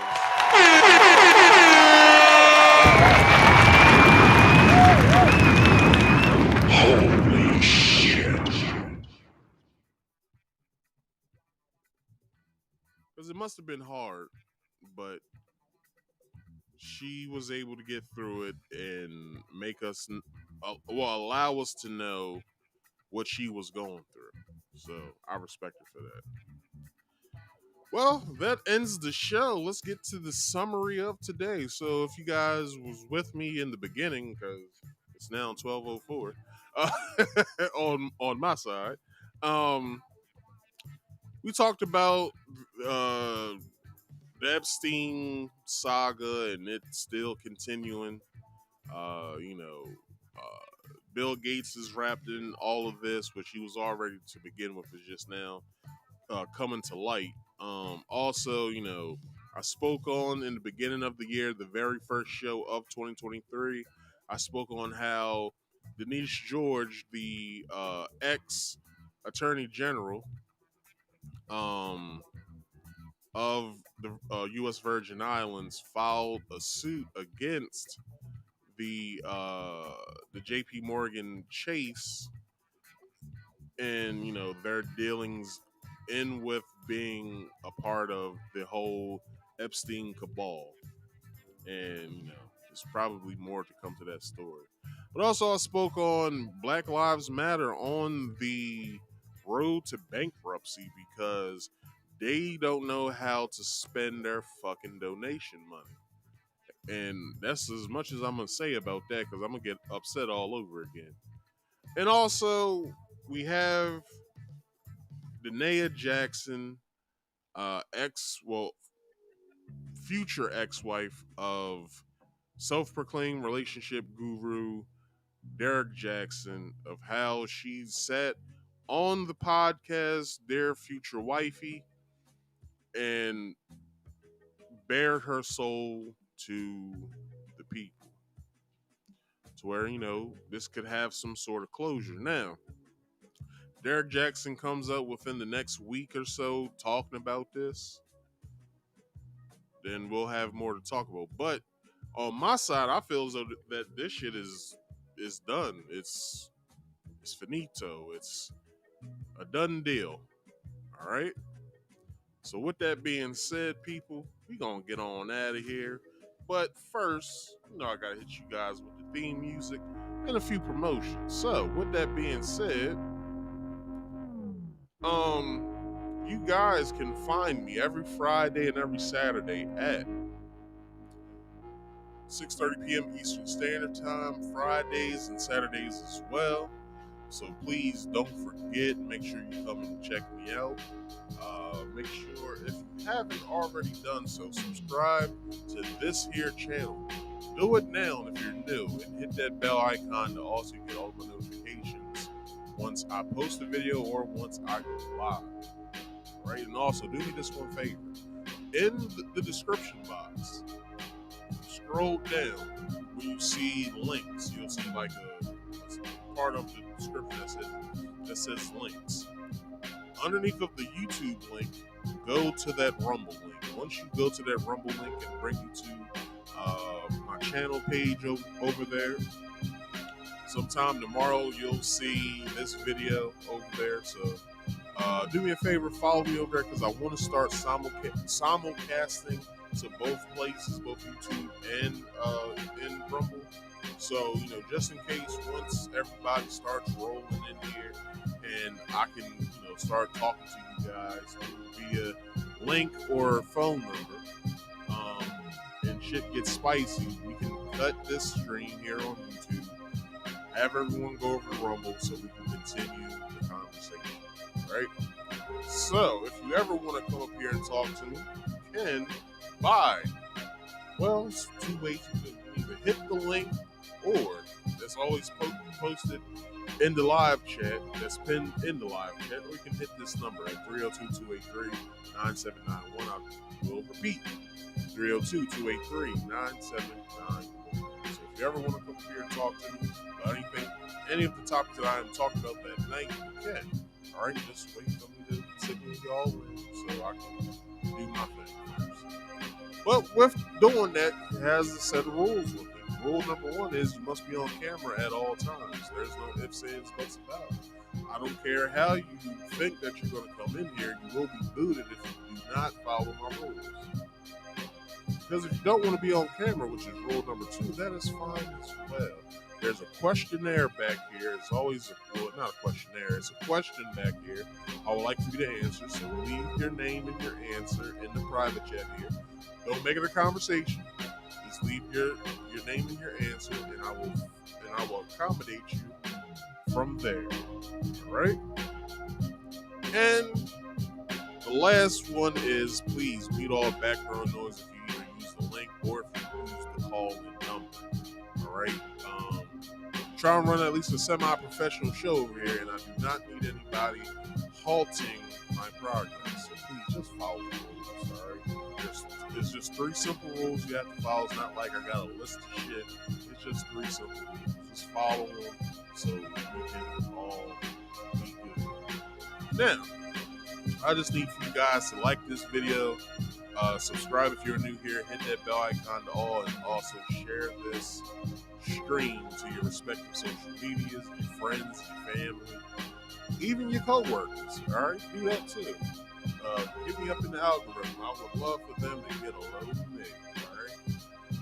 So, with that being said, before I go, I just have one thoughtful thing to say to y'all. Those are some words of wisdom. Those words of wisdom is please focus on getting to the money. All right, we all know money makes the world go round. Also, please do yourself a favor. Drink more water for health purposes, because we all know water is healthier for us. Drink more water. Mind your own damn business for mental health purposes. And if you don't believe a goddamn thing I said tonight, just do your own goddamn research, all right? Helps you in the long run.